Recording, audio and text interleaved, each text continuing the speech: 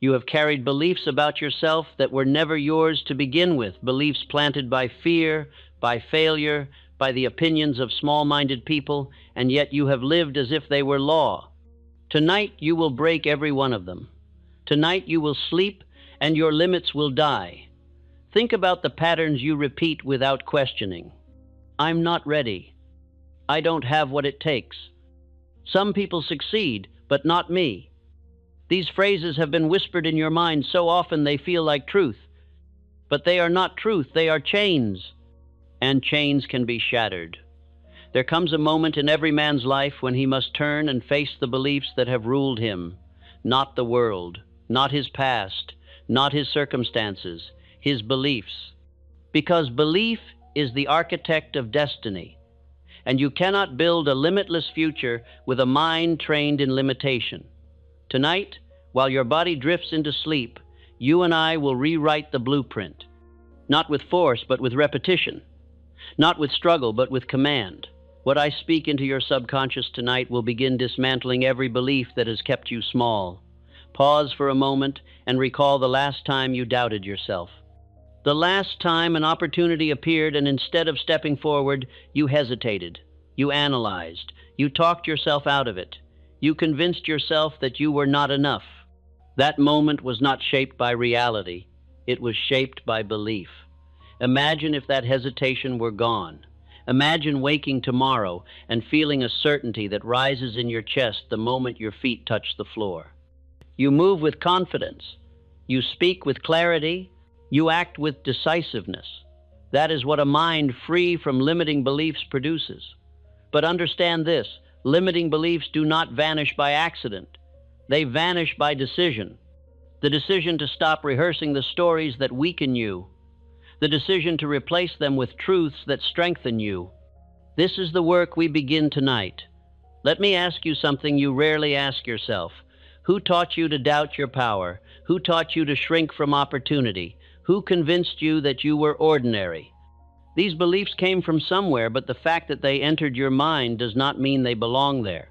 You have accepted evaluations of yourself that were based on fear, not truth. And tonight, as you sleep, I will speak to the deeper part of you that knows better, the part that remembers your potential even when you have forgotten it. You may believe your limits are real because you have lived with them for so long. But longevity does not make a belief true. It only makes it familiar. A familiar belief can still be a lie. And most of the limits you obey are lies you accepted before you were strong enough to question them. Tonight, you question everything. Picture this. 7 hours from now, you wake with a mind lighter than it has ever felt. You sense something is missing and you realize it is doubt. You reach for your goals and find no resistance. Ideas flow faster. Decisions come easier. You feel capable, powerful, purposeful. This is the mind of a man who has destroyed his limiting beliefs. But before you experience this change, you must understand the enemy. Limiting beliefs survive by hiding. They disguise themselves as caution, humility, practicality. They say, be realistic. They whisper, not now. They pretend to protect you. But they are thieves, stealing your ambition, stealing your courage, stealing your destiny. These beliefs cannot survive exposure. The moment you shine awareness upon them, they crumble. Tonight we will expose them all. Think of a moment earlier this year when you felt a spark of desire, perhaps to start something new, to invest, to improve your life, to take a risk your future needed. And then, almost instantly, a quiet voice inside you said, be careful. Don't embarrass yourself. You might fail. That voice was not intuition. It was conditioning. Conditioning that has stolen years from you. I want you to imagine what your life would look like if that voice disappeared. What goals would you pursue? What actions would you take? Who would you become? That man is not far from you. He is just buried beneath layers of false belief. And tonight we remove them layer by layer. As you drift, your conscious mind loosens its grip. This is when change becomes possible. The subconscious does not resist it, accepts whatever is repeated with emotion and authority. That is why these 7 hours matter more than the 7 days that follow them. While you sleep, the roots of your identity are exposed, and new seeds can be planted. Let me give you a moment to feel something. Imagine standing in front of a mirror tomorrow morning. You look into your own eyes, and, for the first time in years, you recognize yourself not the version weakened by doubt, but the version strengthened by truth. A version of you that has always existed beneath the rubble of fear. This transformation is not only possible, it is inevitable when you command it with definiteness. A mind trained in certainty becomes unstoppable. A man with no limiting beliefs becomes dangerous to mediocrity. But hear this warning. If you slip back into the old stories, the old patterns, the old explanations for why you can't, the limits will return. Destroying limiting beliefs is not a one-time decision, it is a discipline. A discipline I will initiate tonight, but one you must continue. Still, I promise you this, once you taste the freedom of a limitless mind, you will never willingly return to the prison of doubt. Consider this future scene. You receive an opportunity, one that would normally intimidate you, but instead of shrinking, you feel excitement. You feel pulled toward it. You move, you act, and you act because the belief that once held you has been replaced with one that empowers you. This is the life of a man who has chosen belief over limitation. You may wonder how quickly this change will happen. The truth? Faster than you expect. When the subconscious shifts, the world responds immediately. Your posture changes, your tone changes, your decisions change. And when a man changes, his reality must follow. Your life is built on the beliefs you carry. Change the beliefs, and you change the life. So relax your shoulders. Breathe deeply. Let your thoughts soften. You are beginning a night that will alter the course of your existence. A night where doubt loses its throne. A night where your mind returns to its natural state. Powerful, creative, limitless. Let the words that follow sink into you. Do not analyze. Do not argue. Simply absorb.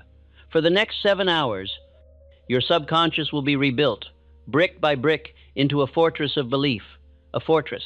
Nothing external can penetrate. Sleep now and wake up limitless. I have observed men for more than half a century, and I say to you with calm certainty that no man is defeated by circumstances until he has first been defeated in his own thinking.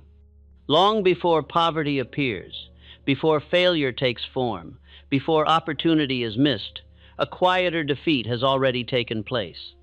It occurs when a man accepts an idea about himself without demanding proof.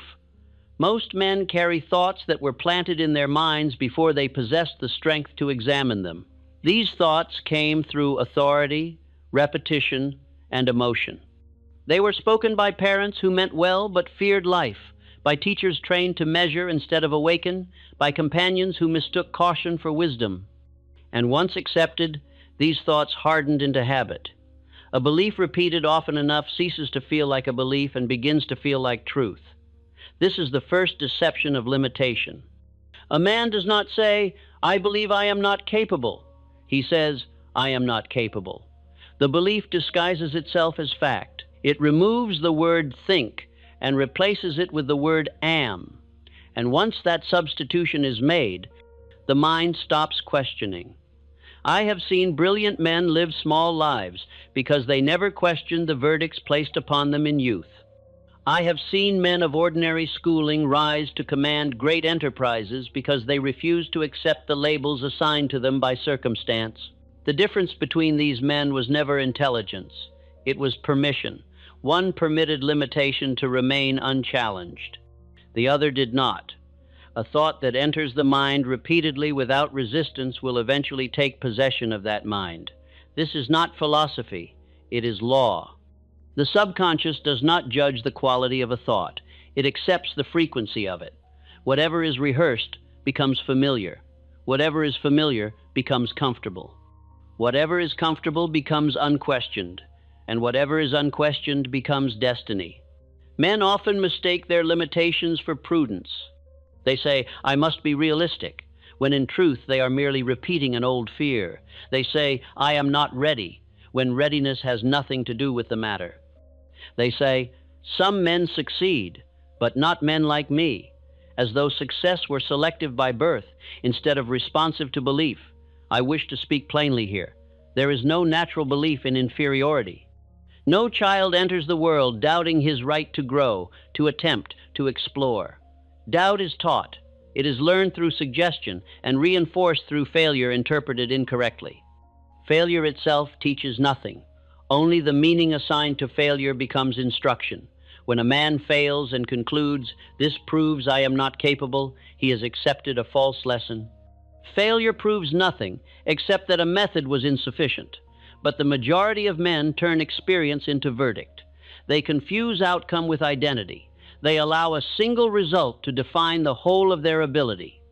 In doing so, they surrender authority over their own minds. I once knew a young man who stood at the edge of opportunity but hesitated each time action was required. He possessed ability, imagination, and willingness to work, yet he remained in a minor position while others advanced. When questioned, he replied calmly that leadership was not for him. He had accepted this belief so completely that he no longer remembered when it entered his mind. Later in life, that same man discovered that this belief had been spoken to him repeatedly in childhood by well-meaning elders who feared responsibility themselves. Their words were not prophecy, they were confession. Yet he had lived under them as though they were law. When he finally rejected that inheritance of fear, his progress began at once. This illustrates a truth few men are willing to face. Many of the beliefs that govern your conduct did not originate in your own thinking. They were borrowed, absorbed, and repeated until they felt personal. But borrowed thought carries no rightful authority unless you continue to grant it. A man is never bound by an idea he consciously rejects. Limiting beliefs thrive because they remain unseen. They operate in the background of thought, shaping decisions quietly. They do not shout commands, they whisper suggestions. They do not forbid action, they delay it. They say, "Later, not yet, be careful." And because these words appear reasonable, they escape inspection. The mind grows accustomed to its own chains. After long obedience, a limitation feels like part of one's nature. Men say, "This is just the way I am," without realizing that the way I am is often nothing more than the way they have been thinking. Identity, for most men, is not discovered. It is repeated. I have often said that thoughts are things. They have weight, direction, and consequence. A thought held long enough becomes a mental habit. A mental habit becomes a fixed attitude. A fixed attitude governs action, and action repeated becomes character. Thus, the entire character of a man may be shaped by a thought he never examined. Observe carefully the men who achieve little but speak much of being practical. You will find that practicality, as they define it, is merely obedience to limitation. True practicality is the application of belief to action. It is not the avoidance of risk, but the intelligent direction of courage. The man who never risks never learns his true measure. Limiting beliefs draw their strength from repetition rather than truth. They are reinforced each time a man rehearses them silently. Each inner statement of doubt is an act of autosuggestion, whether intended or not. The subconscious mind does not distinguish between deliberate instruction and idle inner speech. It accepts both equally and acts upon them. This is why a man may sincerely desire success and yet move steadily toward failure. His spoken wish competes against his unspoken belief, and the belief, having been repeated longer and with more feeling, prevails. Desire without belief is a sound without force. Belief supplies the energy that moves thought into form. Men often defend their limiting beliefs with great passion. They say, "I know myself," as though self-knowledge were fixed rather than evolving. In truth, most men know only their past conduct, not their future capacity. They judge tomorrow by yesterday and call the result wisdom. But growth never occurs within the boundaries of yesterday's conclusions. Consider the number of opportunities you have hesitated to pursue because of an inner voice that claimed to protect you. That voice did not arise from foresight. It arose from conditioning. It learned to speak by repetition, and it speaks now because it has never been contradicted with authority. Limitation survives only where decision is absent. The moment a man decides to question his beliefs, those beliefs weaken. The moment he replaces them with new conclusions repeated deliberately, they dissolve. A belief cannot exist in the presence of a stronger belief to the contrary. The mind obeys the dominant thought. I have watched men transform not through education, not through wealth, not through influence, but through a single realization that their thoughts were not facts. When that realization takes root, the entire mental structure begins to reorganize. Old fears lose their voice. Old excuses lose their plausibility. The man begins to act differently because he sees differently. Others soon notice the change. They cannot name it, but they sense it. The man no longer explains himself. He no longer seeks permission. He no longer apologizes for ambition. His movements become deliberate. His speech becomes measured. He appears calm where he was once uncertain. This is not arrogance. It is the absence of inner conflict. A mind no longer divided against itself releases enormous power. When doubt is removed, energy previously wasted on hesitation becomes available for action.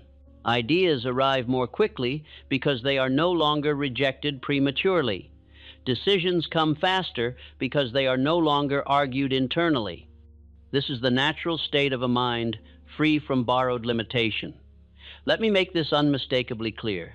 The majority of your limitations were never proven. They were assumed. They were repeated. They were accepted. And they were obeyed. But they have no authority beyond your continued belief in them. The moment you withdraw belief, they collapse like a structure without foundation. This is why repetition plays such a vital role in mental reconstruction. The old belief was built through repetition. It must be replaced the same way. Not through force, not through struggle, but through calm, persistent instruction. The subconscious mind responds to what is impressed upon it repeatedly and with feeling. Tonight, as these words reach you, a process has already begun. The act of questioning limitation weakens it. The act of listening plants a new suggestion. Each repetition of a stronger truth displaces an older falsehood. This is not sudden magic. It is orderly replacement governed by law. You are not destroying belief itself. You are destroying false belief. You are not emptying the mind. You are reorganizing it. Nature abhors a vacuum, and so does the mind. Whatever belief you remove must be replaced. Otherwise, the old belief will return by habit. This is why awareness alone is not enough. Substitution is required. As you continue listening, your mind will grow accustomed to a new standard of thought. What once felt daring will feel reasonable. What once felt impossible will feel merely unfamiliar. And familiarity, once established, becomes comfort. In this way, limitation is not fought. It is outgrown. Remember this above all else. No belief has power over you except the belief that you accept. The mind is governed from within, not without. And the moment a man realizes this, he steps out of mental childhood and into self-command. The remainder of this night will be devoted to that command. Not through argument, but through order. Not through struggle, but through repetition. The chains you have worn were never locked. They were only remembered. And memory can be replaced. You are not becoming someone new. You are returning to a natural state of confidence that existed before fear was taught. The mind, once relieved of false instruction, moves naturally toward growth, achievement, and expression. This is its design. As you drift deeper into rest, allow this single truth to remain with you. The beliefs that limited you were learned, and what is learned can be unlearned. What replaces them will determine not only what you do, but who you become. And what you are becoming now is a man who no longer accepts borrowed limits as law.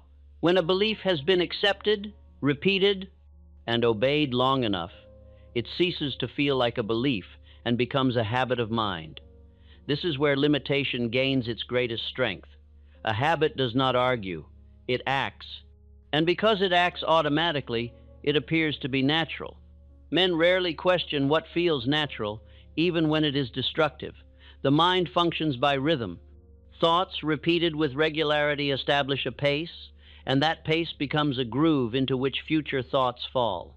This rhythm governs conduct quietly. A man may sincerely wish to advance, yet find himself retreating from opportunity again and again, not because he chooses to retreat, but because retreat has become his mental rhythm. It is important that you understand this clearly. Limitation is not maintained by logic, it is maintained by habit. The subconscious mind does not reason, it records. It does not compare, it accepts. Whatever is impressed upon it repeatedly becomes a pattern of response. This is why men often act against their own conscious desires. I have known men who could speak eloquently of ambition, yet recoil instinctively when opportunity appeared. Their lips declared courage, but their actions revealed habit. The habit had been formed through years of inner speech colored by fear, caution, and delay. Though they were unaware of it, they had trained themselves to hesitate. A habit of thought is far more powerful than a single act of will. Will may inspire a moment of effort, but habit determines direction. This is why men so often resolve to change and then return to the same conduct. They have attempted to overpower habit instead of replacing it. Habit yields only to a stronger habit.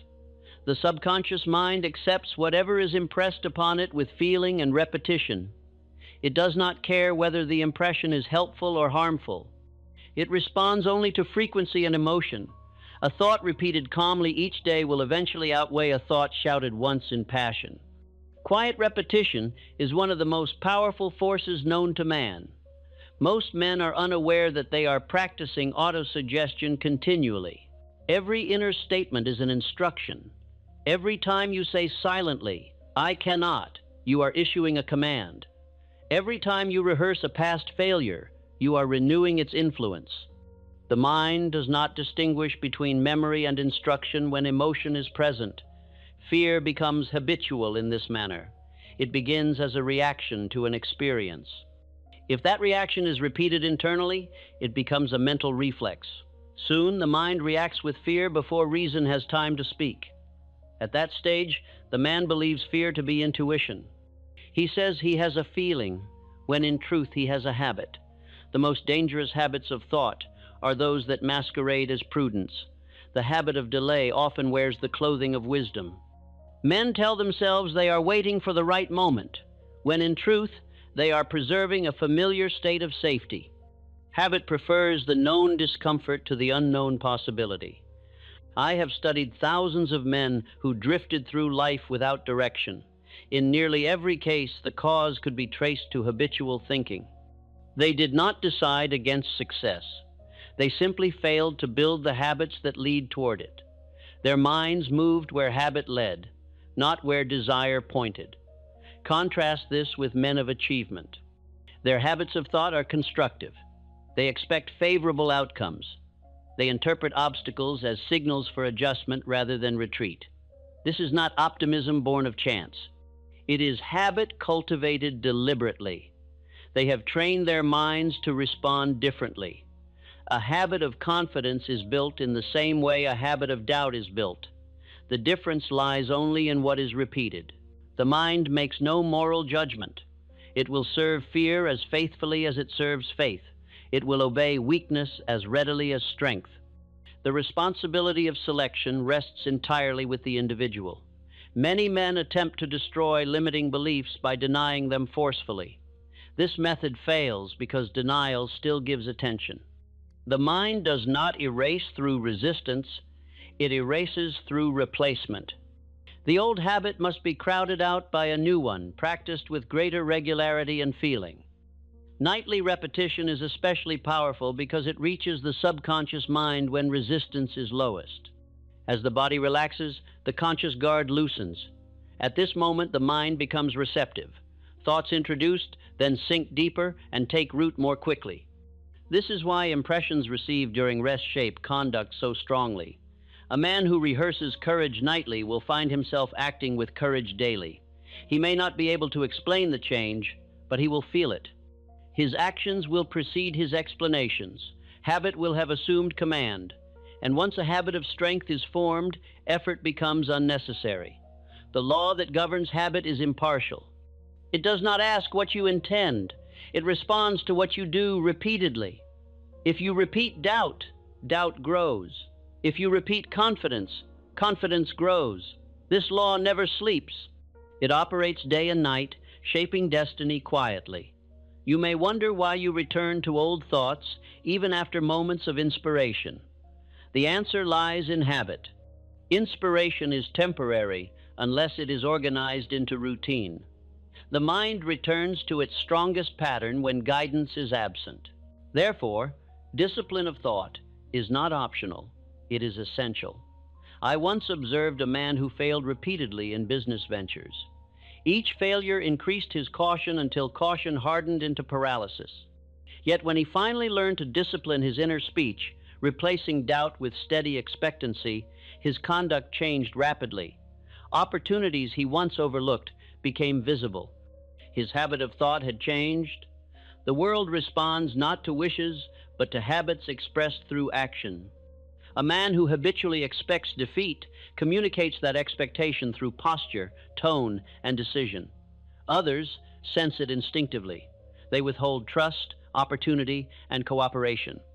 When the habit changes, the response of others changes as well. Habit is the silent sculptor of personality. It shapes the way a man stands, speaks, and decides. When limiting beliefs are reinforced through habit, they appear in every gesture. When empowering beliefs are reinforced, they appear just as clearly. The difference is immediately visible to those who observe closely. This is why men who free themselves from limiting habits of thought are often described as having changed overnight. The change was not sudden. It was cumulative. The habit had been forming quietly until it reached dominance. Once dominant, it expressed itself without effort. You must not be discouraged if old thoughts attempt to return. Habit resists displacement briefly. It has momentum, but momentum fades when repetition ceases. Each time you replace an old thought with a new one, you weaken the former and strengthen the latter. This process is orderly and certain. There is no need for struggle. Struggle implies resistance, and resistance implies attention to the very thing you wish to remove. Calm substitution is sufficient. Speak the new thought gently, with feeling, and repeat it regularly. The subconscious mind will accept it as instruction. As this night continues, a new rhythm is being established within you. Each repetition you hear strengthens it.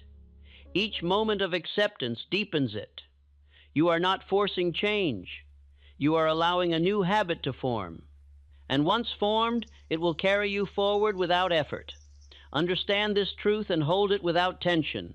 Limitation survives only through repetition. Remove repetition, and limitation starves. Replace it with stronger instruction, and limitation disappears. Habit is the servant of whichever master you appoint. You are appointing a new master now. As your body rests and your mind remains receptive, the old patterns loosen. They do not need to be attacked. They need only to be ignored and replaced. In their absence, new patterns establish themselves naturally. You are becoming accustomed to a different way of thinking. Soon it will feel familiar. And when it feels familiar, it will feel true. That is how habit works. That is how limitation was built. And that is how it is undone. The remainder of this night will continue this work, layer by layer, rhythm by rhythm, until the habits that once bound you are replaced by habits that serve you. You are not waiting for change, you are practicing it. And practice, repeated, becomes power. No man drifts into power, and no man escapes limitation by accident. Between the man who remains bound and the man who rises stands a single act of mind, so simple that most overlook it, yet so decisive that nothing resists it. That act is decision, not the kind spoken lightly, nor the kind revised at convenience, but the kind that settles a matter permanently within the mind. Indecision is the soil in which limiting beliefs grow. While the mind debates, Fear negotiates. While a man postpones, doubt strengthens. Every moment of delay gives old habits opportunity to reassert control. The mind cannot serve two masters. It either obeys decision or submits to drift. There is no middle state that lasts. I have studied men who possessed every advantage except firmness of resolve. They gathered knowledge, sought advice, and weighed possibilities endlessly, yet they remained motionless. Their lives were governed not by lack of opportunity, but by excess of hesitation. They mistook analysis for preparation and delay for wisdom. Decision is not impulse, it is finality. It closes the door through which doubt enters. When a man decides firmly, his subconscious mind accepts the decision as command. From that moment forward, thoughts, emotions, and actions align themselves with the chosen direction. Conflict ends because authority has been established. The reason limiting beliefs survive so long is that they are rarely confronted with decision. Men tolerate them, argue with them, explain them, and excuse them, but they seldom overrule them. A belief remains powerful only while it is permitted to remain unchallenged. Decision removes permission. Observe how quickly a man changes once he decides what he will no longer tolerate. The same obstacles exist, yet his behavior alters. The same risks remain, yet he advances. This is not because conditions changed, but because command was issued from within. The mind, once commanded, obeys. The drifter avoids decision because decision demands responsibility. Once a man decides, he can no longer blame circumstance, companions, or fate. Decision declares ownership. It says, "This is my course, and I accept the outcome." Most men fear this ownership more than they fear failure itself. Yet history shows that the greatest successes were born not of certainty, but of commitment made in uncertainty. Men of achievement did not wait for assurance. They acted upon belief and allowed evidence to follow. Their decisions created the conditions that later appeared as opportunity. I have seen men change their entire destiny through one firm decision, never reversed. They did not decide that success would be easy. They decided that retreat was no longer an option. From that moment, every obstacle became a problem to be solved rather than a signal to stop. Indecision keeps the mind divided.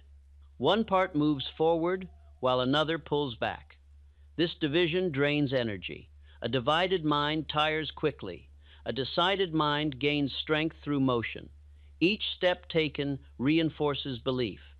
Each action confirms identity. The man becomes what he decided to be. Limiting beliefs often speak in the voice of caution.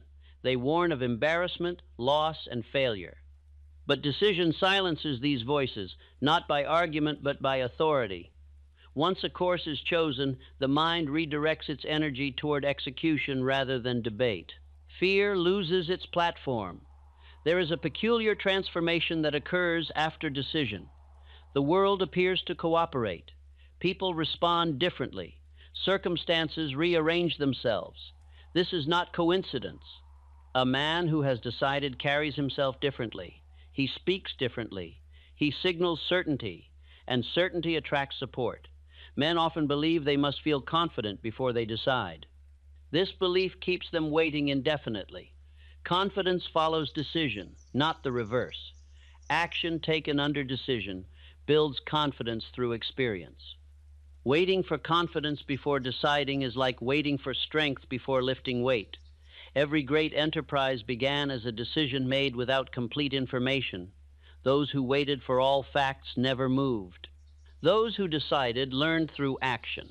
The mind gains clarity by moving in a chosen direction. Directionless thought produces confusion. Directed thought produces power. I recall the story of a group of men who pledged their lives to an idea before victory was visible.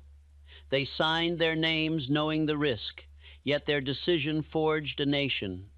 Their strength did not come from numbers or resources, but from finality of resolve. Decision made retreat impossible. Limiting beliefs dissolve when retreat is removed. When a man knows he will not turn back, fear loses its leverage. It may still speak, but it is no longer obeyed. Obedience determines influence. Whatever you refuse to obey loses control. Decision must be expressed in action to be complete. A silent decision fades. An acted decision strengthens. Each act, however small, confirms authority. The subconscious mind observes action and accepts it as proof. It aligns belief accordingly. Men who change their minds repeatedly weaken their own authority. Each reversal trains the mind to doubt instruction. Consistency builds trust within oneself. When the mind learns that decisions are final, it ceases resistance. Energy previously spent on argument becomes available for execution. You may feel discomfort after deciding. This discomfort is the last resistance of old habit. Do not interpret it as warning. Interpret it as adjustment. The mind is rearranging itself. Remain firm, and the discomfort will pass. In its place will come calm certainty. The man who decides early avoids the agony of prolonged doubt. He conserves energy and directs it efficiently. He may err, but he corrects through action rather than regret. Regret belongs to those who waited. Others begin to notice this change. They see a man who no longer asks whether he should act. He simply acts. His presence carries weight. His words carry confidence. He does not persuade forcefully, yet others follow because certainty is persuasive without effort. Decision also clarifies desire. Many men claim not to know what they want because they have never decided. Desire becomes clear when choice is made. Until then, it remains scattered. Decision gathers desire into focus. A mind trained in decision becomes decisive in all matters. It no longer entertains endless alternatives. It chooses, acts, adjusts, and proceeds. This rhythm builds momentum. Momentum builds belief. Belief sustains effort. You must understand that decision is not a single event, but a discipline. Each day presents moments requiring choice. Each choice reinforces or weakens authority.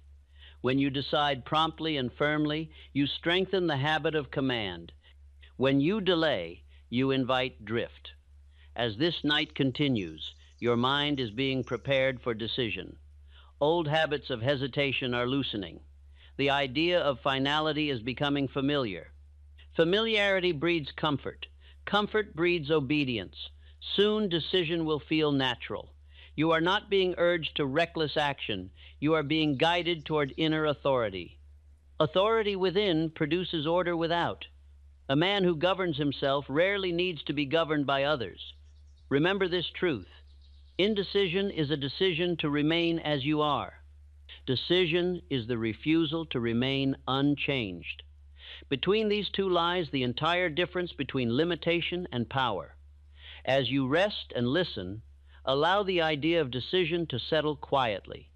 Do not force it.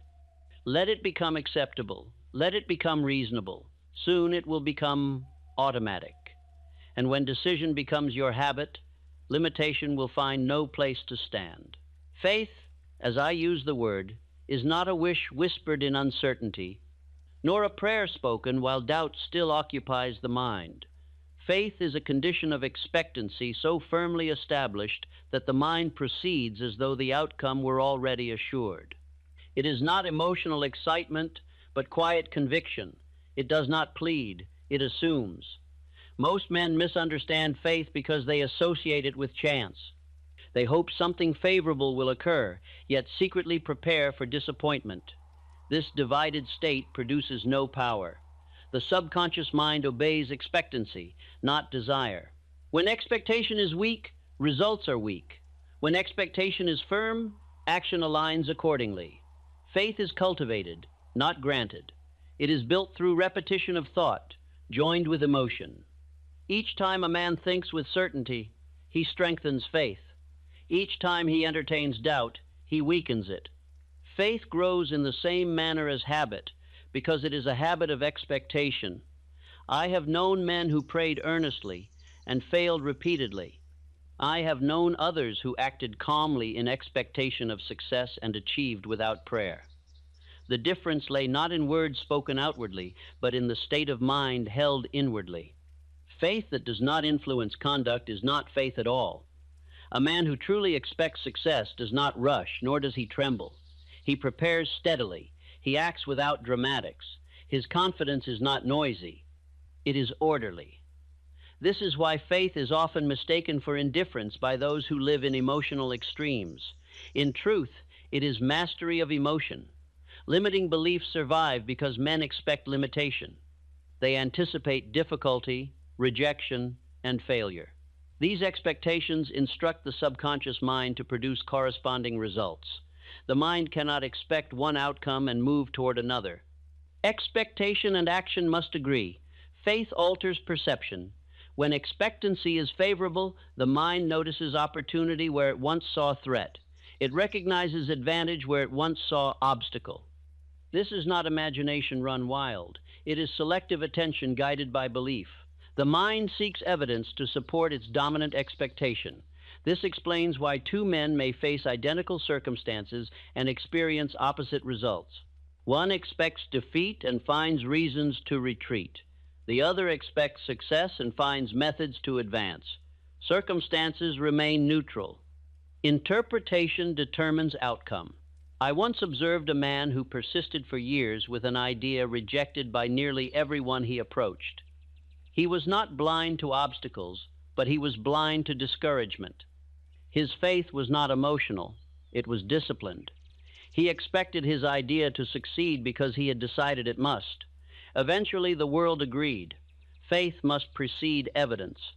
This principle is difficult for the doubter to accept, yet it governs all achievement. Evidence follows belief. Belief does not follow evidence. If it did, no man would ever venture beyond what is already proven. Many men wait for reassurance before acting.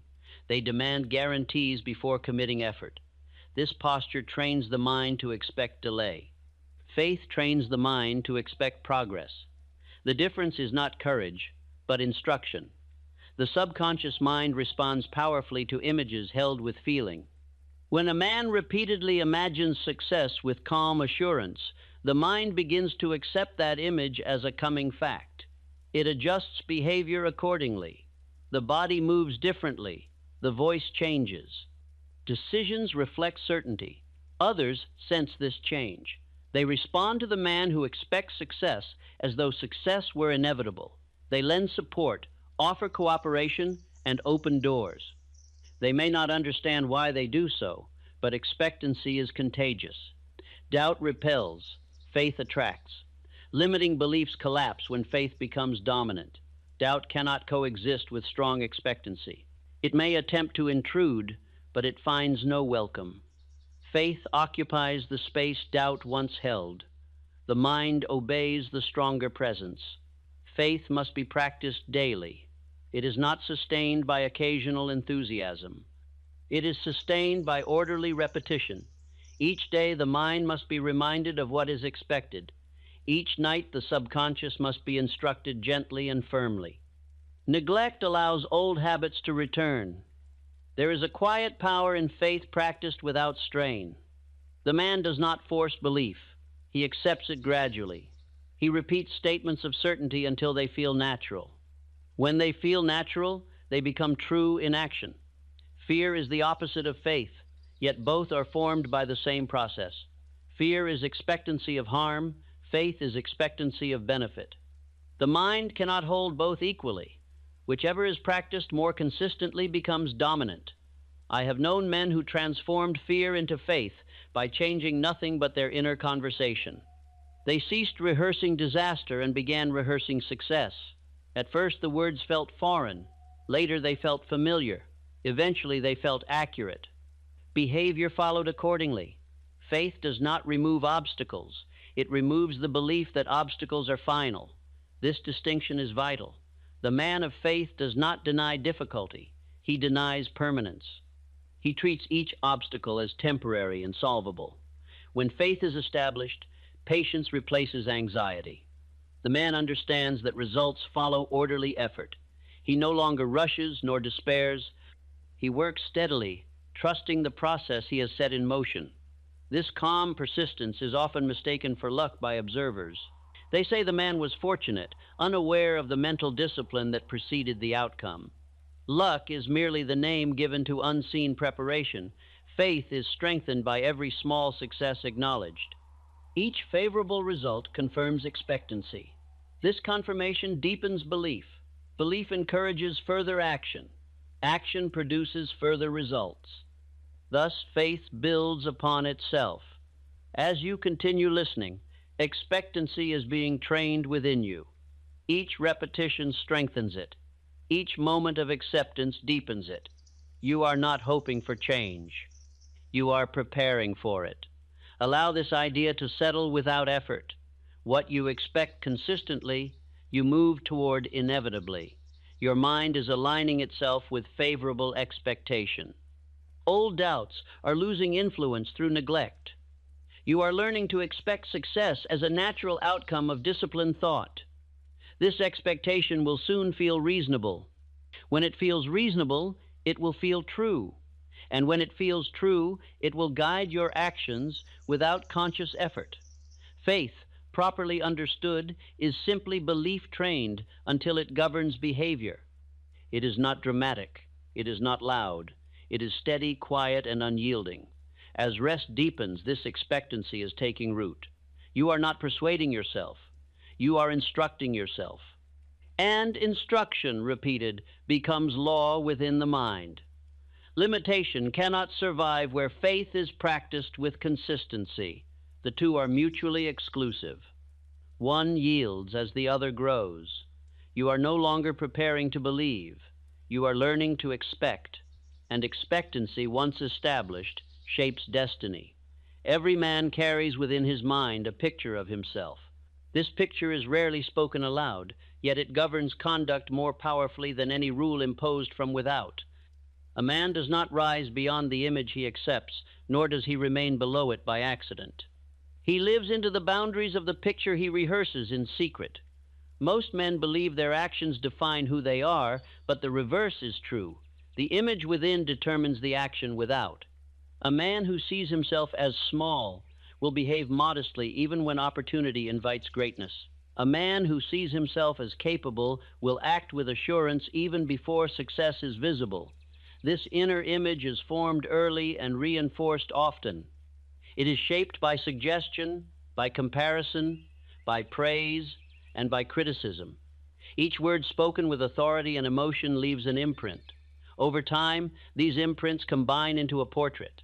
The man then consults this portrait before every decision, often without knowing he does so. Limiting beliefs endure because they are woven into identity.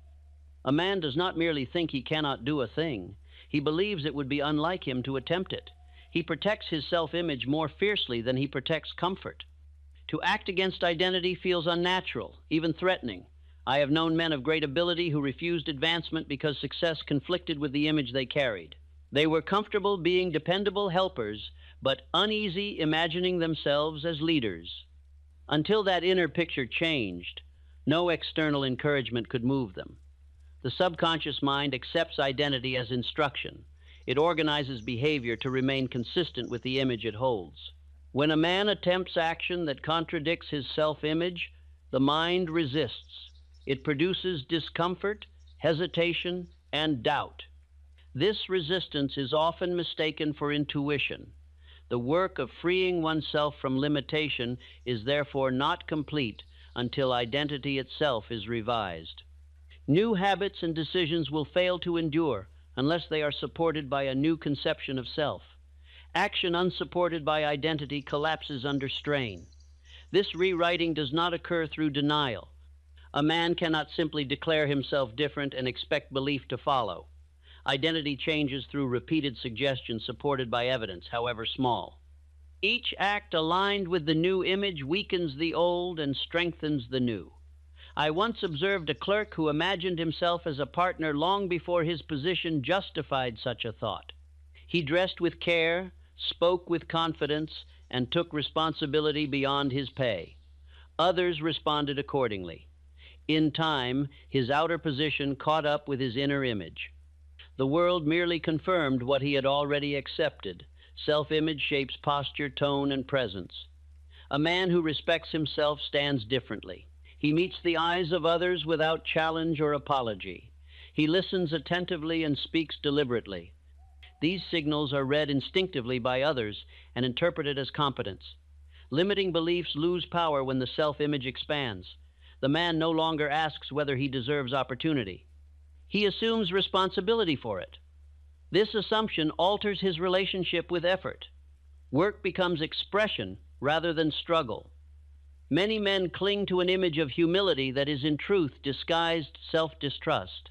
They fear that seeing themselves as capable will invite criticism. Yet humility is not self-denial, it is self-mastery. True humility accepts ability without boast and acts without explanation. The mind resists identity change because identity provides continuity. Even an unpleasant identity feels safer than an unfamiliar one. This is why men often sabotage progress. Success threatens to disprove the image they have carried. Rather than revise the image, they retreat. When identity changes, old excuses lose meaning. The man no longer says, "I am not that kind of person." He becomes that kind of person through repeated conduct aligned with the new image. The mind follows action when action is consistent. Nightly instruction is especially effective in reshaping identity. As the conscious mind rests, the subconscious becomes receptive. Statements of self-respect, capability, and purpose repeated gently sink deeply. Over time, they replace earlier impressions. The man begins to feel different before he can explain why. His reactions change. He responds rather than reacts. He considers possibilities he once dismissed. These shifts indicate that the inner picture is being revised.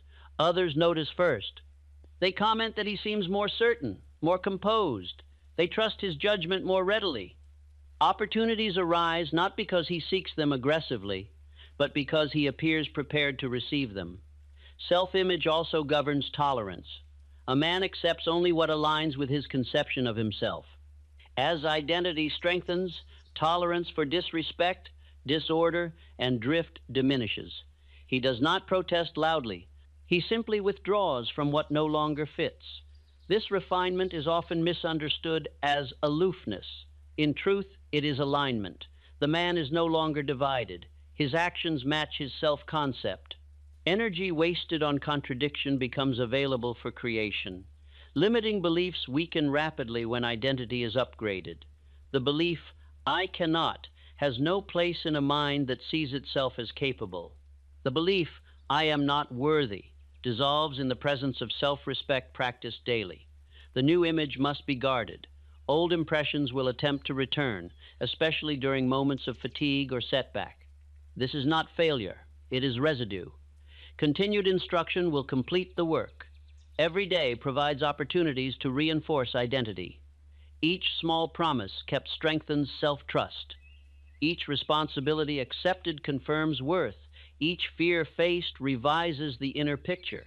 Identity is not formed by grand gestures alone. It is formed by the accumulation of small acts performed consistently. The subconscious mind values consistency above intensity. As you continue listening, the image you hold of yourself is shifting. You are beginning to see yourself as a man who follows through, who decides, who expects favorable outcomes. This vision is settling quietly without strain. You are not becoming someone you are not. You are discarding an image that was incomplete. The fuller image includes strength, capability, and purpose that have always been present but underused. When this image stabilizes, effort becomes natural. Confidence no longer needs rehearsal. It expresses itself automatically. The man acts in harmony with himself. Limiting beliefs cannot survive where identity has changed. They depend on an outdated picture. When the picture is replaced, the beliefs lose reference and fade. As rest deepens, allow this new image to settle. See yourself acting with certainty. Feel the calm that comes from alignment. This is not imagination without purpose. It is instruction shaping reality. You are becoming consistent with the man you are meant to be. And consistency is power. When a man changes the nature of his thinking, he alters more than his own conduct. He changes the way the world meets him. This truth is rarely understood because its operation is silent. Men see results but overlook cause. They call it fortune, chance, or influence, unaware that belief has already done its work. Every man broadcasts the condition of his mind. He does so through posture, tone, pace, and decision. Others receive these signals without conscious effort. They respond instinctively. A mind trained in certainty communicates assurance. A mind governed by doubt communicates hesitation. The response received is always appropriate to the signal sent. I have observed men who complained that opportunity passed them by. Yet when opportunity appeared, they met it with uncertainty. They asked permission where none was required. They explained themselves where silence would have sufficed. Their manner announced doubt before their words could express intent. When belief strengthens, these signals change. The man no longer overstates his case. He speaks briefly and listens fully. He does not hurry to impress, nor does he retreat from disagreement. This composure is not learned from instruction. It is the outward expression of inward order. Others sense this change immediately. They may not admire it openly, but they respect it. They consult the man more often. They offer cooperation without being asked. They trust his judgment even before results are visible. Trust follows belief as shadow follows form. The world responds to expectation. A man who expects fair treatment is treated fairly more often. A man who expects rejection finds it readily. This is not superstition. It is the natural response to conduct shaped by belief. Expectation determines behavior. Behavior determines response. I have known men whose fortunes changed, not because their skills improved, but because their presence did. They entered rooms differently. They spoke without apology. They assumed responsibility without fear. Others adjusted their expectations accordingly. Opportunity is sensitive to belief. A man who respects himself invites respect. He does not demand it. He does not announce it. He carries it quietly. Others feel it and respond in kind. This is the foundation of personal influence. Influence is never forced. It is permitted. Limiting beliefs distort social relations. They cause men to speak too much or too little. They encourage defensiveness or submission. They create the need to justify existence. When these beliefs dissolve, interaction becomes simpler. The man speaks when he has something to say and remains silent without discomfort. Those who once doubted him begin to reconsider. They notice consistency where there was once hesitation. They observe follow-through where there was once delay. Doubt in others fades as doubt within fades. The inner change precedes the outer acknowledgement. This is why criticism loses its power over a man who has revised his beliefs. Criticism requires an inner opening to enter. When self-trust is firm, criticism finds no place to lodge. The man hears it without injury and discards it without effort. Others may attempt to test the new certainty. They may question, provoke, or challenge. This is natural. The man who remains calm during these tests confirms his transformation. Each calm response strengthens his position. Each firm boundary reinforces respect. Leadership arises naturally from belief. The man who believes in his direction moves steadily. Others, seeking direction, follow. He does not command. He proceeds. His example instructs without speech. This is the highest form of leadership. I have observed that men who free themselves from limitation attract more capable associates. They no longer tolerate disorder, indecision, or drift. Their standards rise quietly. Those who cannot meet them withdraw. Those who can are drawn closer. The social circle reorganizes itself. Old companions who thrived on complaint and caution fade away. New associations form around purpose and action.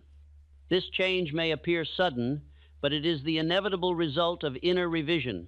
Opportunity favors those prepared to receive it. Preparation is not merely skill. It is belief expressed through conduct.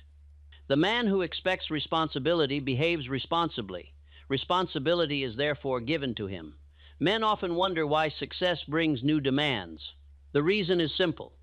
Belief expands capacity. Capacity invites challenge. Challenge strengthens belief. This cycle continues as long as belief remains dominant. The world does not reward wishers. It rewards believers who act. Belief shapes effort. Effort shapes outcome. Outcome reinforces belief. This cycle explains why success often accelerates once begun. As you continue this night's instruction, your relationship with others is changing. You will notice fewer explanations required. You will notice decisions accepted more readily. You will notice that your presence carries more weight without additional effort. This is not manipulation, it is alignment. You are becoming congruent. What you think, feel, and do are coming into agreement. Others respond to agreement. They distrust contradiction. Limiting beliefs isolate men. They cause withdrawal or compliance. Empowering beliefs connect men. They invite cooperation without demand.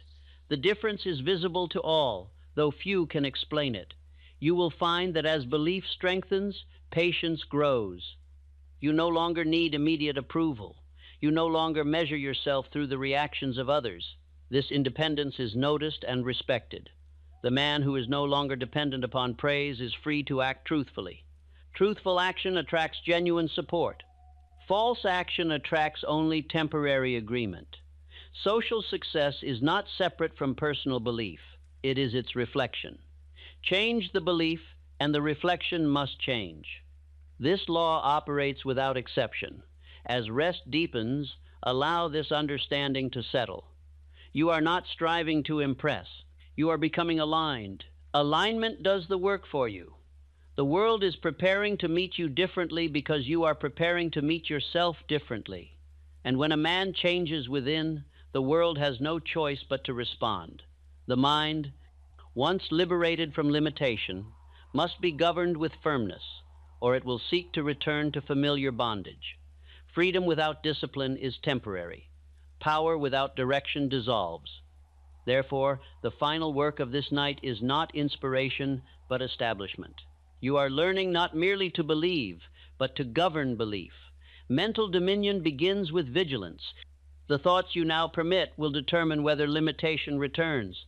Old patterns do not vanish instantly. They attempt re-entry through fatigue, disappointment, and careless inner speech. This is not failure. It is habit-seeking survival. Dominion requires calm refusal. A man who governs his mind does not argue with weakness. He replaces it. He does not dramatize old doubts. He ignores them and reinforces strength. Attention is nourishment. What you starve fades. What you feed grows. This law is as exact as any in nature. Most men lose their gains because they relax discipline after progress appears. They assume the work is complete. But the mind is never idle. If instruction ceases, old impressions return. Therefore, repetition remains essential, not because you are weak, but because order must be maintained. I have observed men who rose swiftly and fell quietly because they neglected this truth. They allowed old habits of complaint, excuse, and delay to re-enter. They did not decide to drift. They simply ceased to command. Drift requires no effort. Dominion does. The man who remains master of himself renews instruction daily. He does not wait for difficulty to strengthen belief. He prepares in advance. He guards the hours of rest carefully, knowing that the subconscious mind receives instruction most readily then. Discipline of thought does not produce tension. It produces calm. When the mind knows it is governed, it ceases resistance. Order brings peace. Peace preserves strength. This is why the most powerful men appear unhurried and composed. Mental dominion also requires selection of environment. Companionship that feeds doubt must be reduced. Conversation that rehearses failure must be avoided. A man does not expose a growing plant to frost. Neither should he expose a growing belief to ridicule. This does not require hostility or explanation. Withdrawal is sufficient. Silence is often the strongest boundary. The mind absorbs atmosphere. Choose atmosphere deliberately. You will find that as discipline strengthens, desire clarifies. You no longer want what contradicts your purpose. Temptations lose appeal. Distractions lose urgency. Energy becomes concentrated. Concentration multiplies power. Dominion also expresses itself through consistency. A man who keeps promises to himself builds unshakable confidence. Each promise kept confirms authority. Each broken promise weakens it. Self-respect grows from reliability within. There will be moments when old fears attempt to disguise themselves as wisdom. They may suggest caution where courage is required. They may urge delay where decision is needed. Recognize these voices. They are echoes, not guides. The disciplined mind listens inwardly only to instructions aligned with purpose. All else is dismissed without ceremony. This selectivity strengthens intuition rather than suppressing it. True intuition speaks calmly and without fear. You must understand that dominion is not harsh control, it is intelligent leadership. The mind responds best to steady direction, not force. Speak to yourself as you would instruct a capable assistant with clarity, firmness, and respect. As belief stabilizes, effort becomes more efficient. You do not expend energy proving yourself, you apply energy producing results. Results reinforce belief. Belief sustains effort. This cycle continues as long as discipline remains. Others will notice a quiet finality in you. You no longer appear undecided. You no longer seek approval. You proceed. This quality cannot be imitated convincingly. It arises only from inner order. The greatest danger at this stage is complacency. Growth invites maintenance. Power requires stewardship. The moment a man assumes mastery is permanent, without care, he invites decline. Dominion is a practice, not a possession. Yet this practice need not feel burdensome. It soon becomes natural. The mind prefers order to chaos. Once order is established, it sustains itself with minimal effort. What was once discipline becomes habit. Habit becomes character. As this night draws toward completion, the structure within you is solidifying. Limiting beliefs have been exposed, weakened, replaced, and starved. What remains is command. Command does not announce itself. It operates. You will awaken with a quieter mind. Thoughts will arrive with less conflict. Decisions will feel simpler. Action will feel more natural. This is not temporary suggestion. It is the result of orderly reconstruction. Remember this above all. The mind must be governed daily, or it will govern itself by old patterns. You are now equipped to lead it wisely. There will be days of challenge. There will be moments of fatigue. During these times, return to repetition. Repetition is renewal. Renewal preserves dominion. You are no longer at war with limitation. You are beyond it. You have replaced it with order, belief, and self-command. Sleep has completed its work. The subconscious mind has accepted new instruction. The foundations have been laid. You will rise, not feeling transformed, but aligned. Alignment endures, and a man aligned with himself cannot be limited. There comes a quiet hour when effort loosens its grip and the mind becomes open, not through force, but through surrender. This is that hour. As these sounds reach you, they slip past resistance and touch the place where expectations are born, where the idea of enough quietly expands without struggle. Most people try to think their way into abundance, yet thought alone is slow and exhausting. The deeper mind responds faster, without argument. It learns through rhythm, repetition, and feeling. When you allow these frequencies in, you are speaking directly to the part of you that decides what feels possible. You may notice your body relax before your thoughts do. That is a sign you are entering receptive ground. Tension dissolves first, then doubt follows. This is not coincidence. When the body releases control, the subconscious steps forward, ready to accept a new pattern as familiar and safe. For years, you may have carried invisible limits, ideas formed long before you could question them. Tonight is not about fighting those limits. It is about outgrowing them. When the subconscious hears a new message often enough, it stops asking if it's true and starts acting as if it is. Abundance does not arrive as a sudden miracle. It arrives as a quiet shift in what you expect to happen next. Notice how your breathing slows. Notice how urgency fades. This is the inner climate where prosperity takes root naturally, without pressure or strain. You do not need to visualize harder or believe stronger. The mind accepts what it hears consistently, especially in states of calm attention. These frequencies repeat a simple instruction. More is allowed, more is natural, more belongs here. The subconscious listens closely when the conscious mind rests. Many people are closer to wealth than they realize, yet habit keeps them circling the same outcomes. Habit lives in the subconscious. Change the inner rhythm, and behavior follows effortlessly. This is why listening is enough. The work happens beneath awareness, where decisions are truly made.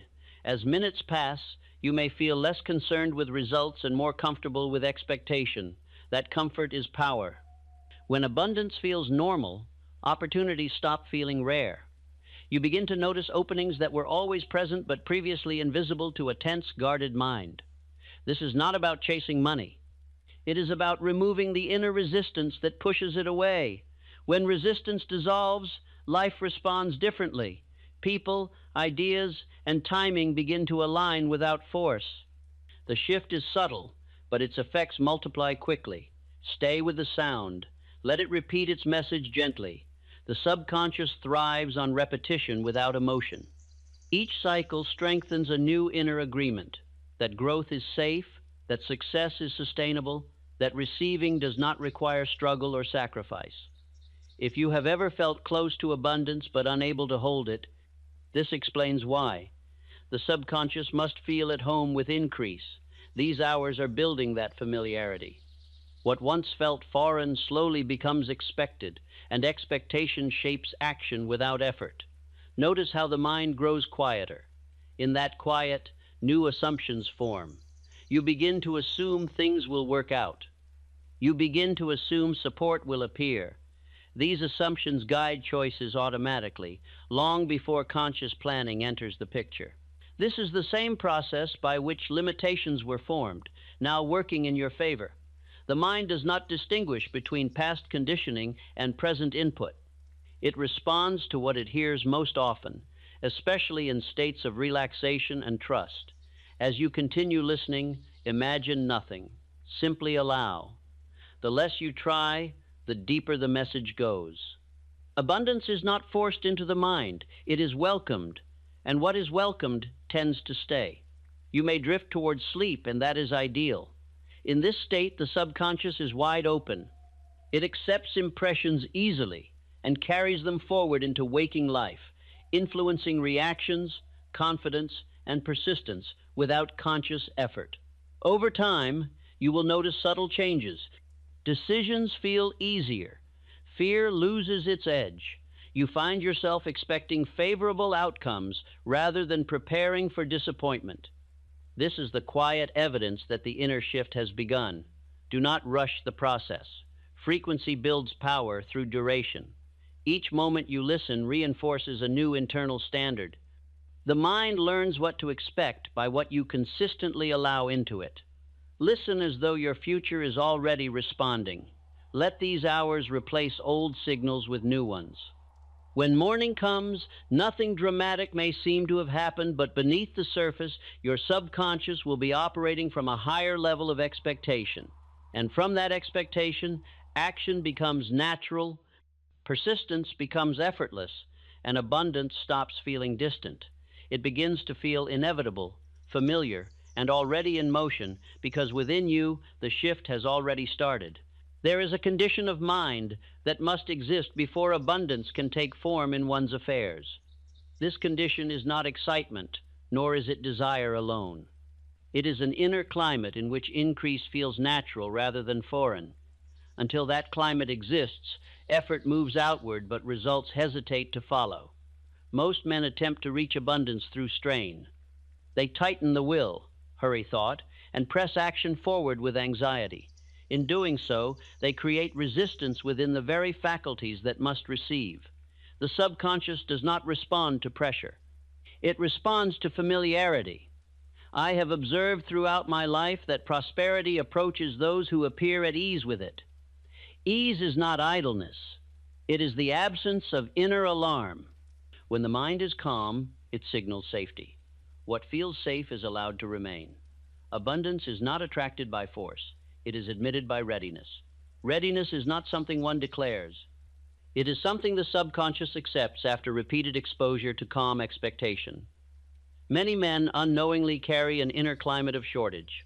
They do not speak of it openly, yet their thoughts return again and again to caution, restraint, and fear of loss. These repetitions create a familiar atmosphere in which abundance feels out of place. The mind prefers what it knows. If limitation has been rehearsed for years, expansion feels unnatural. This is why abundance often arrives briefly and departs quickly. It was not made welcome inwardly. I have known men who received sudden gain and lost it just as suddenly. Their failure was not lack of opportunity, but lack of inner preparation. The subconscious rejected what it could not recognize as normal. The work that begins here is not about demanding more from life. It is about creating the inner condition in which more can remain without disturbance. When a man is inwardly prepared, abundance does not excite him. It steadies him. He handles increase as one handles ordinary responsibility. This manner inspires trust and invites further opportunity. Others sense this readiness instinctively. They feel no tension in the presence of such a man. They are willing to cooperate, to invest, and to align their efforts with his. Calm attracts assistance more reliably than urgency. I have often noted that men who rise steadily are described by others as fortunate. Their good fortune is the outward sign of an inward condition that welcomes increase rather than fears it.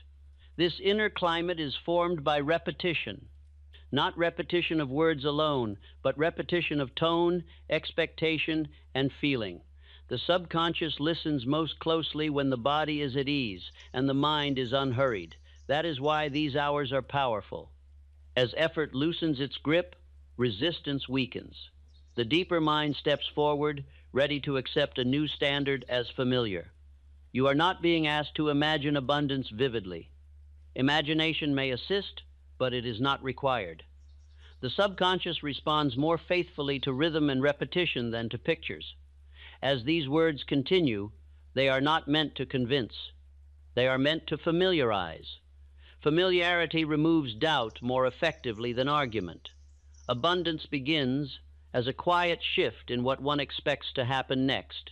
When expectation changes, conduct follows naturally. Conduct repeated becomes habit. Habit shapes results. Most men prepare daily for disappointment without realizing it. They rehearse caution, rehearse delay, rehearse restraint. These rehearsals instruct the subconscious to expect little. Expectation is the builder of experience. The mind arranges itself around what it anticipates. When anticipation changes, behavior changes without effort. I have observed that men who expect favorable outcomes do not hurry. They prepare calmly. Preparation attracts opportunity. Opportunity avoids the frantic. As you rest now, notice how urgency fades. Urgency belongs to uncertainty. Certainty does not need to rush. The body relaxes first. This is proper order. When the body releases tension, the subconscious feels safe. Safety opens the door through which new impressions enter. You may feel the mind growing quieter. This quiet is not emptiness. It is space being created. Space allows new assumptions to take root.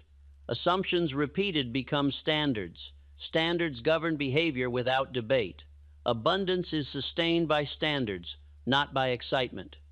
Excitement fades. Standards remain. I have known men who lost fortunes because they treated abundance as extraordinary. They reacted emotionally to gain and signaled danger to their own minds. The subconscious withdrew support. Men who sustain prosperity treat increase as ordinary. They handle it without display. This signals stability and invites continuity. Others respond to this stability by extending trust. Trust multiplies opportunity. The inner climate you are cultivating here is one of allowance. Allowance is not weakness, it is confidence in order. When abundance feels allowed, decisions change. One chooses differently, persists longer, and recovers more quickly from error. These changes occur quietly. They do not announce themselves. They reveal themselves through steadier action and calmer judgment. Repetition is essential. Not repetition with force, but repetition with calm acceptance. The subconscious learns what is normal by what it hears often enough without resistance. As these ideas repeat, the idea of enough begins to expand. What once felt sufficient begins to feel small.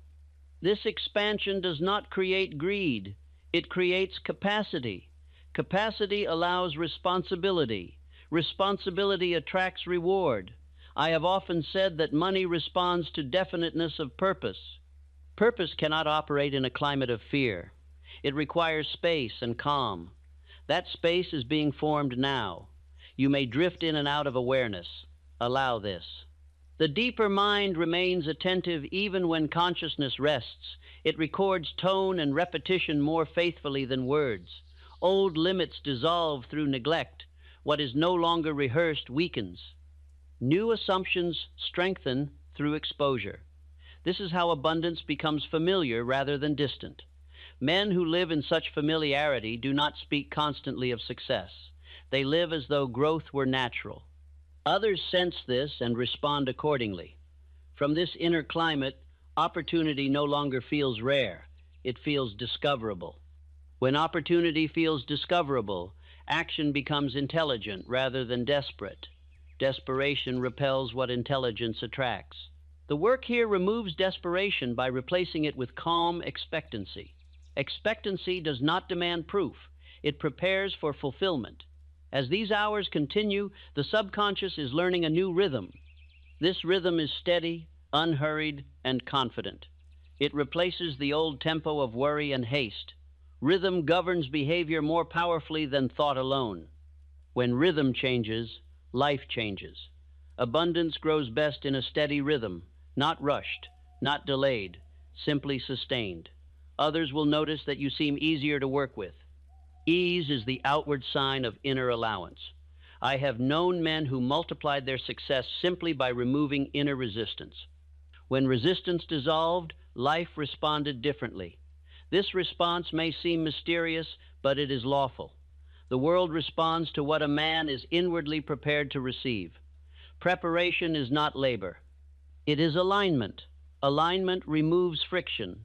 Friction wastes energy. As friction fades, effort becomes efficient. Efficiency attracts reward. You are not being asked to chase abundance. Chasing implies distance. You are being invited to allow it to feel nearer, safer, and more ordinary. Ordinary things remain. Extraordinary things come and go. Abundance that feels ordinary stays. As you continue listening, the mind is accepting this condition quietly. It does not need to agree. It needs only to hear. What it hears often enough becomes its truth. That truth shapes expectation. Expectation shapes action. Action shapes result. This is the order of things. Rest now in this inner climate. Let repetition continue its work. The deeper mind understands its task. What is being formed here will support everything that follows. Every mind moves according to a rhythm. This rhythm is not heard with the ears, yet it governs conduct with unwavering precision. Men believe their actions are directed by thought alone, but thought itself follows a tempo established through repetition. Change the rhythm, and behavior follows without struggle.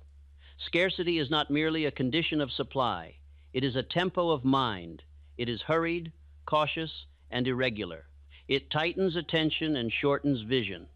When this tempo dominates, opportunity appears fleeting and unreliable, even when it is abundant. I have observed that men who prosper steadily carry a slower, steadier rhythm within. They are not hurried by appearances. They do not rush decisions. Their inner beat allows ideas, people, and circumstances to arrange themselves in proper order. This rhythm was not given to them by chance. It was trained. Through repetition of calm expectation, the subconscious learned to move without alarm. Alarm is the enemy of receiving. Calm is its ally. Many men live inwardly, as though life were always on the verge of withdrawal. They hurry, thought, compress time, and act as though opportunity must be seized instantly or lost forever. This hurried rhythm repels cooperation and clouds judgment. The subconscious interprets hurry as danger.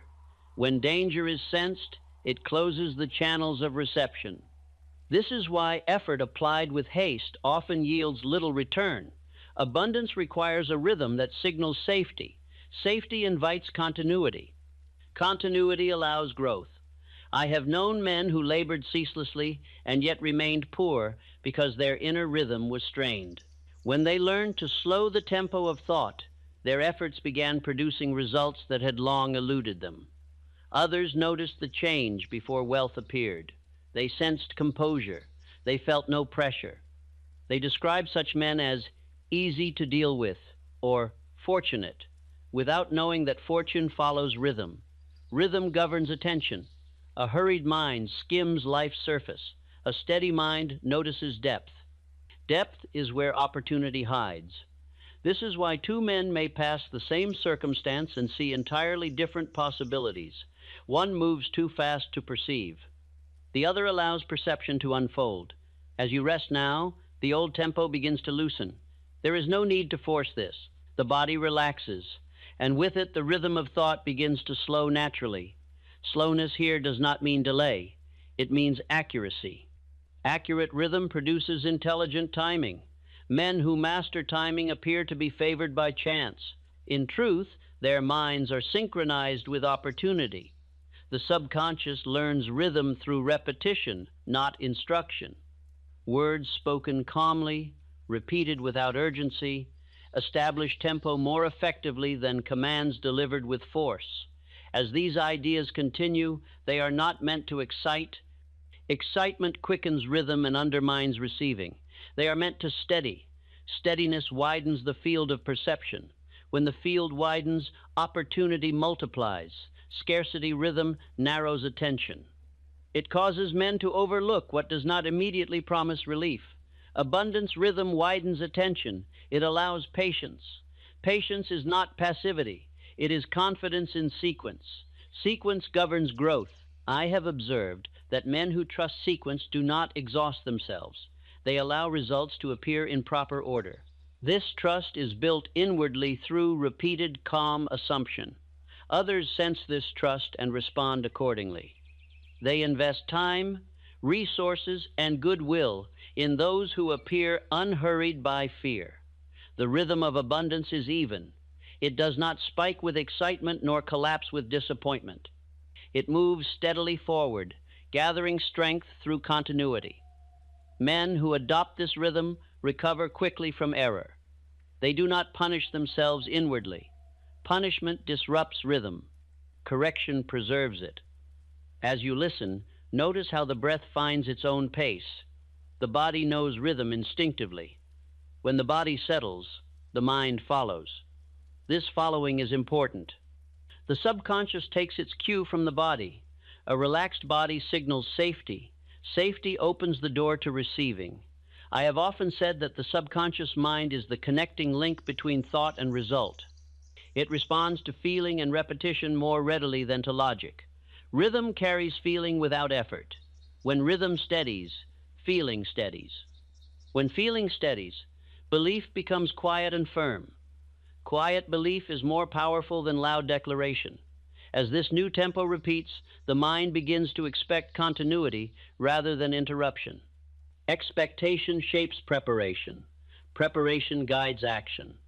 Men who expect continuity do not rush gains nor fear losses. They act with balance. Balance preserves resources and attracts cooperation. Others feel this balance and are drawn to it.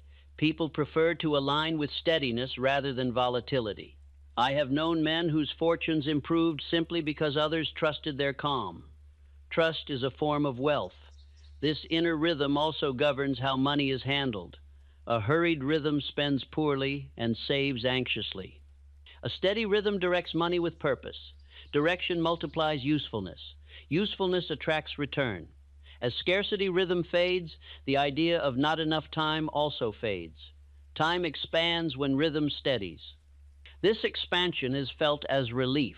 Relief is the signal that resistance has loosened. You are not required to monitor this change.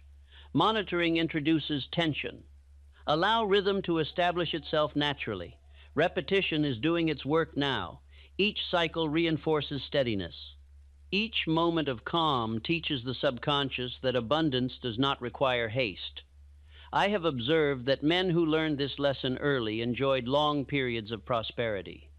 Those who did not often experienced sudden gains followed by sudden loss. Loss follows disruption of rhythm.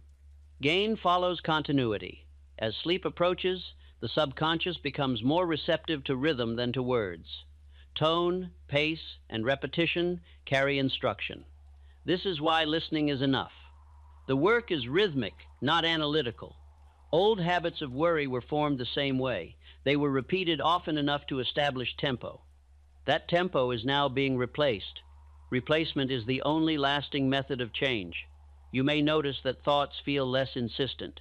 Insistence belongs to fear. Calm belongs to confidence. Confidence grows when rhythm stabilizes. Men who possess this confidence are rarely dramatic. They do not announce intention. They proceed.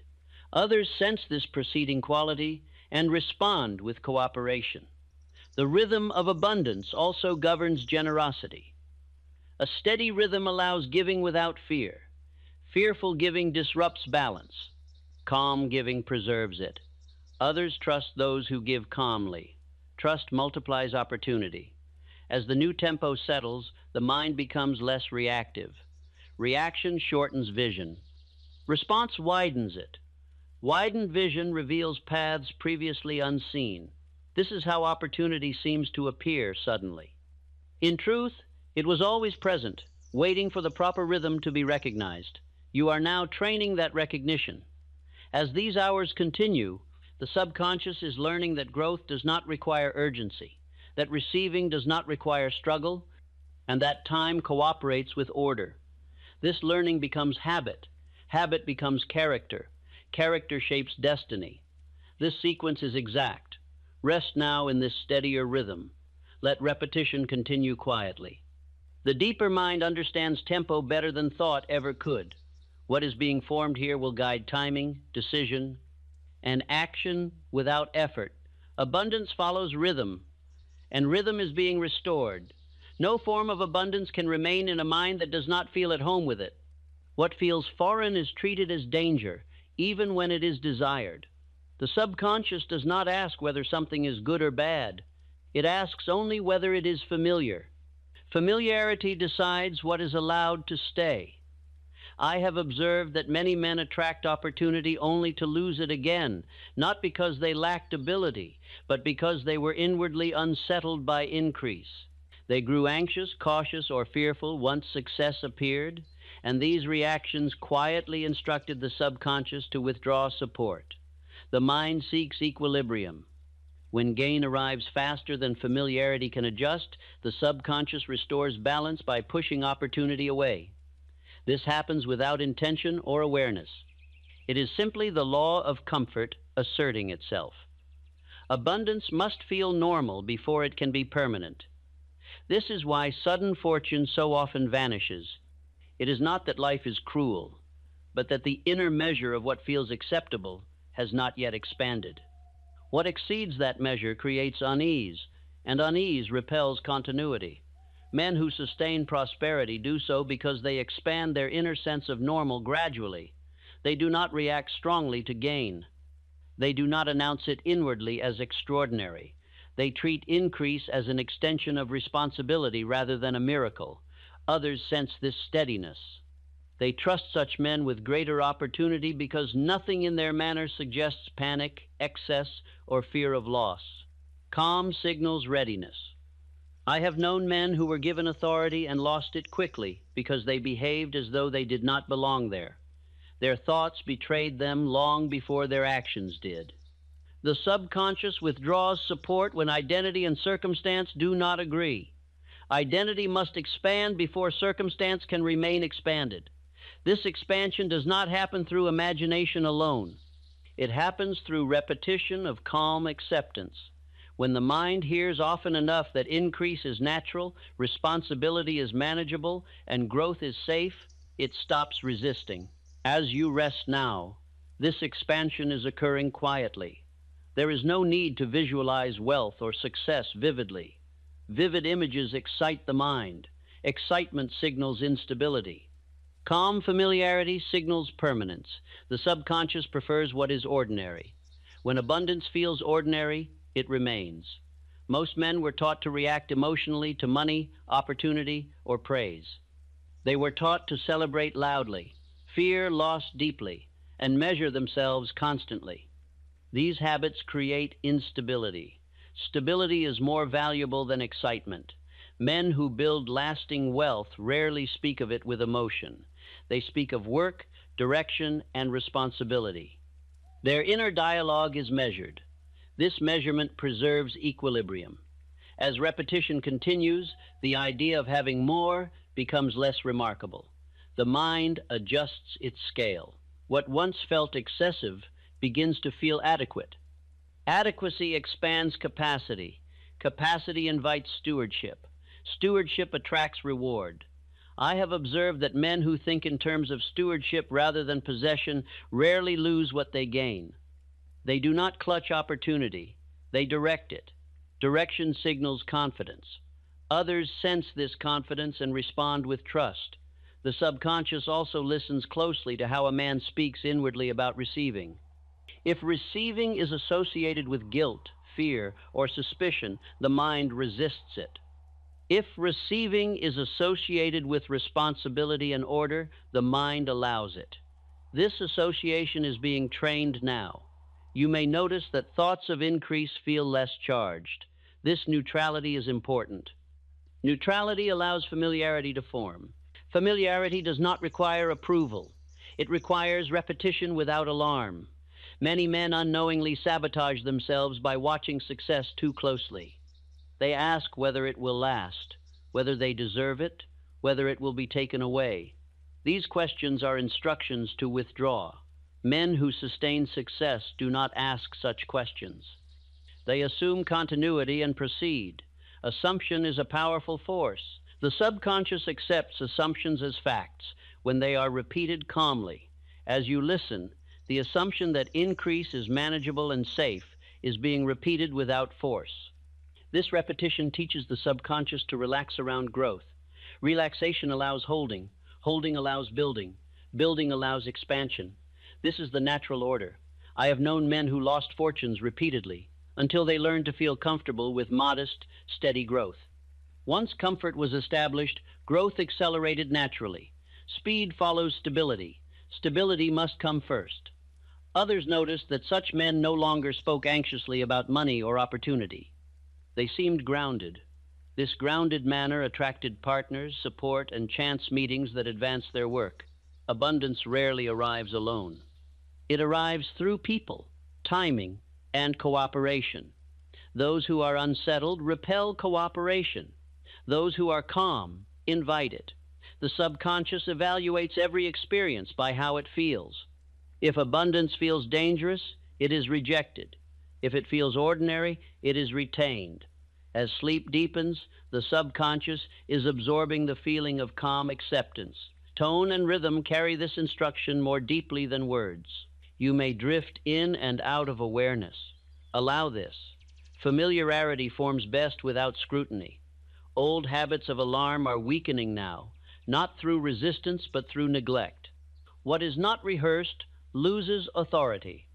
New habits of ease are strengthening through repetition. Men who live in ease do not live carelessly. Ease here means absence of inner conflict. Conflict consumes energy. Ease preserves it. Preserved energy expresses itself as patience, clarity, and wise action. Others sense this wisdom and respond accordingly. The idea of too much begins to dissolve when the mind grows accustomed to more. The ceiling of expectation lifts quietly. Ceilings are rarely broken through effort. They are raised through familiarity. As familiarity grows, you may notice that you think less about limits. Limits lose importance when expansion feels natural. This is how abundance stops being chased and begins to be lived. The mind no longer asks, "Can I have this?"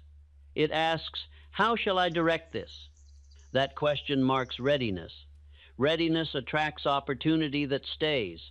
As repetition continues, the subconscious is learning to treat increase as part of normal experience. Normal experiences are not resisted. Resistance ends when fear ends. Fear ends when familiarity grows. Familiarity grows through repetition. This law is exact. I have seen it operate in the lives of men from all walks of life. Those who allowed their inner measure to expand gradually enjoyed stability. Those who reacted emotionally did not. The work here is gradual by design. Gradual change endures. You are not required to feel confident. Confidence will emerge naturally when the mind stops treating abundance as foreign. Foreign things demand explanation. Familiar things require none. As the idea of abundance becomes familiar, behavior adjusts automatically. Choices become wiser. Risks become measured. Effort becomes effective. These changes appear subtle, yet their results are profound. Others may describe you as composed or fortunate. They may say that things seem to work out for you. They will not see the inner adjustment that made this possible. This adjustment is now underway. As these hours continue, the subconscious is making room, not through force, but through acceptance. What is accepted can remain. What remains can grow. What grows can be directed. Direction is the final mark of mastery. Rest now in this acceptance. Let repetition continue quietly. The deeper mind understands how to adjust its measure. What is being formed here will support the next stages of abundance naturally. Every form of resistance begins inwardly before it ever appears in circumstance.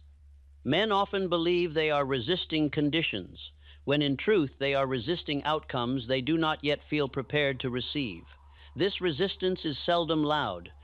It is quiet tension, hidden caution, and guarded expectation repeated until it becomes habit. The subconscious interprets tension as danger. When danger is sensed, the instinct to protect overrides the instinct to receive. This is why effort applied with strain often produces delay. The mind closes its own doors, while the hands continue to push. I have observed that abundance approaches gently. It does not announce itself with force. It moves toward those whose inner state signals welcome rather than alarm. Welcome is felt, not spoken. Many men unknowingly train themselves to brace for loss. They tighten thought, hold breath, and watch outcomes too closely. This bracing becomes familiar, and familiarity instructs the subconscious to remain guarded even in moments of opportunity. Guarded minds repel growth. Growth seeks openness. Openness does not mean carelessness. It means absence of fear. Fear is a signal, not a fact. When fear is repeated, it becomes instruction. When it is ignored, it fades. Resistance fades through neglect, not argument. I have known men who worked tirelessly yet felt as though life resisted them at every turn. When they learned to release inner tension, circumstances adjusted without struggle.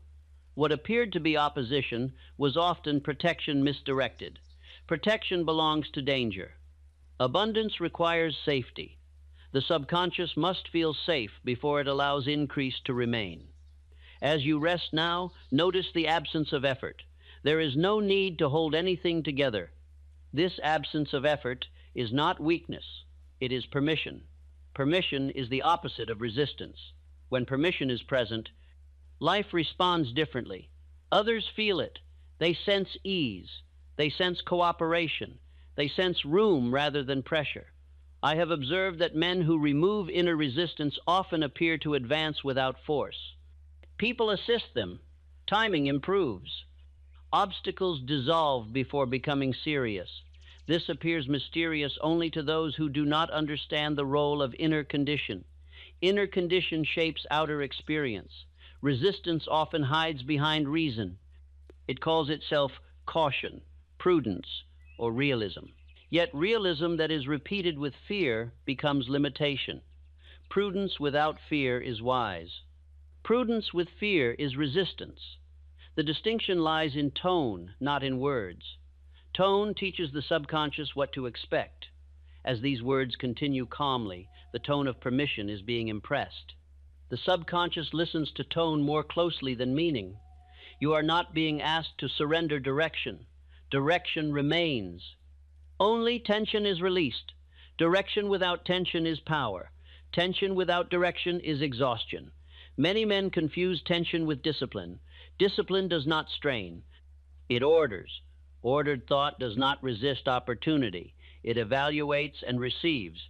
As resistance dissolves, the mind becomes receptive without becoming reckless. This balance is natural when fear is absent. Fear narrows vision. Absence of fear widens it. Widened vision reveals paths previously unseen. I have known men who repeatedly missed opportunity because they approached it with suspicion. Suspicion signals danger to the subconscious. The mind withdraws support and opportunity fades. When suspicion is replaced with calm evaluation, opportunity is allowed to remain long enough to be understood. Understanding precedes mastery. As sleep deepens, the body relaxes further. This relaxation signals safety. Safety invites openness.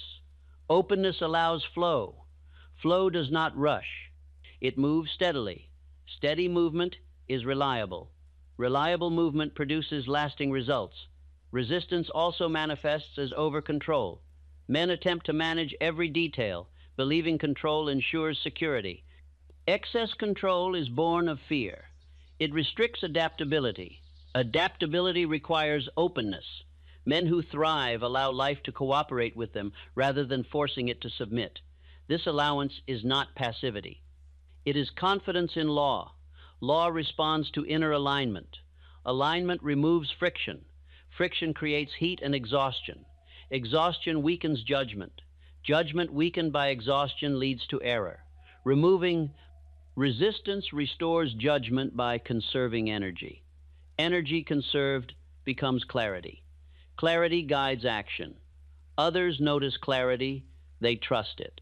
Trust invites cooperation. Cooperation multiplies effort. This chain begins with the removal of resistance. As repetition continues, the subconscious is learning that growth is not an attack.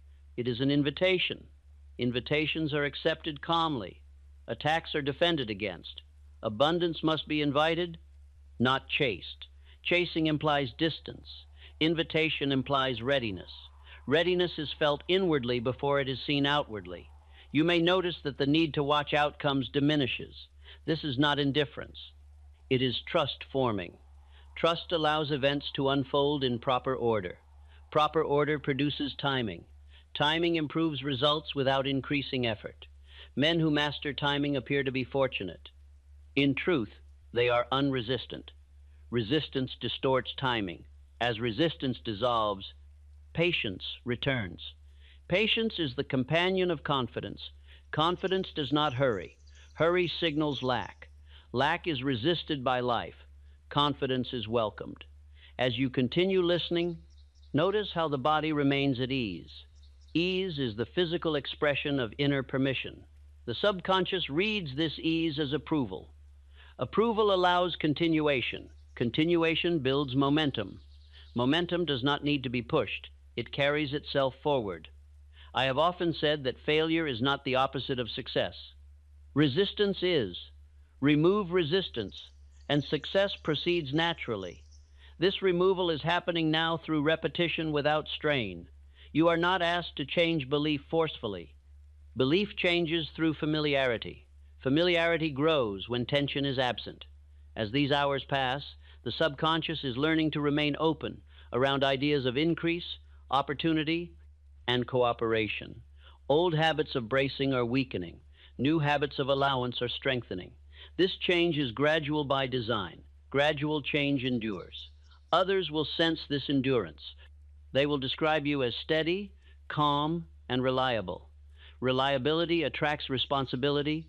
Responsibility attracts reward. Reward remains when resistance is absent. As the mind grows accustomed to openness, it no longer reacts defensively to growth. It evaluates calmly and proceeds. This calm proceeding is the mark of mastery. Mastery is not loud, it is composed. Composition attracts harmony. Harmony attracts abundance. As sleep approaches more fully, the subconscious continues absorbing this lesson. It does not require attention. It requires repetition. Repetition is taking place now. Resistance is dissolving through neglect. Permission is strengthening through exposure.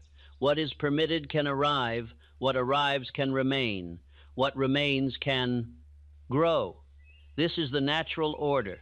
Rest now in this permission. Let the deeper mind continue its work. There is nothing to manage. The work is proceeding lawfully. Every experience arrives preceded by an expectation, whether that expectation is acknowledged or not. Men believe they prepare for life through action alone. Yet preparation begins inwardly, long before effort is applied. What the mind quietly anticipates determines how it arranges thought, time, and conduct. Expectation is not wish, it is assumption.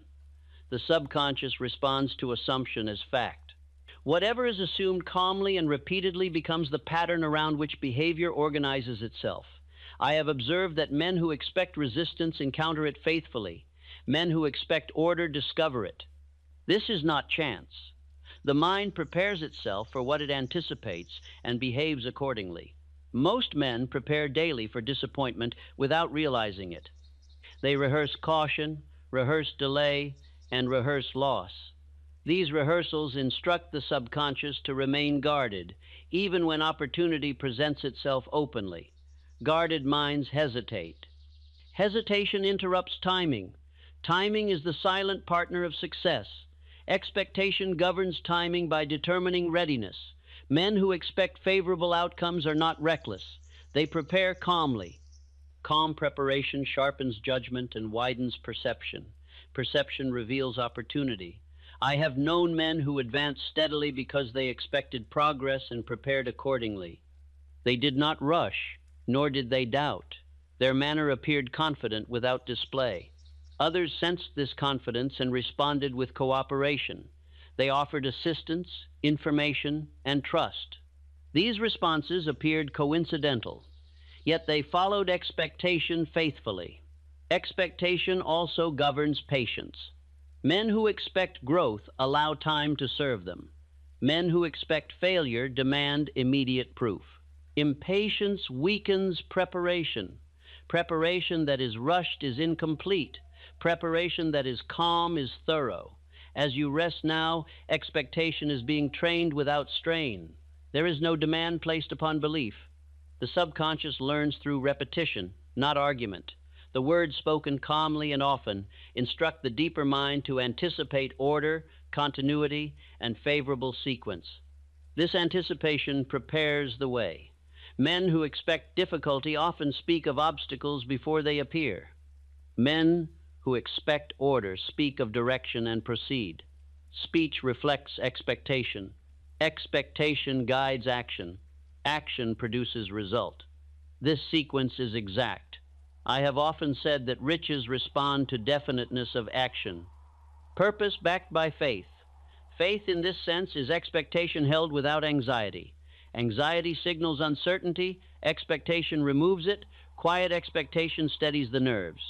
Steady nerves improve judgment. Improved judgment enhances timing. Timing improves outcome without increasing effort.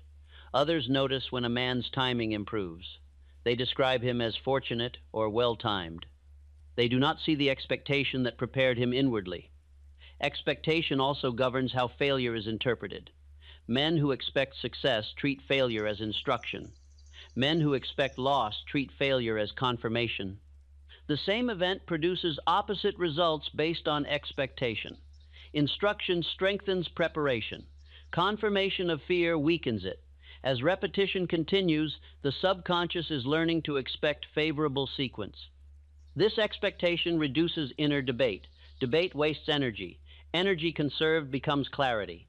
Clarity guides action. without strain. Men who expect order do not scan life for threat, they scan for usefulness. Usefulness attracts return. Return reinforces expectation.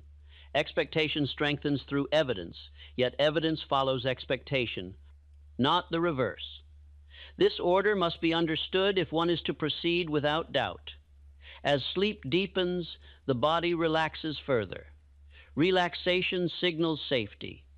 Safety allows expectation to be installed without resistance. You are not asked to predict outcomes. Prediction invites worry. Expectation prepares for possibility. Possibility expands when fear withdraws. Fear withdraws when repetition teaches safety. The expectation being formed here is not dramatic, it is steady. Steadiness endures. Men who endure do so because they expect continuity. Continuity sustains persistence. Persistence without expectation exhausts. Persistence with expectation steadies. Others respond to steadiness by extending trust. Trust multiplies opportunity. Expectation also governs how opportunity is recognized. Men who expect growth notice openings that others overlook. Attention is guided by anticipation. Anticipation is now being trained. As these words repeat, the mind is growing accustomed to favorable assumption. This assumption does not deny difficulty. It places difficulty within sequence rather than at the center. Sequence gives meaning to effort. Effort guided by sequence is efficient. Effort without sequence is wasteful. I have known men who labored hard yet advanced. Little because they expected struggle. Their expectation shaped their experience faithfully. When expectation changed, effort produced different results without increasing intensity. This change occurred inwardly before it appeared outwardly. Expectation also influences generosity. Men who expect growth give wisely. Men who expect loss withhold anxiously. Withholding signals fear. Fear instructs the subconscious to prepare for lack. Preparation for lack produces it. Preparation for growth invites it. As repetition continues, the subconscious is learning to prepare for growth. This preparation feels like calm readiness rather than excitement. Excitement disturbs timing. Readiness improves it. You may notice that thoughts of the future feel less burdensome. Burden belongs to uncertainty. Expectation lifts it. Lifting burden frees attention. Freed attention improves perception. Perception reveals opportunity. Opportunity responds to preparation. This cycle reinforces itself. Others will sense that. You approach situations with composure. They will feel at ease in your presence. Ease invites cooperation. Cooperation multiplies effort. Effort multiplied produces abundance. Abundance sustained requires continued expectation. Expectation has been placed here through repetition without force. As you drift toward sleep, the conscious mind loosens its hold. This loosening allows expectation to settle deeper. The subconscious does not argue with expectation presented calmly. It accepts and enforces. Enforcement appears as behavior. Behavior shapes result. Result confirms expectation. This is the law at work. You are not required to watch this process. Watching introduces tension. Trust allows completion. Men who trust expectation allow time to work. Time cooperates with order. Order has been established inwardly. As expectation steadies, impatience fades. Impatience belongs to fear of loss. Expectation anticipates gain. Anticipation of gain guides action without pressure. Pressure weakens judgment. Judgment strengthened by calm prepares success. Others respond to sound judgment instinctively. They seek it. They rely upon it. Reliance invites responsibility. Responsibility invites reward. Reward remains when expectation is stable. As these hours continue, the mind is rehearsing favorable assumption. Rehearsal strengthens familiarity. Familiarity removes doubt. Doubt dissolves through neglect. Neglect is occurring now. Old habits of pessimistic anticipation are weakening. New habits of calm expectancy are strengthening. This strengthening does not announce itself. It expresses itself through steadier conduct and improved timing. You may awaken with a sense of quiet readiness. This readiness is expectation embodied. Expectation embodied guides life effortlessly. Rest now in this preparation. Let repetition continue its work. The deeper mind understands how to anticipate order. What is being formed here will support the next stages of abundance naturally. Abundance that endures is never the product of sudden impulse. It is the result of continuity guided by expectation and carried forward through persistence. Persistence in its highest form is not strain. It is loyalty to direction. Where loyalty exists, effort becomes orderly and sustainable. Many men misunderstand persistence.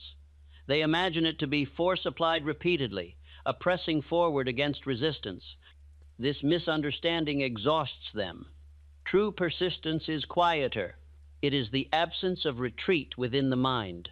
Retreat begins inwardly before it appears in action. A man withdraws mentally long before he abandons his effort outwardly. When expectation weakens, persistence falters. When expectation remains steady, persistence proceeds without drama. I have observed that men who advance steadily do not speak often of persistence. They simply continue. Continuation becomes natural when the mind no longer entertains the idea of withdrawal. Expectation supplies the reason to continue. Persistence supplies the movement. Together they form continuity. Continuity is the great secret of lasting abundance. Abundance that arrives suddenly and disappears just as quickly does so because continuity was never established. The mind accepted gain momentarily, but did not prepare to remain aligned with it over time. Men who experience repeated cycles of gain and loss often believe fate is unkind. In truth, their inner continuity has not yet been trained. They advance, then retreat, advance again, and retreat once more. This rhythm prevents accumulation. Accumulation requires steady direction. Direction must be protected from doubt. Doubt interrupts persistence. Persistence without doubt becomes habit. Habit carries effort forward even when attention wanders. This is why persistence trained through repetition is more reliable than persistence driven by emotion. Emotion fluctuates. Habit remains. As you rest now, the subconscious is learning to continue without force. This learning does not require effort. It requires repetition. Repetition is taking place now. Each calm cycle strengthens the idea that growth proceeds step by step, without urgency, without retreat, and without exhaustion. Men who live by continuity do not fear delay. Delay does not suggest failure to them. It suggests sequence. Sequence reassures. Reassurance preserves energy. Preserved energy sharpens judgment. Judgment improves timing. Timing enhances result. Others sense this steadiness and respond with trust. Trust invites cooperation. Cooperation multiplies effort. This multiplication allows abundance to grow without strain. I have known men who labored fiercely in short bursts and achieved little. I have known others who worked steadily with moderate effort and achieved much. The difference lay not in talent, but in continuity. Continuity removes the need for repeated beginnings. Repeated beginnings waste energy. Men who persist steadily rarely feel as though they are starting over. They feel as though they are continuing, even after error or delay. This feeling protects confidence. Confidence steadies persistence. Steady persistence produces accumulation. Accumulation requires time. Time cooperates with continuity. Men who rush time break continuity. Men who trust time preserve it. Expectation prepares the mind to trust time. As expectation and persistence join, impatience fades. Impatience is the signal of doubt. Doubt suggests that continuity is uncertain. Continuity, once assumed, removes impatience. As these hours continue, the subconscious is being trained to assume continuation. This assumption guides behavior automatically. You may notice that thoughts of quitting feel less persuasive. This is not willpower. It is habit forming. Habit does not argue. It proceeds. Proceeding is the essence of persistence. Proceeding quietly conserves strength. Strength conserved sustains long effort. Long effort produces lasting abundance. Others will observe that you are less reactive to temporary setbacks. Reaction interrupts continuity. Response preserves it. Response is guided by expectation. Expectation assures that progress continues beyond momentary difficulty.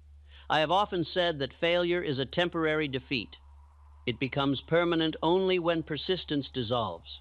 Continuity prevents dissolution. Men who persist calmly treat difficulty as instruction rather than judgment. Instruction refines effort. Judgment weakens it. This distinction is vital. As persistence becomes habitual, the mind no longer dramatizes obstacles. Drama drains energy. Calm evaluation conserves it. Others sense this calm and are willing to align with it. People prefer to invest their effort where direction appears stable. Stability attracts resources. Resources enable growth. Growth sustained through continuity becomes abundance. Abundance maintained through continuity becomes security. Security strengthens confidence. Confidence reinforces expectation. This cycle is self-sustaining once established. As sleep deepens, the subconscious continues arranging this cycle. It does not require supervision.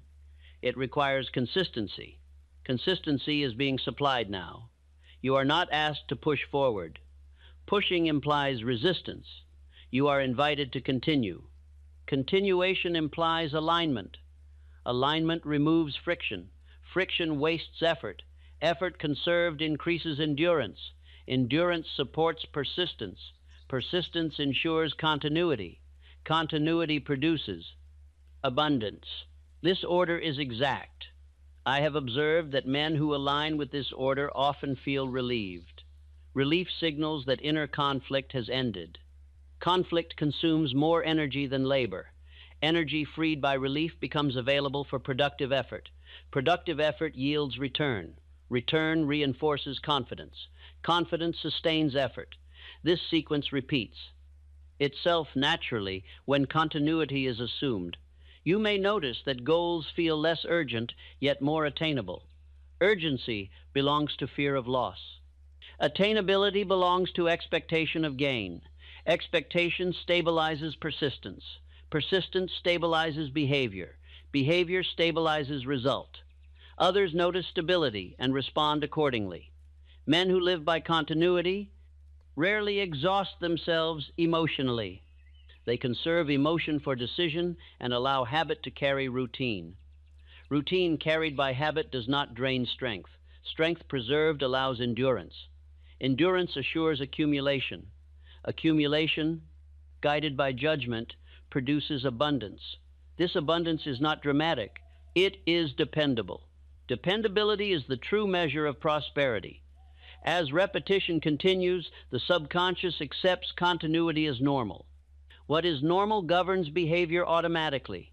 This acceptance reduces the impulse to abandon effort prematurely. Premature abandonment is the chief cause of failure. Continuity eliminates it. You may find that persistence no longer feels like effort. It feels like direction maintained. Direction maintained requires no motivation. Motivation fades. Habit remains. Habit is now being formed. As sleep deepens, allow this habit to take root without inspection. Inspection introduces doubt. Trust allows completion. Men who trust habit allow law to operate fully. Law responds to repetition. Repetition is occurring now. Nothing further is required. Continuity has been established. Abundance grows best where continuity is protected. Rest now in this continuation. Let repetition continue quietly. The deeper mind understands how to persist without strain. What is being formed here will carry forward naturally, supporting the next stages of abundance without effort. No man ever produces abundance alone, even when he believes he is working by himself.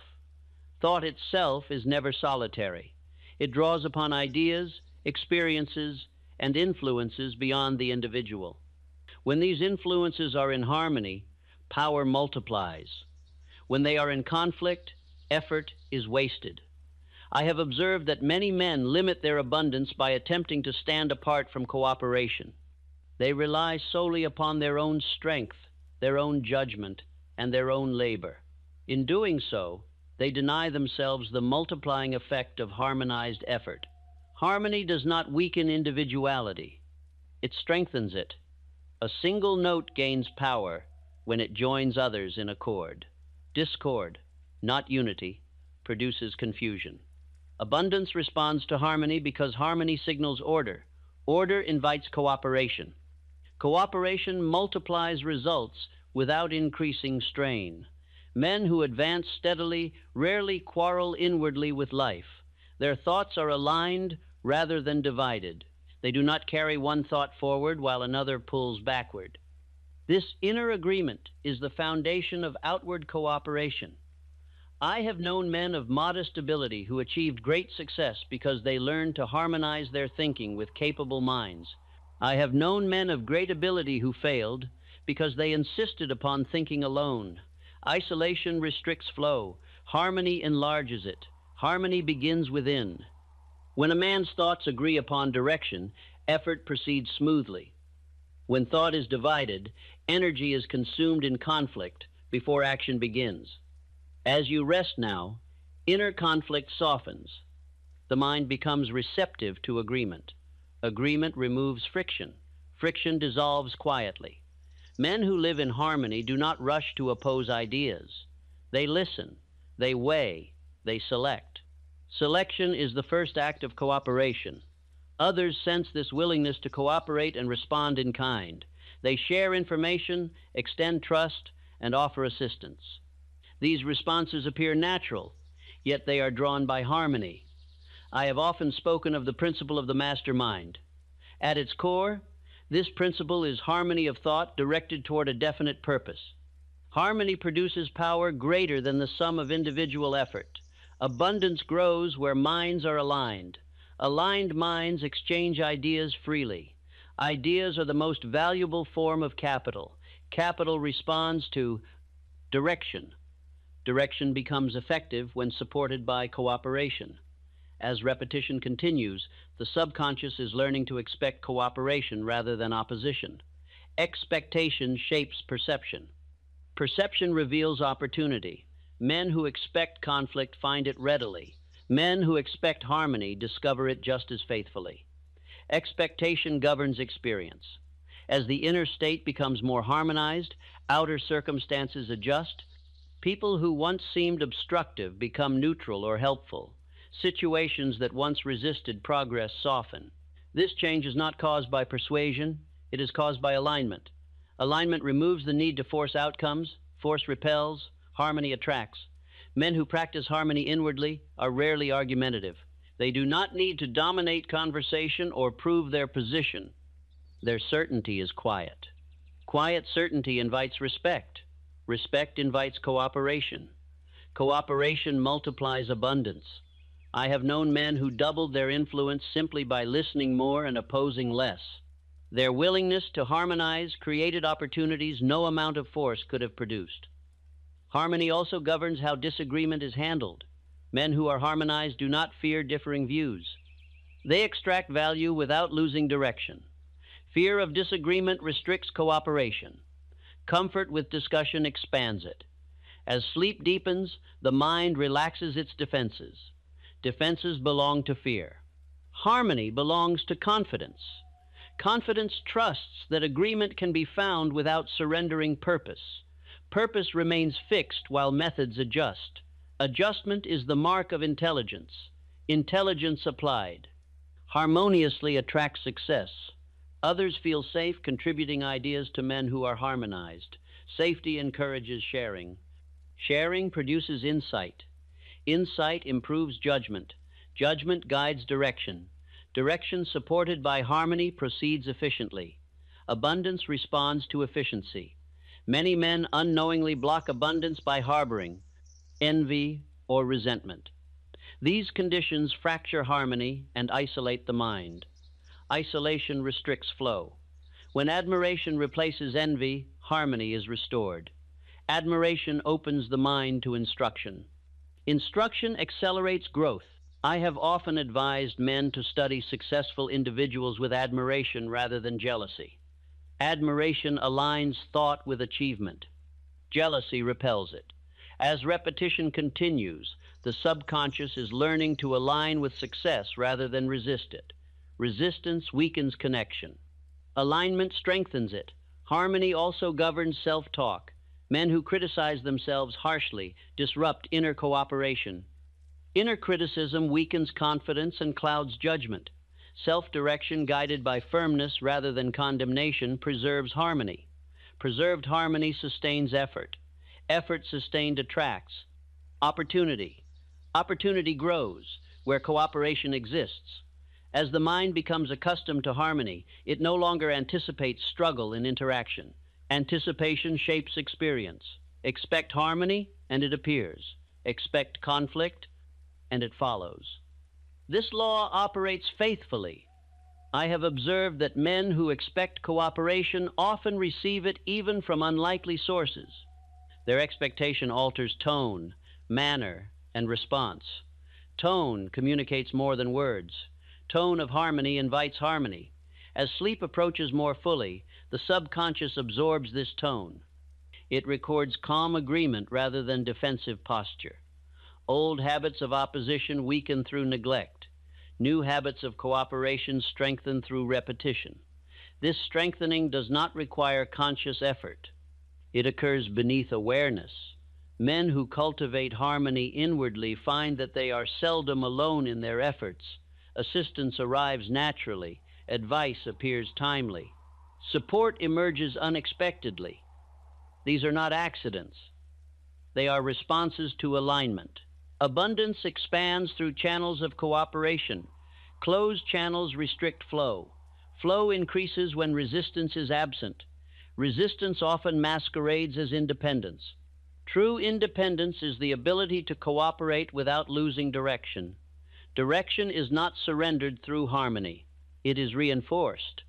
I have known leaders who built lasting success by harmonizing strong personalities rather than suppressing them. Harmony multiplied strength. Suppression breeds resentment. Resentment blocks cooperation. Cooperation fuels growth. As repetition continues, the mind is learning to move with life rather than against it. Movement with life conserves energy. Energy conserved increases endurance. Endurance sustains persistence. Persistence guided by harmony produces abundance. This sequence is natural and exact. Others will notice that you appear agreeable without being weak. Agreeableness here means alignment, not concession. Alignment allows progress without friction. Friction wastes effort. Effort conserved multiplies result. Abundance follows. As harmony deepens, impatience fades. Impatience disrupts cooperation. Patience invites it. Patience listens. Listening reveals opportunity. Opportunity shared multiplies. This multiplication depends upon harmony. As sleep deepens, allow this alignment to settle. There is no need to analyze. Analysis reintroduces division. Division weakens harmony. Harmony strengthens flow. Flow carries abundance naturally. The mind is now being trained to expect cooperation, to welcome alignment, and to move in accord with law and with other minds. What is trained here will guide interaction tomorrow without effort. This guidance will appear as ease, timing, and support. Support sustains growth. Growth sustained becomes abundance. Rest now in this harmony. Let repetition continue quietly. The deeper mind understands how to align. What is being formed here will expand abundance through cooperation without force or struggle. That which feels extraordinary is treated with caution. That which feels ordinary is handled with ease. This single distinction explains why abundance often visits men briefly and departs just as quickly. The subconscious preserves what it considers normal and withdraws from what appears unusual or unstable. Most men imagine that abundance should feel thrilling. They expect excitement, relief, or triumph when increase appears. These reactions signal disturbance rather than readiness. Disturbance instructs the subconscious that balance has been broken. Balance must exist before abundance can remain. Men who sustain prosperity treat increase as commonplace. They do not speak of it with emotion. They incorporate it into daily conduct as naturally as any other responsibility. This treatment signals stability, and stability invites continuity. I have observed that men who react strongly to gain often lose it. They celebrate inwardly or fear its loss, and both reactions instruct the subconscious to restore equilibrium by reducing what feels excessive. Normalcy preserves what excitement expels. This is not indifference. It is mastery. Mastery handles increase without drama. Others sense this mastery instinctively. They do not feel tension in the presence of such men. They feel steadiness. Steadiness invites trust. Trust multiplies opportunity. Opportunity sustained requires normalization. Normalization is not achieved by denial. It is achieved by repetition without emphasis. As these ideas repeat calmly, the mind adjusts its scale of what feels acceptable. What once seemed large begins to feel proportionate.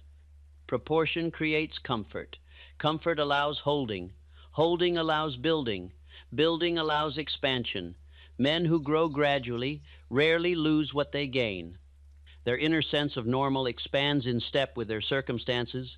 Sudden leaps without inner adjustment create instability. Stability must precede scale. I have known men who doubled their income yet felt uneasy. Their unease signaled danger to the subconscious. Their conduct changed subtly, and opportunity withdrew. When they learned to treat growth as routine, stability returned. Routine does not diminish value. It preserves it. Men who normalize abundance do not diminish ambition. They remove fear from it. Fear distorts handling. Handling determines outcome. Others notice when a man handles success calmly. They are more willing to entrust him with greater responsibility. Responsibility invites further reward. Reward remains when it is treated as normal. As repetition continues, the subconscious is learning that increase does not require alarm, celebration, or defense. It requires direction and steadiness. Direction is easier to maintain when emotion is quiet. Quiet emotion preserves judgment. Judgment guides conduct.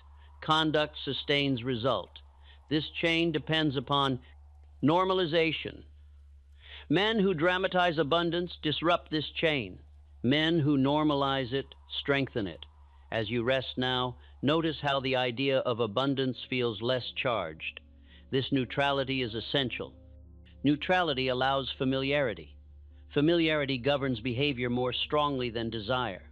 The mind acts comfortably around what it knows. As abundance becomes familiar inwardly, actions adjust automatically.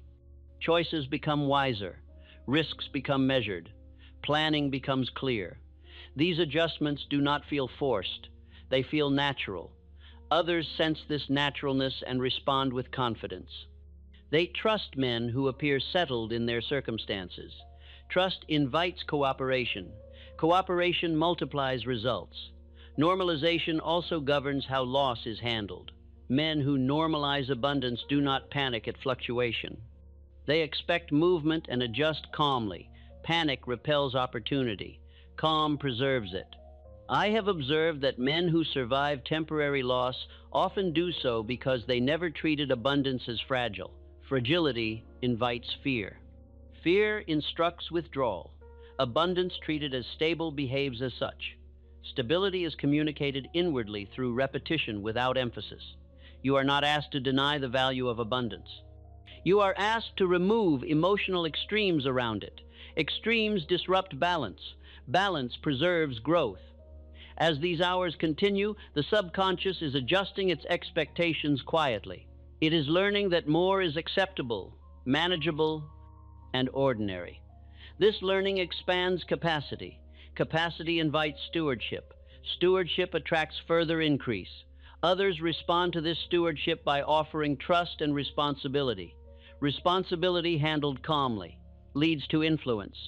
Influence expands opportunity. Opportunity normalized becomes sustainable. Men who normalize abundance do not speak constantly of progress. They focus on direction. Direction keeps attention where it belongs.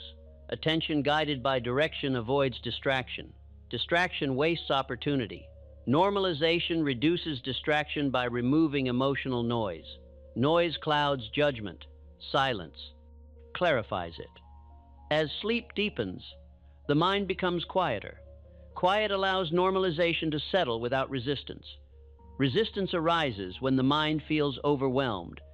Overwhelm fades when expectations are adjusted gradually. Gradual adjustment endures. This is why repetition is essential. Not repetition to persuade, but repetition to familiarize.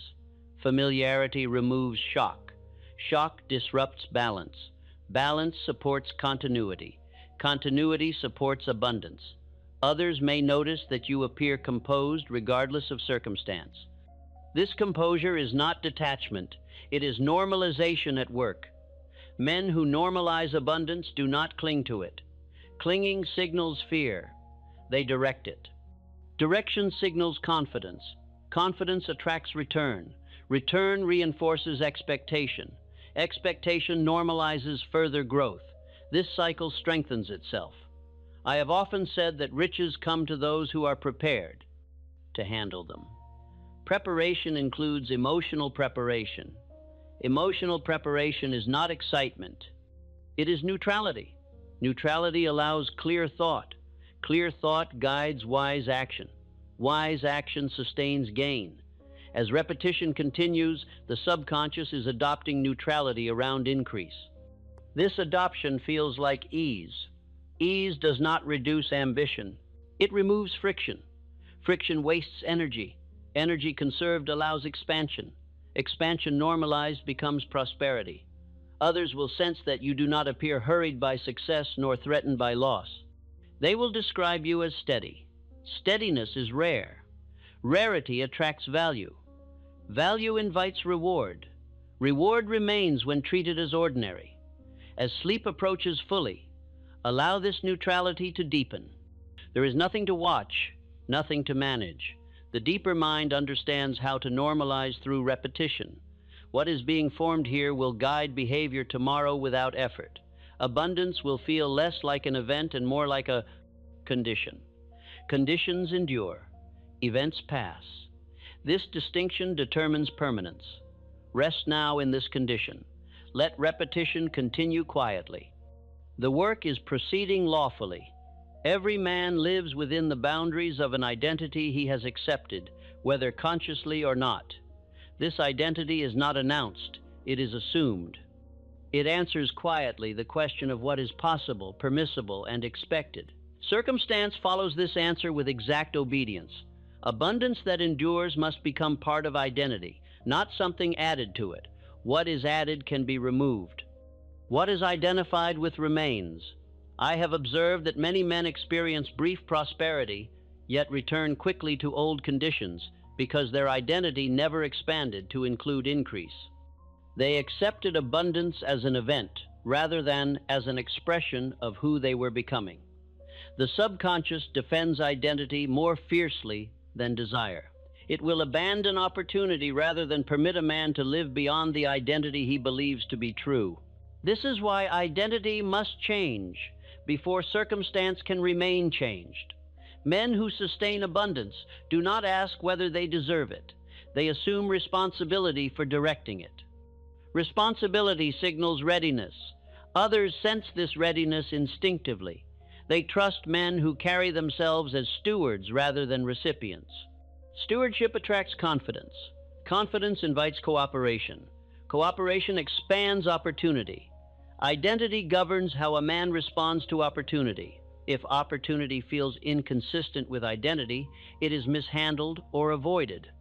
If it aligns with identity, it is directed calmly.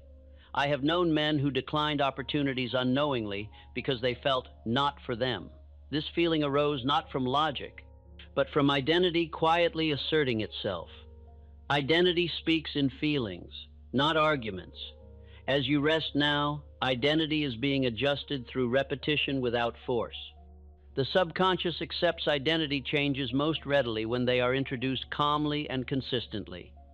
You are not asked to adopt a new name or title. You are invited to accept a broader sense of self. A man's sense of self is built from what he repeats inwardly about his place in life. These repetitions form standards. Standards govern conduct. Conduct repeated becomes character. Character shapes destiny. This order is exact. As these ideas repeat, the mind is learning to regard abundance as natural to its direction. Not as reward, but as accompaniment. Accompaniment remains. Reward is celebrated and forgotten. Men who identify with abundance do not speak often of money. They speak of purpose, direction, and service. Money responds to these attitudes as a secondary effect. Others respond to this identity by offering trust and responsibility. They feel confident placing resources in the hands of those who appear prepared to manage them. Preparedness is felt inwardly long before it is displayed outwardly. Identity also governs self-respect. Men who do not respect themselves inwardly rarely sustain prosperity. They sabotage themselves through hesitation, underpricing of effort, or withdrawal from responsibility. As self-respect strengthens, identity stabilizes. Self-respect does not require praise. It requires alignment with one's direction. Alignment has been established here through repetition. Men who identify with abundance do not apologize for success. Apology signals guilt. Guilt repels continuity. Acceptance preserves it. Acceptance here does not mean arrogance. It means calm ownership of responsibility. Ownership directs behavior. Behavior shapes result. Others sense ownership and respond accordingly. I have often said that leadership arises naturally from identity. Men follow those who appear certain of their place. Certainty attracts cooperation. Cooperation multiplies effort. Effort guided by identity produces abundance. Identity also governs how setbacks are interpreted. Men who identify with abundance treat setbacks as temporary adjustments. Men who do not treat them as confirmation of limitation. This difference determines persistence. Persistence follows identity. As repetition continues, the subconscious is learning to associate self with continuity, capability, and direction. These associations guide action automatically. You may notice that the idea of living abundantly feels less distant. Distance is created by unfamiliarity. Familiarity removes it. Identity grows familiar through repetition. Repetition does not require belief. It creates belief. Belief guides conduct. Conduct shapes circumstance. This sequence is at work now. Men who identify with abundance do not rush outcomes. They trust their trajectory. Trajectory reassures. Reassurance preserves patience. Patience supports persistence. Persistence sustains growth. Growth becomes accumulation. Accumulation becomes abundance. Others will notice that you appear less reactive to praise or criticism. Identity stabilizes emotion. Stabilized emotion improves judgment. Judgment guides wise action. Wise action preserves gain. As sleep deepens, identity instruction settles more deeply. The subconscious records tone and assumption rather than words. Assumptions repeated become facts inwardly. Facts inwardly become results outwardly. You are not asked to deny your past identity. You are asked to stop rehearsing it. Rehearsal sustains identity. Neglect weakens it. New identity strengthens through exposure. Exposure is taking place now. Men who adopt a new identity often feel relief. Relief signals the end of inner contradiction. Contradiction drains energy. Energy freed strengthens purpose. Purpose directs effort. Effort aligned produces result. Others sense this alignment and respond with trust. Trust invites opportunity. Opportunity remains when identity supports it. As repetition continues, the mind is learning to accept abundance as a condition consistent with its direction. This acceptance removes inner debate. Debate wastes energy. Energy conserved supports expansion. Expansion integrated into identity becomes permanence. Men who achieve permanence rarely speak of it. They live it. Living expresses identity. Identity guides life. This guidance does not require vigilance. It operates automatically. As sleep approaches fully, allow this identity to settle without inspection. Inspection invites doubt. Trust allows completion. The deeper mind understands how to integrate identity through repetition. What is being formed here will express itself tomorrow through steadier conduct, clearer judgment, and natural confidence. Abundance will no longer feel like something to reach for. It will feel like something to direct. Direction belongs to identity. Identity has been aligned. Rest now in this alignment. Let repetition continue quietly. The work is proceeding lawfully. Every constructive effort reaches a moment when instruction must yield to trust. Beyond this point, further direction becomes interference.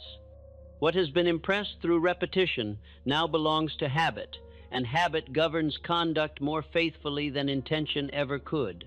The mind, once aligned, does not require supervision. It requires freedom to operate. Freedom allows law to complete its work without obstruction. I have observed that many men weaken progress by returning repeatedly to examine what has already been established. They question whether change has occurred, whether it will last, whether more effort is required. These questions reopen doors that repetition had already closed. Wisdom lies in restraint. When the subconscious has accepted a pattern, it enforces it automatically. It does not argue, it does not forget. It proceeds according to frequency and tone. Sleep is not an interruption of this process. It is its greatest ally. As awareness loosens, the deeper faculties assume command. They arrange thought, expectation, and conduct without debate. What has been repeated calmly becomes law. Men who understand this awaken with clarity they cannot explain. Decisions feel simpler. Direction feels steadier. Confidence feels quieter. These are the signs of order operating beneath awareness. Order does not announce itself. It expresses itself. From this point forward, the mind will continue selecting what aligns with its rebuilt identity. Distraction will lose its appeal. Doubt will hesitate before speaking. Old habits will find no welcome. This selection will feel natural, not forced. I have long taught that habit is the servant of destiny. Habit formed through repetition does not require will. It operates faithfully, even when attention wanders. The habits formed here now belong to identity.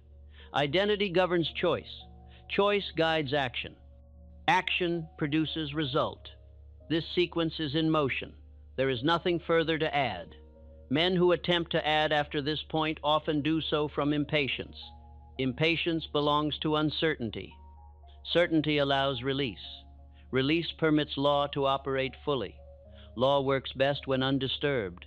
As sleep deepens, the conscious mind releases control. This release is not loss.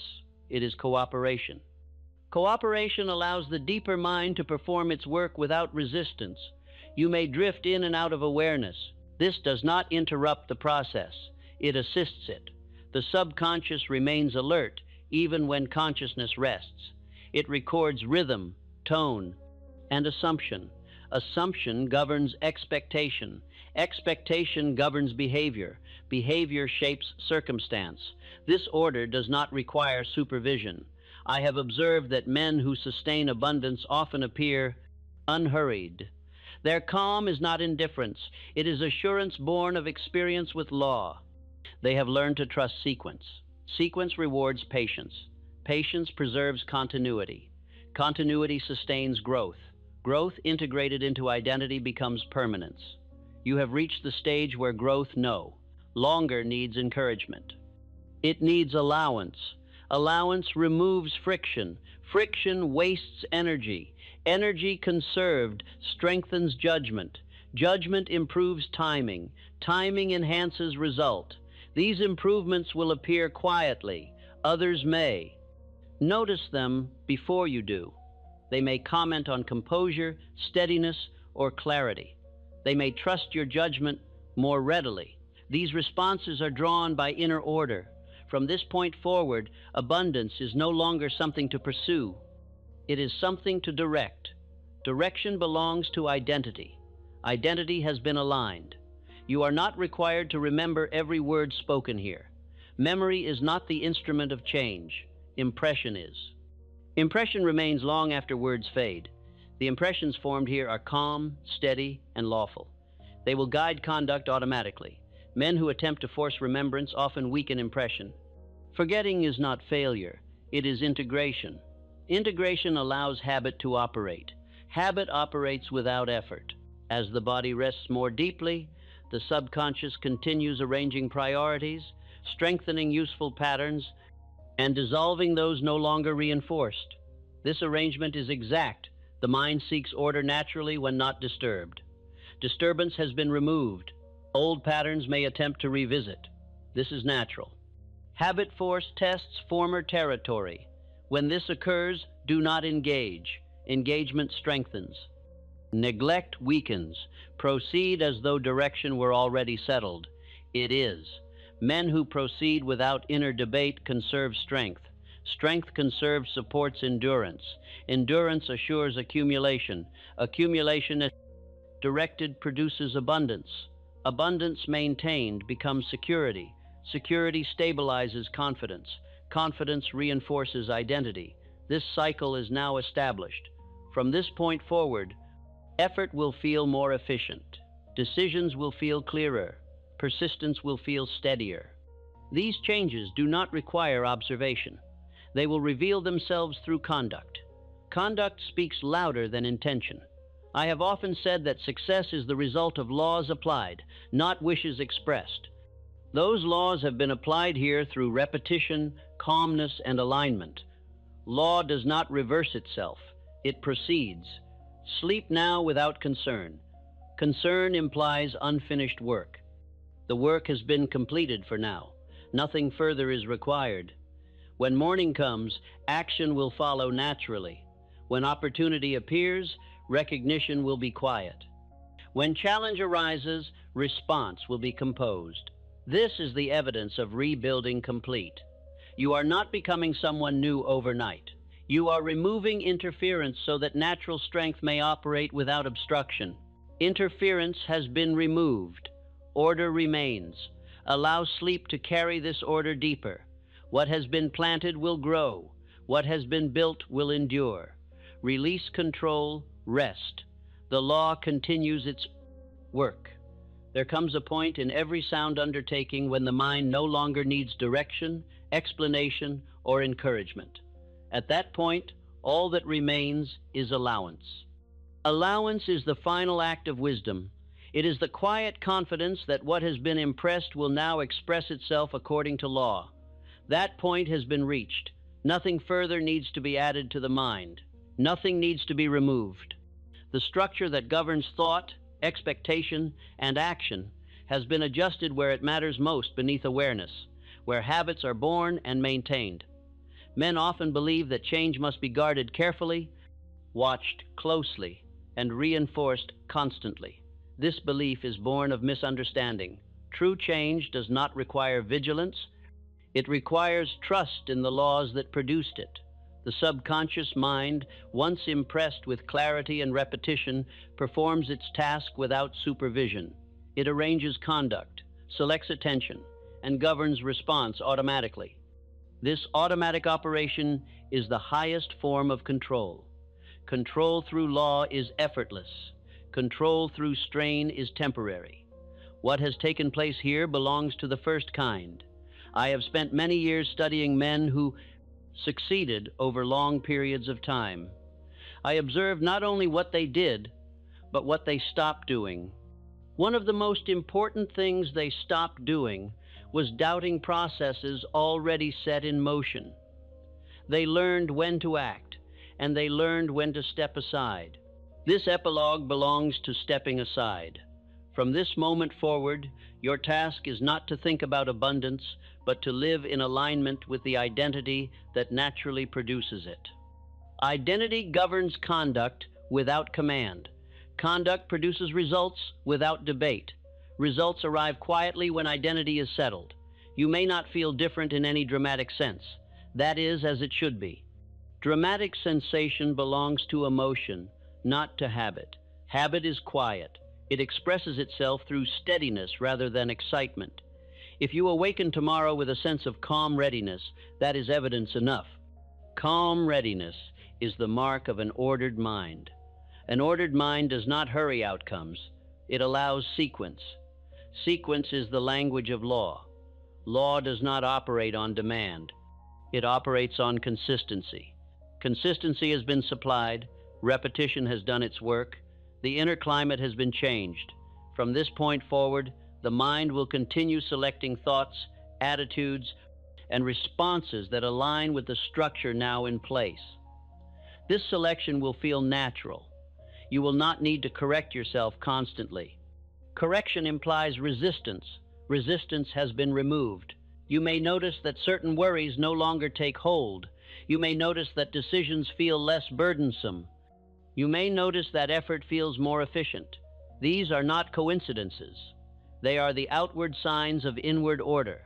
Others may notice these changes before you do. They may trust your judgment more readily. They may feel at ease in your presence. They may describe you as steady, fortunate, or dependable. They will not know why. You will not need to explain. Life responds to inner order without asking permission. From this point forward, abundance is no longer something to invite repeatedly. It has already been welcomed. It is no longer something to chase. It is something to direct. Direction does not require intensity. It requires clarity. Clarity has been restored. Clarity simplifies life. Simplification conserves energy. Energy conserved strengthens. Persistence. Persistence maintained produces accumulation. Accumulation directed becomes abundance. This is not theory. It is sequence. The same sequence that governs growth in nature governs growth in human affairs. Seeds are not rushed. Roots are not inspected daily. They are allowed to grow. You have planted. Now you allow. Many men disrupt their own progress by checking too often, measuring too soon, or questioning too deeply. They disturb what is already forming. This disturbance is born of impatience, not necessity. Impatience belongs to uncertainty. Uncertainty has been removed. Certainty does not demand proof. It proceeds. From this point forward, you may trust your instincts more readily. Instinct sharpened by order becomes intuition. Intuition guides decision without argument. Men who rely upon intuition grounded in discipline rarely go astray. Discipline has been installed, not discipline of force, but discipline of habit.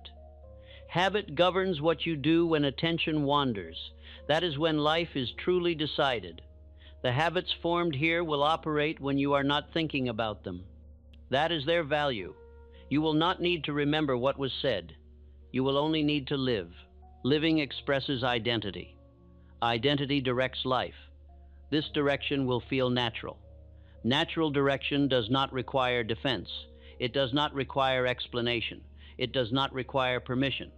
As days and weeks pass, you may find that opportunities appear without announcement. You may find that conversations turn useful. You may find that effort yields more return than before. Do not be surprised. This is the normal response to order. Order attracts cooperation. Cooperation multiplies results. Results reinforce. Confidence. Confidence stabilizes identity. Identity governs destiny. This circle is now closed. Nothing further is required to keep it turning. There will still be challenges. Challenge is instruction. What has changed is your response. Response is now guided by steadiness rather than fear. Fear disrupts rhythm. Rhythm has been restored. Restored rhythm carries life forward without strain. You may find that rest itself feels more complete. Rest allows the subconscious to continue its work without interference. That work is ongoing. Sleep is not an absence of activity. It is the most productive state of mental alignment. Allow sleep to do what it does best. Do not ask it to prove anything. Proof arrives later. For now, rest is enough. You have done the work required. The rest belongs to law. Law does not fail. Law does not forget. Law proceeds. Release the mind.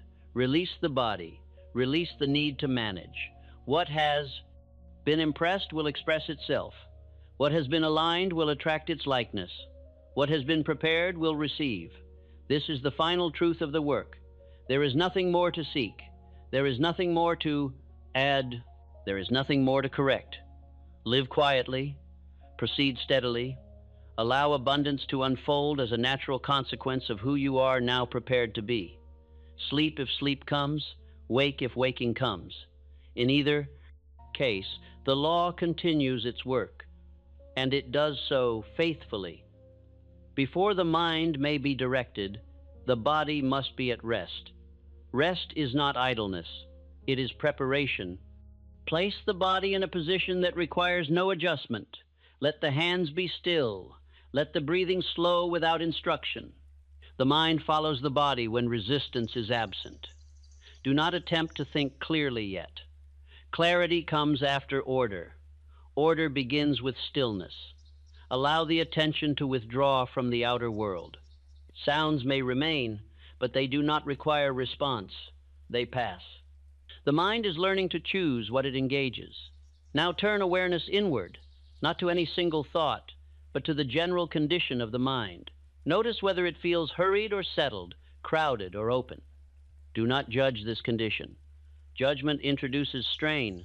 Observation removes it. I have long taught that the mind must be deliberately arranged if it is to serve purpose faithfully. This exercise is the arrangement of thought, carried out calmly, without argument and without haste. Begin by acknowledging inwardly that every condition in life proceeds from a mental pattern repeated until it became habit. Abundance and limitation are not accidents. They are results of repetition. Say inwardly, without emotion, that what has been formed through repetition can be reformed through repetition. This is not hope, it is law. Let this statement rest. Do not repeat it hurriedly. One calm acceptance is more powerful than many forced declarations. Now begin the first movement of the exercise. Clearing. Bring to mind gently the patterns of thought that have limited increase. Not events, not persons, only patterns, hesitation, delay, caution born of fear, expectation of struggle. Do not analyze them. Analysis strengthens attachment. Simply recognize that these patterns existed because they were repeated. Now state inwardly that you withdraw repetition from these patterns. You are not fighting them. You are neglecting them. Neglect dissolves what resistance strengthens. Pause here. Let the mind rest in this pause. Pauses are moments of reordering. Now begin the second movement, restoring order. Bring to mind the idea of order as a natural condition, not something imposed. Order exists where thought agrees with itself. Say inwardly that your thoughts are learning to agree upon direction rather than argue with one another. Agreement conserves energy. Energy conserved strengthens persistence. Do not rush these words. Let them settle. Now imagine, calmly and without detail, that your thoughts are being arranged as one might arrange tools after use. Only those that belong remain within reach. Others are set aside without emotion. This image is not fancy. It is instruction. The subconscious understands arrangement. Remain with this sense of order for several slow breaths. Now proceed to the third movement, expectation placement. Expectation prepares experience. The mind arranges itself around what it anticipates.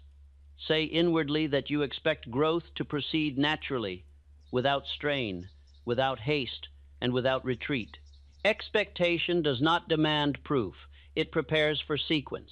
State that you expect effort to yield return, patience to yield advantage, and persistence to yield accumulation.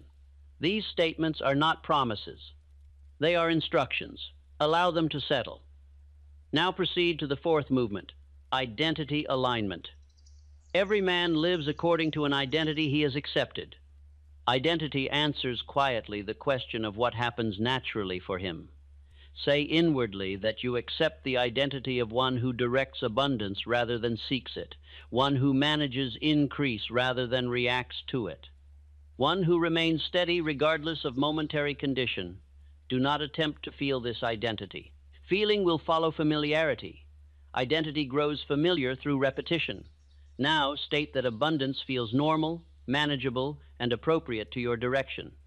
This statement removes conflict between desire and self-concept. Pause again. Silence here is important. Now begin the fifth movement. Emotional neutrality. Emotion colors instruction. Excess emotion disrupts balance. Say inwardly that you release excitement, fear, and urgency around abundance. These emotions disturb order. State that calm acceptance now governs your thoughts regarding growth, opportunity, and reward. Neutrality allows clarity. Clarity guides action. Action guided by clarity produces result. Remain with this neutrality. Now proceed to the sixth movement, persistence installation. Persistence is loyalty to direction without retreat. Say inwardly that once you choose a direction, you remain loyal to it regardless of temporary appearance. Loyalty here does not require force. It requires decision. State that quitting no longer presents itself as an option. Continuation has become natural. This statement is instruction to habit. Habit obeys repetition. Now proceed to the seventh movement, cooperation readiness. Abundance expands through cooperation. Cooperation begins inwardly.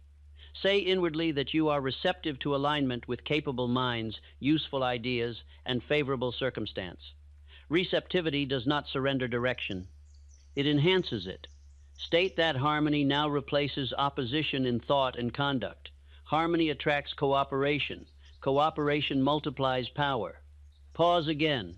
Now proceed to the eighth movement, stewardship acceptance. Abundance remains with those prepared to direct it responsibly. Say inwardly that you accept responsibility for growth calmly and without apology. Responsibility signals readiness.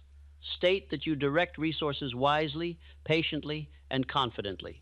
This statement trains the subconscious to retain what it receives. Now proceed to the ninth movement, release of control. Control through strain weakens progress. Control through habit strengthens it. Say inwardly that you release the need to supervise every result. You trust habit to enforce what repetition has installed. State that you allow time to cooperate with law. Trust removes interference. Interference delays result. Pause again. Now conclude with the 10th movement, sealing. State inwardly as present fact that your mind is ordered, your expectation is steady, your persistence is natural, and your identity is aligned with abundance. Do not repeat these statements forcefully. One calm cycle is sufficient. Now allow the mind to rest without further instruction. If thoughts arise, let them pass without engagement. Engagement strengthens. Passing weakens. Remain in this quiet for several moments. This exercise is complete when effort ceases. End it not with intention, but with rest. Sleep if sleep follows. Rise if waking follows. The subconscious continues its work regardless. What has been impressed will express itself. Habit will enforce direction. Law will deliver. Result. Nothing further is required. There is a point beyond which instruction ceases to be useful. At that point, the mind no longer benefits from direction, explanation, or effort. What it requires then is silence, space, and time. This epilogue belongs to that point. The work that could be done through thought has been done. The work that could be done through repetition has been accomplished. What remains is the natural unfolding that follows alignment with law. Law does not require supervision. It requires allowance. I have observed throughout my life that men often interfere with their own progress by continuing to instruct themselves after instruction has already been accepted. They mistake stillness for stagnation and silence for absence. In truth, the most powerful stages of growth occur beyond awareness. The subconscious mind performs its greatest work when the conscious mind steps aside. That step has now been taken. From this point forward, the mind will continue arranging itself according to the strongest impressions it has received. Those impressions have been supplied calmly, consistently, and without contradiction. They now belong to habit. Habit does not require memory. Habit does not require belief. Habit operates. Operation is the mark of permanence. You may find, in the days that follow, that you think less about abundance and yet act more in harmony with it. This is not neglect. It is evidence that the work has moved beneath the surface, where it belongs. When a man must constantly remind himself of a principle, it has not yet become part of him. When the principle governs conduct without reminder, it has been accepted. Acceptance has taken place. Men often expect change to feel dramatic. They wait for sensation, excitement, or certainty as proof. This expectation is misplaced. Lasting change feels quiet. It feels like relief. It feels like no longer carrying a weight one had grown accustomed to bearing. Relief is the signal of order restored. From this order, action becomes efficient rather than exhausting. Decisions require less debate. Persistence requires less effort. Direction remains steady even when conditions shift. These are the signs of a mind operating according to law rather than impulse. Law produces consistency. Consistency produces confidence. Confidence stabilizes. Identity. Identity governs destiny. This sequence is now active. I have seen men who attempted to force confidence and failed. I have seen others who allowed order to produce confidence naturally. The difference lay not in desire, but in patience. Patience is not waiting. Patience is trust in sequence. Sequence is the manner in which law reveals itself. Seeds do not grow because they are checked daily.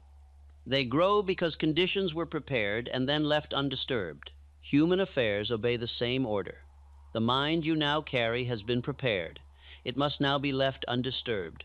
You may notice that you respond differently to ordinary matters. Minor difficulties may no longer disturb you as they once did. This is not indifference. It is proportion restored. Proportion allows judgment. Judgment guides conduct. Conduct shapes result.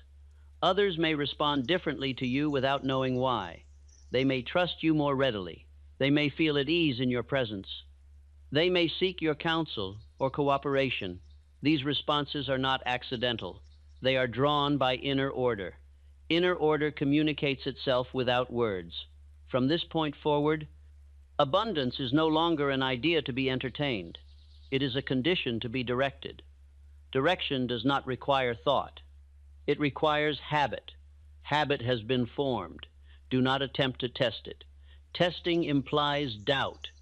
Doubt weakens what repetition has strengthened. Allow behavior to reveal the change instead. Behavior never lies. You may find that your actions become more deliberate and less hurried. Hurry belongs to fear of loss.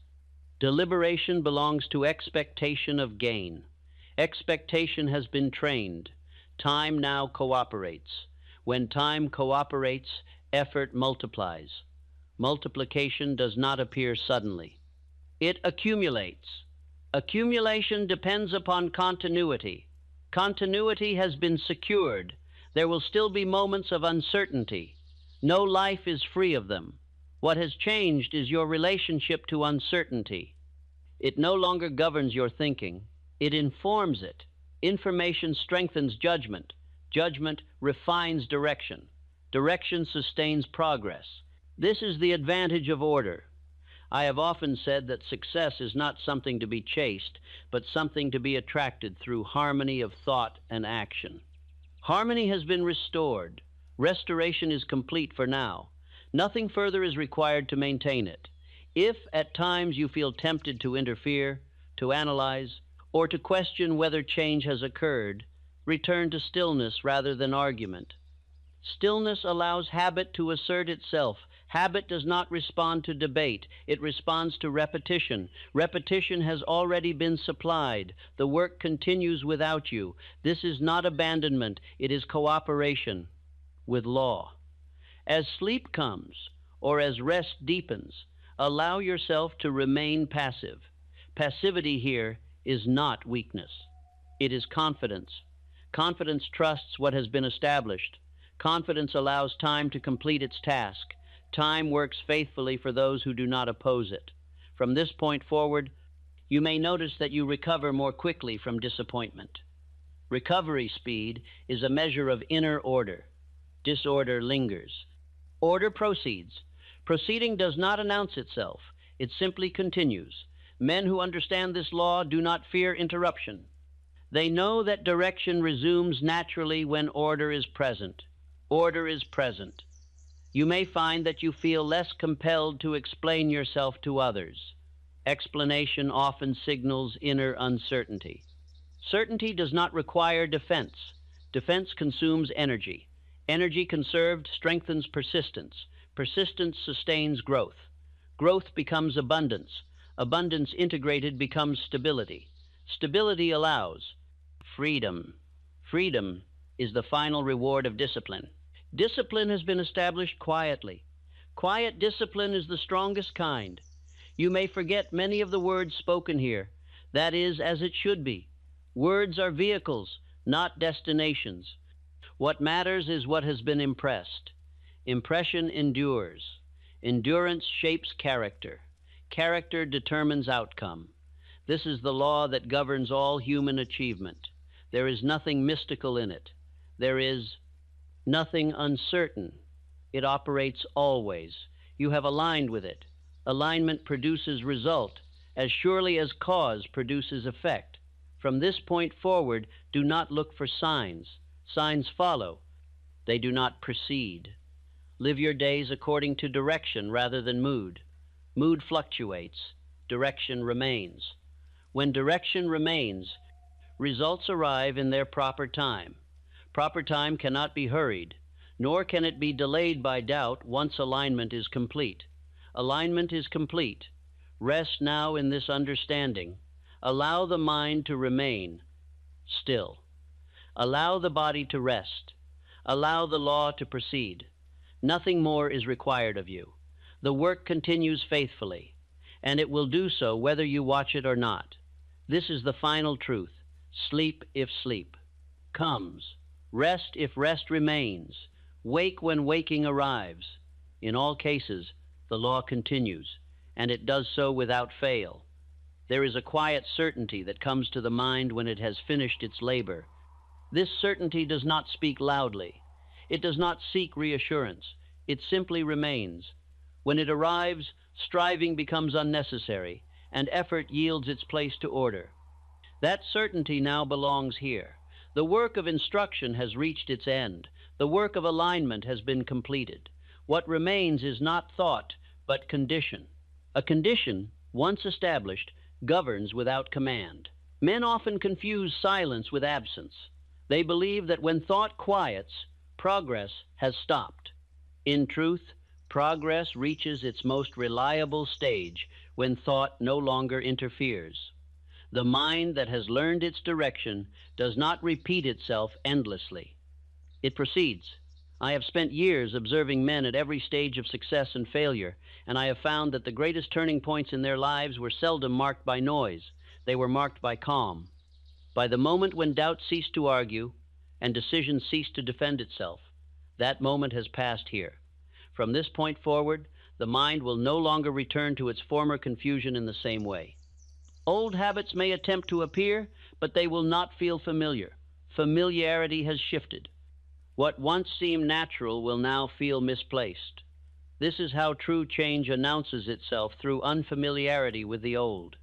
You may notice that certain thoughts no longer hold your attention. They appear, yet fail to command belief. This is not resistance. It is disinterest. Disinterest is the final stage of release. Release does not struggle. It forgets.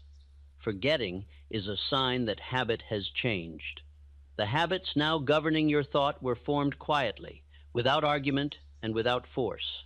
They were formed through repetition, calmness, and allowance. These are the only methods that endure. Endurance belongs to law. Law does not require maintenance. It requires only that it not be opposed. You are no longer opposing it. From this moment forward, abundance is not something to think about. It is something that will express itself through your conduct. Conduct is the most honest reflection of inner condition. You may find yourself choosing differently without knowing why. You may find that your tolerance for disorder diminishes. You may find that you no longer entertain ideas that once occupied your attention. These changes are not deliberate. They are automatic. Automatic change is the sign that the subconscious has accepted instruction as truth. Truth does not need repetition once it is established. It acts. I have often said that men fail not because they lack desire, but because they lack definiteness. Definiteness has now been secured inwardly. Direction no longer competes with alternatives. Alternatives weaken persistence. Persistence now proceeds without question. This is the state toward which all sound instruction leads. It is the state in which effort becomes unnecessary because habit has assumed command. Habit does not ask whether today is favorable. It proceeds. Habit does not measure mood. It continues. Habit does not argue with circumstance. It adjusts. This adjustment is now taking place quietly. You may not notice it immediately. The deepest changes are rarely felt at the moment they occur. They reveal themselves later through results that appear orderly rather than accidental. Others may comment that things seem to be working out for you. They may speak of good fortune or favorable timing. They will not see the cause. The cause is now internal. Internal causes always produce external effects. This is the law that governs all achievement. The mind you now carry is no longer unsettled by the idea of more. More no longer excites or frightens. It feels appropriate. Appropriateness is the final qualification for permanence. What feels appropriate remains. What feels excessive departs. The measure of what feels appropriate has expanded. This expansion did not require strain. It required familiarity. Familiarity has been achieved. You are now living beyond the stage where encouragement is helpful. Encouragement is required only when doubt remains. Doubt has lost its authority. Authority now belongs to order. Order expresses itself through calm decision, steady effort, and natural persistence. From this point forward, your task is not to improve your thinking. That work has been completed for now. Your task is to live without interference. Interference appears as overthinking, overwatching, or over-questioning. When these impulses arise, allow them to pass. Passing weakens them. Proceeding strengthens habit. Proceeding now feels natural. This naturalness is the evidence that identity has been rebuilt. Identity is not something one announces. It is something life responds to. Life is already responding. You may find that patience now feels easier. Patience is not waiting. It is confidence in sequence. Sequence has been restored. Sequence removes panic. Panic belongs to disorder. Disorder has been removed. You may find that rest itself feels deeper. Deeper rest allows deeper adjustment. The subconscious continues its work most effectively when the body and mind are still. Stillness is not inactivity. It is preparation. Preparation has already been completed. Now comes expression. Expression does not require attention. It unfolds. You will not need to measure progress daily. Measurement invites impatience. Impatience weakens continuity. Allow progress to reveal itself through results. Results arrive when they are ready, not when they are demanded. Demand belongs to fear. Fear no longer governs. From this point forward, abundance will not need to be imagined. It will be encountered. Encounter requires readiness. Readiness has been secured. You may find that the future feels less heavy. This is not because responsibility has disappeared, but because your relationship to it has changed. Responsibility no longer threatens identity. It confirms it. Confirmation strengthens confidence. Confidence stabilizes conduct. Conduct shapes outcome. Outcome reinforces belief. Belief, once reinforced, no longer requires effort. This cycle now turns on its own. I have known men who searched for years for a sense of certainty, believing it would arrive with success. In truth, success arrived after certainty settled quietly within them. Certainty has settled here. It does not need defense. It does not need explanation. It simply remains. If at any time you feel tempted to return to old habits of doubt, do not resist them. Resistance gives attention. Instead, proceed with your day as though direction were settled, because it is. Action taken from this assumption strengthens it further. Strengthening no longer requires instruction. It requires life, live, act, rest, return. These are the movements of a mind in order. The work is finished for now, not because nothing more can be learned, but because nothing more is required at this stage. Growth will continue without effort. Abundance will express itself without demand. Results will arrive without announcement. This is the final condition of alignment. Allow yourself to rest in it. Allow silence to remain. Allow sleep to come. Allow waking to follow. In all states, the law continues its work, and it does so faithfully. Nothing has been left undone. Nothing has been missed. Nothing requires correction. The mind is settled. The direction is clear. The path unfolds. This is enough. Rest now. The work is complete. There is a stage beyond effort where the mind no longer seeks reassurance, explanation, or proof. At that stage, decision has passed so deeply into habit that it no longer presents itself as a thought. It presents itself as a condition. That condition has now been established. Men often believe that decision is an act performed once. In truth, decision becomes real only when it no longer needs to be remembered. When it has shaped habit so thoroughly that the mind proceeds without revisiting alternatives, decision has reached its final form. That final form now exists here. You are no longer standing before a doorway. You have crossed it. What lies behind you no longer calls with the same authority because familiarity has shifted. The mind does not return easily to what no longer feels like home. This is the mark of genuine change. Old limitations may still appear as thoughts, but they no longer feel personal. They resemble echoes rather than commands. Echoes fade when not answered. You will notice that you no longer argue with them. Argument keeps the past alive. Silence ends it. The silence now present is not emptiness. It is authority. Authority does not speak loudly. It does not defend itself. It simply governs. From this point forward, your inner life is no longer ruled by uncertainty. Uncertainty requires attention. Attention has been withdrawn. What remains is direction. Direction is not urgency. Direction is calm. Calm is the natural state of a mind that has ceased negotiating with itself. Negotiation consumes energy. Decision releases it. Energy released strengthens persistence. Persistence sustains progress. Progress confirms direction. This circle now turns without effort. You may notice in the days ahead that you act with greater simplicity. Simplicity is not lack of depth. It is absence of inner conflict. When conflict dissolves, complexity disappears. Complexity belongs to doubt. Doubt no longer governs. What governs now is inner authority, the quiet sense that what you are doing belongs to you and proceeds naturally. Natural action does not seek approval.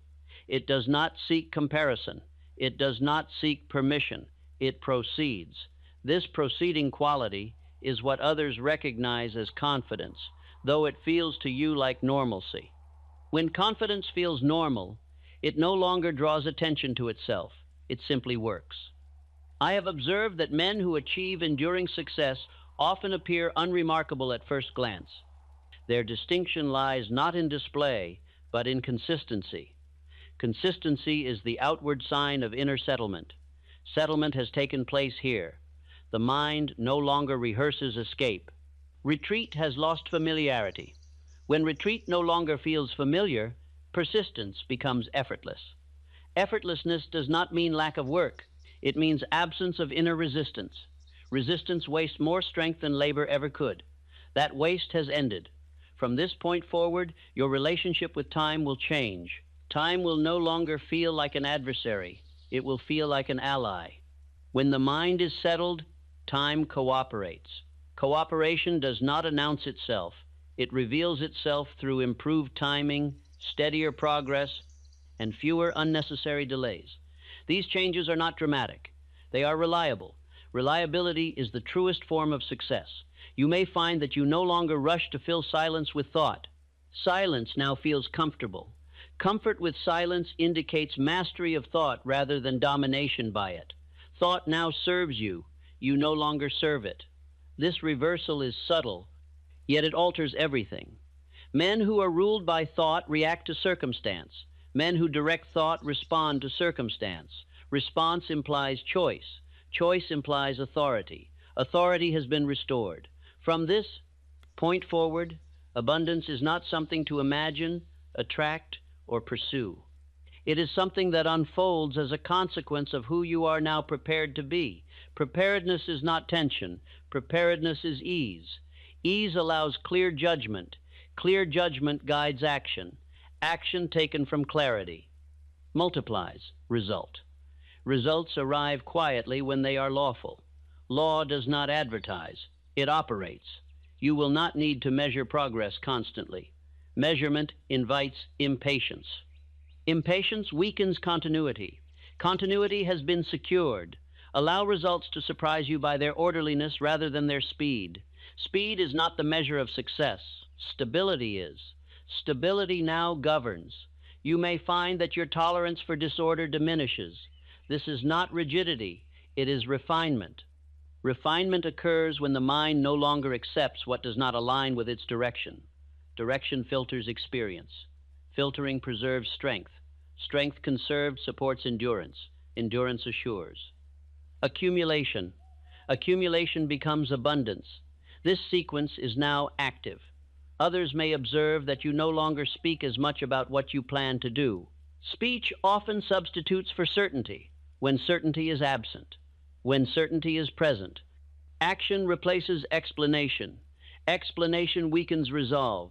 Action strengthens it. Resolve no longer needs reinforcement. It has become habit. Habit is the final authority. I have long taught that habit is the most powerful force governing human behavior. Once habit aligns with purpose, success becomes a matter of time rather than struggle. Struggle has ended. Time now works with you. From this point forward, you may experience moments when you realize that you would not return to your former way of thinking even if circumstances tempted you. This realization marks the closing of the old chapter. The mind does not grieve what it has outgrown. It simply moves on. Movement now feels forward without effort. This forward motion is not hurried. It is inevitable. Inevitable does not mean passive. It means aligned. Alignment produces results regardless of mood.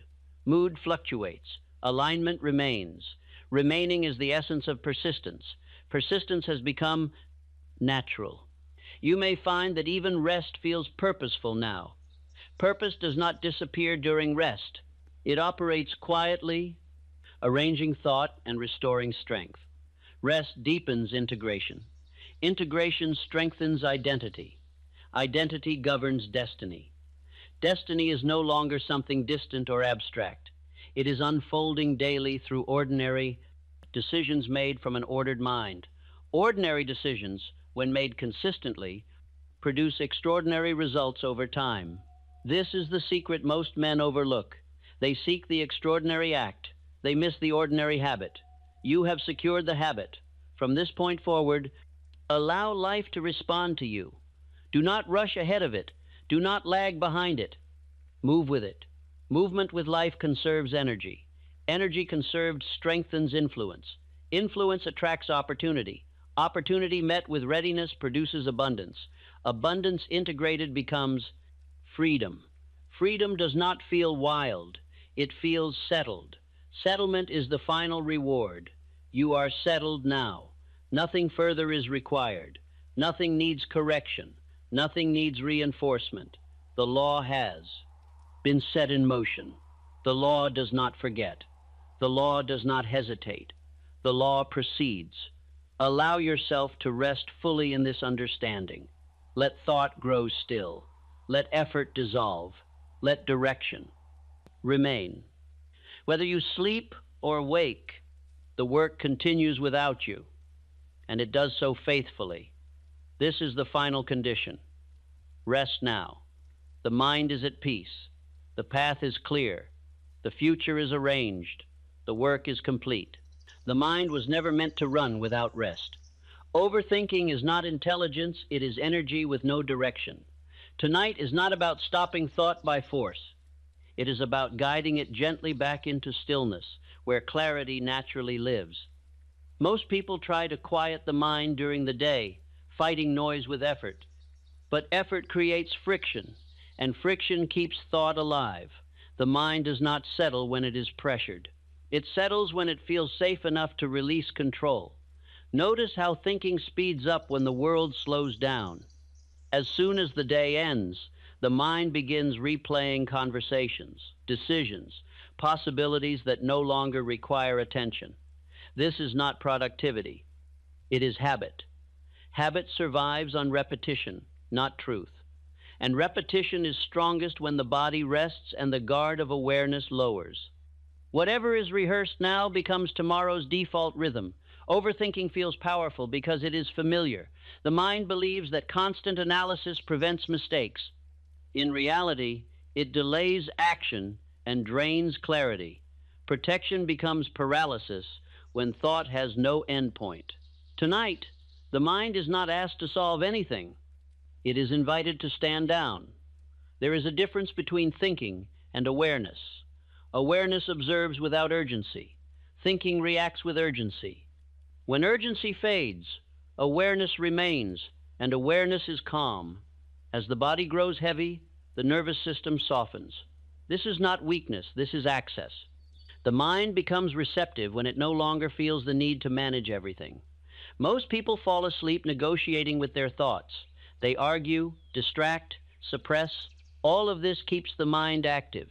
Stillness comes from permission, not control. You do not need to answer every thought. Unanswered thoughts lose momentum. Momentum is what keeps them alive. Think of how many questions never needed answers in the first place. They existed only because the mind was restless, not because the situation demanded them. Overthinking feeds on the future and the past. It rarely stays in the present. When the mind is anchored here, it has nothing to chase. Tonight, presence is gently restored. As repetition continues, the mind learns a new pattern. Thought arises, and then it passes. No engagement, no commentary, just release. This is how silence grows. Not suddenly, but steadily. The mind obeys what is modeled consistently. When calm is repeated without urgency, it becomes the new standard. Most people believe silence is empty. It is not. Silence is ordered. It is where insight forms without strain. Overthinking feels like control, but it is actually confusion disguised as vigilance. True control is knowing when to let go. The subconscious does not require explanation. It responds to tone, rhythm, and certainty. Calm repetition teaches it that safety exists without analysis. As the hours pass, thought begins to slow. Not because it is suppressed, but because it is no longer fed. You may notice gaps between thoughts. Do not fill them. Gaps are the doorway. In those gaps, the body repairs, the mind resets. Perspective returns. Most people never experience mental quiet because they fear what might surface. But what surfaces in stillness is not chaos, it is order returning. Overthinking exhausts because it never concludes. Quiet restores because it requires nothing. This is why deep rest feels productive without effort. The system finally operates as designed. You are not losing awareness as thought slows. You are gaining it. Awareness does not rush, it observes. And observation dissolves urgency naturally. The mind is learning that it does not need to patrol every outcome. Life continues without constant supervision. As repetition continues, the inner dialogue softens. Words lose their sharpness. Images fade. This is not boredom. This is balance. Overthinking trained the mind to expect problems. Quiet trains it to expect stability. Expectation shapes perception. Perception shapes response. Response shapes life. Tonight, expectation is being recalibrated. Most people wake up tired not because they didn't sleep, but because the mind never rested. Thought continued its work all night without direction. Tonight, the mind is given a different instruction. Rest is allowed. Allowed rest is deeper than forced sleep. You do not need to chase silence. Silence appears when pursuit stops. As you listen, notice how the need to understand fades. Understanding belongs to the daytime mind. Night is for absorption. Absorption happens without effort. This is how overthinking ends, not with a dramatic command, but with a gradual loss of relevance. Thoughts that once demanded attention begin to feel distant. They lose urgency. They no longer feel personal. This is the sign that identification is loosening. You are not your thoughts. You are the awareness that remains when they quiet. When awareness leads, the mind follows. Most people mistake constant thinking for identity. When thought slows, they fear disappearing. In truth, they finally arrive. Quiet is not absence. It is presence without noise. As the night continues, the rhythm of the mind stabilizes, breath deepens, muscles release. The system recognizes safety. Safety is the enemy of overthinking. When safety is assumed, vigilance dissolves. You may not notice a sudden shift. That is how real change works, subtle, cumulative, permanent. In the morning, you may simply feel lighter. Decisions may feel easier, reactions slower. This is not because life changed.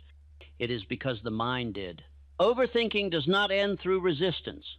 It ends through replacement, replacing noise with calm, urgency with trust. Trust is the mind at rest. Rest is the mind in balance. Balance is where clarity lives. Let the words continue without analysis. Let them pass through without effort. The instruction has already been received. The mind is learning a new way to be one that does not require constant motion to feel secure. Quiet is no longer unfamiliar. It is becoming normal, and what becomes normal stays. Rest here. The mind knows what to do when it is no longer interrupted. Overthinking is losing momentum. Silence is taking its place. And in that silence, clarity waits. I have studied the minds of men for more than half a lifetime, and I can say with certainty that overthinking is not the mark of wisdom. It is the sign of thought that has lost command. Thought, when left without direction, does not become clearer. It becomes restless. Restlessness is not insight. It is energy without purpose. The mind was designed to serve a chosen end. When that end is missing, the mind does not rest. It wanders. It circles. It revisits the same ground repeatedly, mistaking motion for progress. This wandering feels productive because it is active, but activity alone does not produce order. Overthinking is the condition in which thought has no destination. It moves because it has not been told where to stop. A train without a station will run until its fuel is exhausted. So it is with the mind that has not been given command. Many intelligent men suffer from this condition more than others.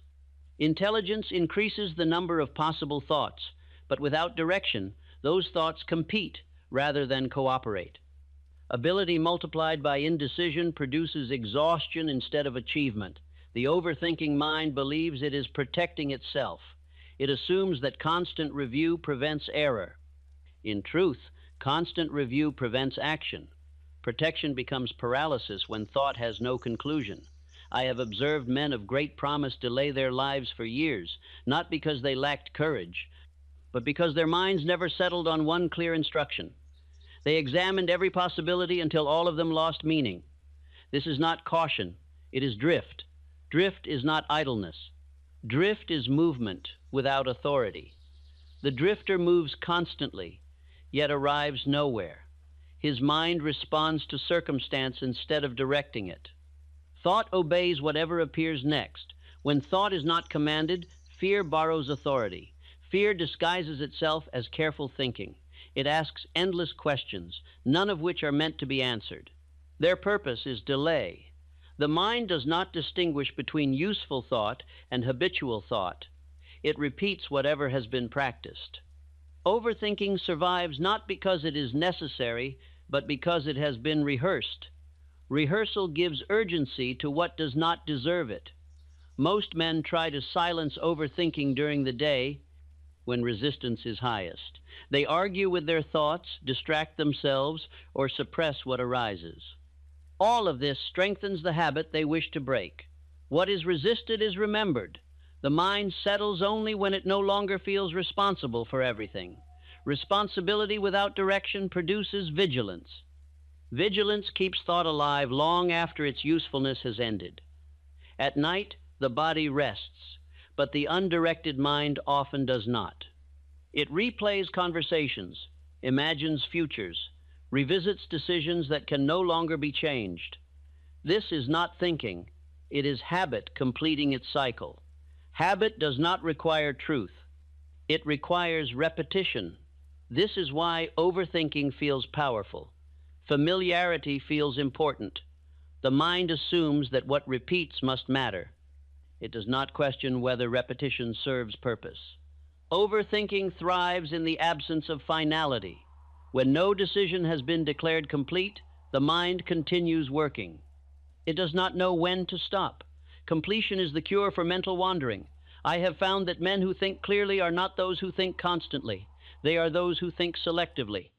They allow thought to serve, then they release it. Release is not forgetfulness. It is command exercised quietly. Others sense this difference immediately. The overthinking man appears uncertain, even when capable. His words circle, his decisions delay. Those around him feel compelled to fill the silence. The man who commands thought appears calm. He does not rush to answer every question. He listens without urgency. Silence does not trouble him. Silence obeys him. This calm is not indifference. It is order. The overthinking mind mistakes stillness for danger. It believes that if thought stops, control will be lost. In truth, control is lost when thought never stops. The mind that never rests loses perspective. Perspective requires distance. Distance comes only when thought releases its grip. Night is the only time most men are willing to release control. Fatigue lowers resistance. The guard of vigilance weakens. In this condition, habit can be retrained. This is why overthinking must be addressed in rest, not in strain. The mind does not need to be stopped. It needs to be redirected. Thought without rank becomes noise. Thought given rank becomes clarity. I have known men who ended lifelong overthinking not by effort, but by finality. They decided what mattered and allowed everything else to fade. Decision is not force. Decision is closure. Closure tells the mind that its work is finished. Without closure, the mind assumes danger remains. Overthinking is the mind patrolling territory that no longer requires patrol. When safety is assumed, vigilance dissolves. Most men never teach the mind that safety exists without analysis. They reinforce the opposite by thinking constantly. The mind obeys instruction faithfully. If you teach the mind that thinking must continue to ensure safety, it will do so tirelessly. If you teach it that rest is permitted, it will accept rest. Acceptance requires repetition.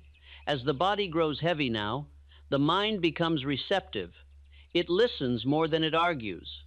This is the moment when authority can be reestablished without conflict.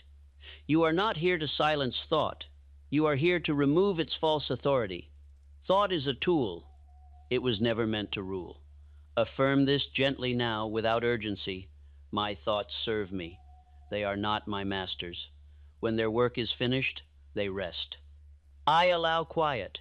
These are not commands shouted at the mind. They are permissions granted calmly. The subconscious responds to tone more than volume. As these ideas repeat, the mind begins to loosen its grip. Thoughts arise, but they do not demand response. Response has been withdrawn. Withdrawal of response starves overthinking. You may notice brief gaps between thoughts. Do not fill them. Gaps are not emptiness. They are order returning. The overthinking mind fears gaps because gaps remove urgency. Without urgency, the habit cannot survive. This is why quiet feels unfamiliar at first. Familiarity belongs to habit, not to truth. Truth does not need repetition to exist. Habit does. As the night continues, repetition changes. Calm is repeated now, not urgency. The mind learns a new rhythm. Rhythm governs thought more powerfully than instruction. Others who live in this rhythm are described as composed. Their presence settles rooms. Their decisions feel final. Their words feel measured. This is not a personality trait. It is mental order made visible.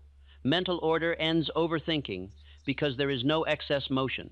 The mind prefers order once it experiences it without threat. Threat has been removed. There is nothing to solve tonight, nothing to manage, nothing to patrol. The instruction has already been given. Thought may continue briefly out of habit. Let it. Habit dissolves when not fed. You do not need to fight thought. Fighting feeds it. You are learning to let thought finish. Finished thought rests. As the body sinks deeper, the mind begins to recognize that nothing collapses when it grows quiet. Life continues. Breathing continues. Awareness remains. This recognition weakens fear. Fear was never about danger. It was about loss of control. Control returns when authority is restored. Authority belongs to awareness, not to thought. You are not losing yourself as thought slows. You are meeting yourself without noise. Quiet is not absence. It is presence without strain. Remain here now. Overthinking is losing its reason to continue. Stillness is no longer unfamiliar, and the mind, relieved of unnecessary duty, is beginning to rest. The mind does not overthink because it enjoys noise. It overthinks because it believes noise is necessary. At some point, often early in life, the mind learns that constant attention prevents harm. It confuses vigilance with wisdom and motion with control. This confusion, repeated, becomes habit. Habit does not ask whether it is useful. It asks only whether it is familiar. Once overthinking becomes familiar, the mind repeats it automatically, even when no danger exists. The habit continues long after its original purpose has ended. Most men believe their thoughts are spontaneous. They are not. Thought follows grooves worn by repetition. What has been practiced most deeply appears first and stays longest. Overthinking survives because it has been rehearsed in moments of uncertainty and reinforced by relief that never arrived. The mind remembers effort, not outcome. If effort once seemed to prevent embarrassment, loss, or criticism, the mind repeats that effort indefinitely. It does not notice that the world has changed. Habit is blind to time. This is why suppression fails. Suppression tells the mind that thought is dangerous and powerful. Danger increases vigilance. Vigilance increases thought. The habit strengthens under resistance. What the mind resists, it remembers. Many men attempt to quiet their minds through distraction. They replace one thought with many. Noise temporarily drowns noise, but it never ends it. When distraction fades, the habit resumes stronger than before. Distraction teaches the mind that silence is unsafe. It reinforces the belief that something must always be managed. Management without direction produces fatigue. The mind does not rest when it feels responsible for everything. Overthinking is responsibility without rank. Every idea feels equally important. Without rank, nothing can be dismissed. Without dismissal, thought never concludes. Conclusion is what the mind seeks. The mind is not designed to run endlessly. It expects closure. When closure is absent, it assumes danger remains. This assumption keeps vigilance alive. Most overthinking consists of questions that cannot be answered because they were never meant to be. Their function is not solution, but delay. Delay feels safer than commitment. Commitment ends thinking. Overthinking avoids commitment. This avoidance often hides behind intelligence. The man believes he is careful, thorough, or wise. In truth, he is uncertain. Uncertainty feeds vigilance. Vigilance demands energy. Energy drains quickly when vigilance never stands down. At night, the body grows tired, but the vigilant mind often refuses rest. It believes that relaxing attention invites risk. This belief is outdated, but habit does not update itself automatically. The subconscious must be shown repeatedly that safety exists without analysis. Safety is not proven through argument. It is proven through experience. Each moment of calm that does not produce harm weakens the habit of overthinking. This is why calm repetition is essential. Calm teaches the mind that nothing collapses when thought releases its grip. The mind obeys demonstration more than explanation. If you explain to the mind that silence is safe, it may argue. If you allow silence to occur without consequence, the mind learns. Learning without argument is permanent. Overthinking also survives because many men confuse thought with identity. They believe they are their thoughts. When thought slows, they fear disappearance. This fear keeps the habit alive. But awareness remains when thought fades. Awareness observes thought. It is not dependent on it. Men who discover this distinction feel relief rather than loss. Relief comes when identity is no longer tied to noise. Others sense this relief as presence. The man listens fully. He is not rehearsing responses. He is not planning escape. He is here. Presence disarms overthinking because it removes the future and the past from command. The overthinking mind rarely stays in the present. It searches ahead or behind. It avoids now because now does not require analysis. Now requires awareness. Awareness is calm because it does not demand action. As the body rests now, awareness becomes easier to access. The senses withdraw. The mind loses interest in managing the world. In this state, the habit of overthinking becomes visible. Visibility weakens habit. When the mind notices that thought continues without purpose, it begins to question the habit silently. This questioning does not argue. It observes. Observation dissolves urgency. Urgency is the fuel of overthinking.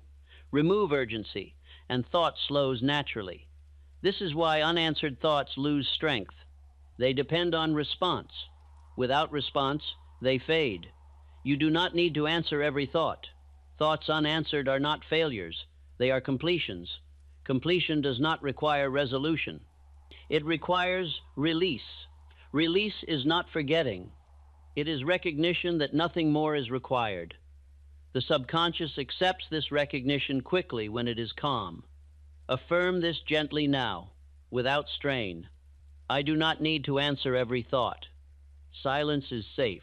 Awareness remains when thought rests. I allow my mind to stand down. These are not commands. They are reassurances. Reassurance ends vigilance more effectively than instruction. As these ideas repeat, the mind begins to feel permitted to relax. Relaxation is not negligence. It is trust restored. Trust tells the mind that its watch can end. The mind that trusts no longer patrols. It rests. This rest may feel unfamiliar at first. Familiarity belongs to habit, not to truth. Truth feels new when habit is old. Allow the unfamiliar calm to remain. Do not test it. Testing implies doubt. The mind will test it on its own by relaxing further. When nothing goes wrong, the lesson deepens. This is how habits dissolve, not through confrontation, but through irrelevance. Overthinking loses relevance when safety is assumed. Others who live without mental noise are not careless.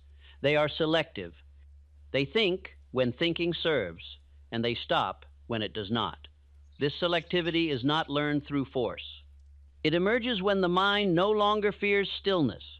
As the night continues, stillness grows more acceptable. Gaps between thoughts lengthen. Do not measure them. Measurement invites effort. Effort wakes the habit. Let the mind drift gently into quiet awareness. Drift here is not loss of control.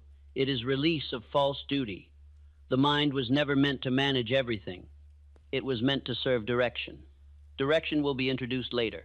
For now, safety must be established. Safety allows release. Release ends vigilance. Vigilance feeds overthinking. This chain is breaking now. Remain here. Nothing needs attention. The mind is learning that rest is allowed, and allowed rest is deeper than forced sleep. The mind does not overthink because it enjoys noise. It overthinks because it believes noise is necessary. At some point, often early in life, the mind learns that constant attention prevents harm. It confuses vigilance with wisdom and motion with control. This confusion, repeated, becomes habit. Habit does not ask whether it is useful. It asks only whether it is familiar. Once overthinking becomes familiar, the mind repeats it automatically, even when no danger exists. The habit continues long after its original purpose has ended. Most men believe their thoughts are spontaneous. They are not. Thought follows grooves worn by repetition.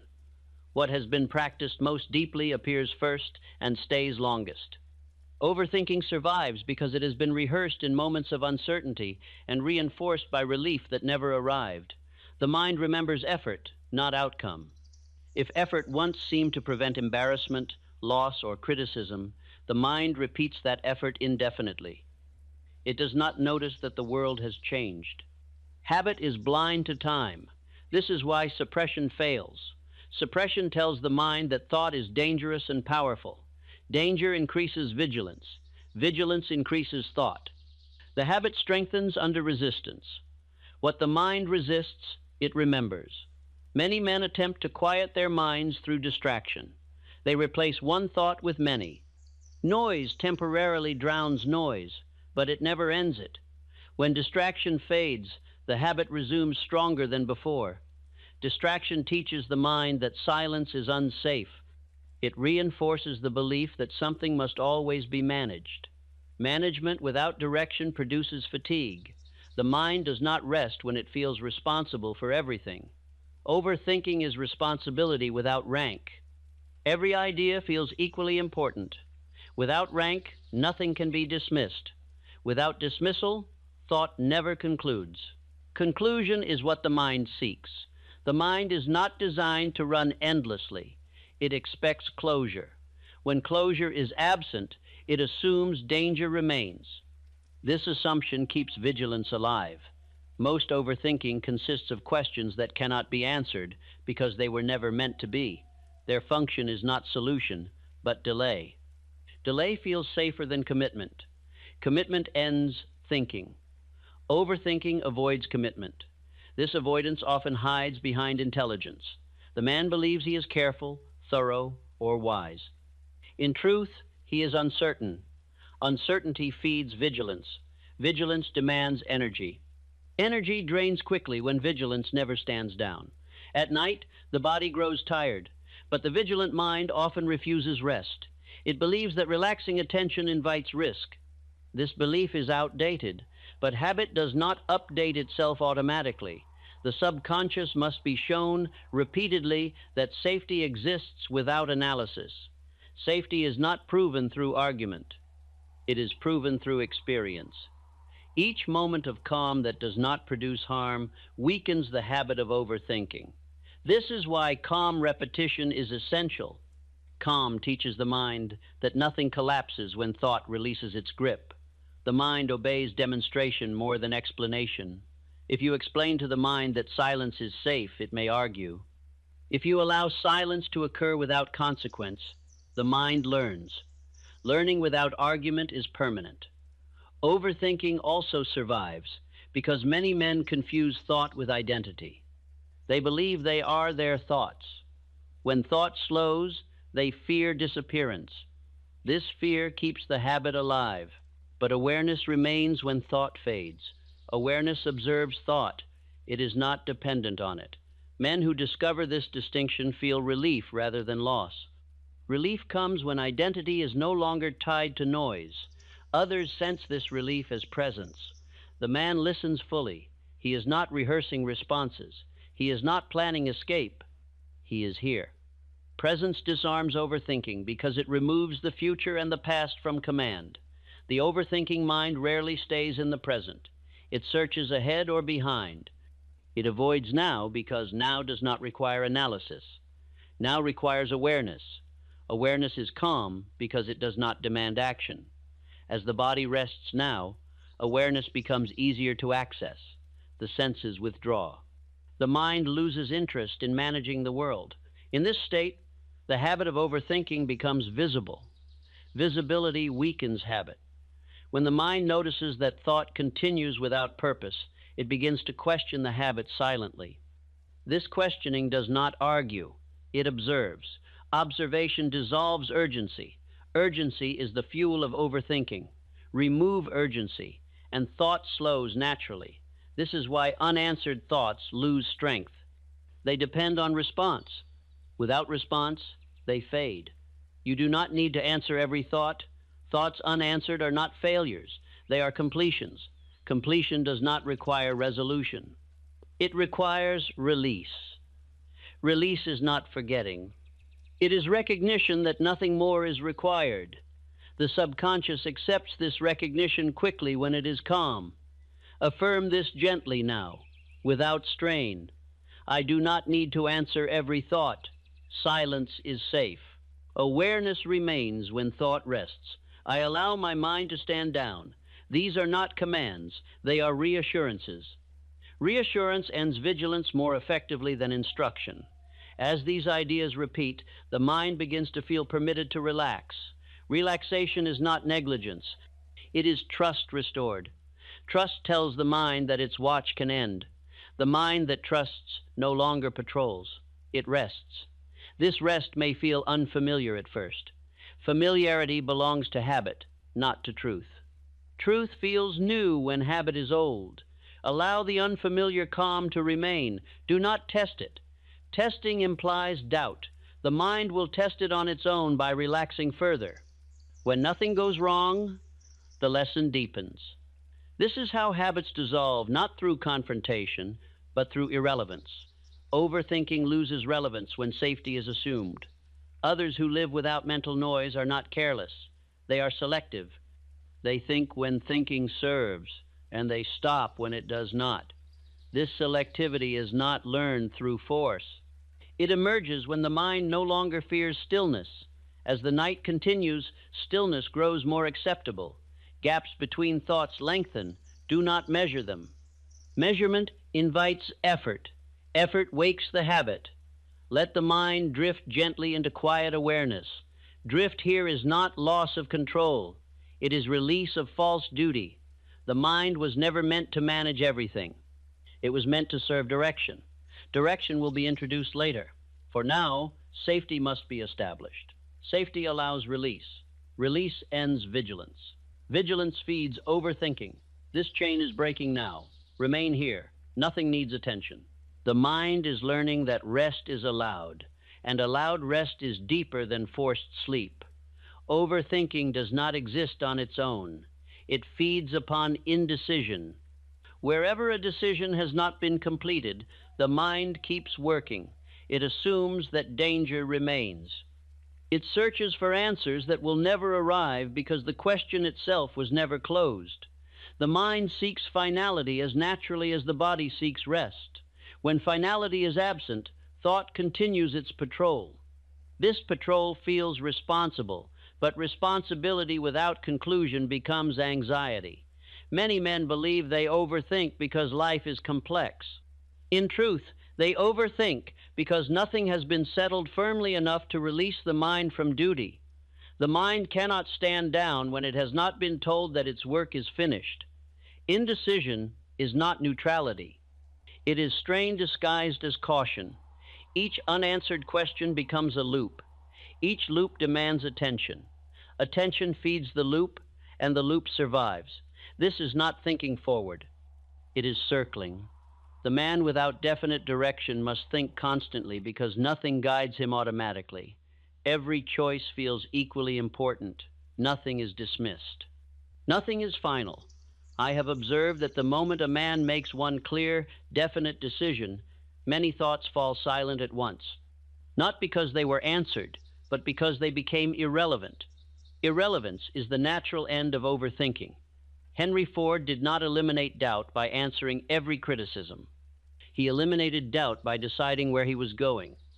Once direction was fixed, criticism lost authority. Edwin C. Barnes ended years of uncertainty the moment he decided that he would work with Edison, regardless of the method. That decision closed countless questions at once. This is the power of finality. Finality does not require perfection.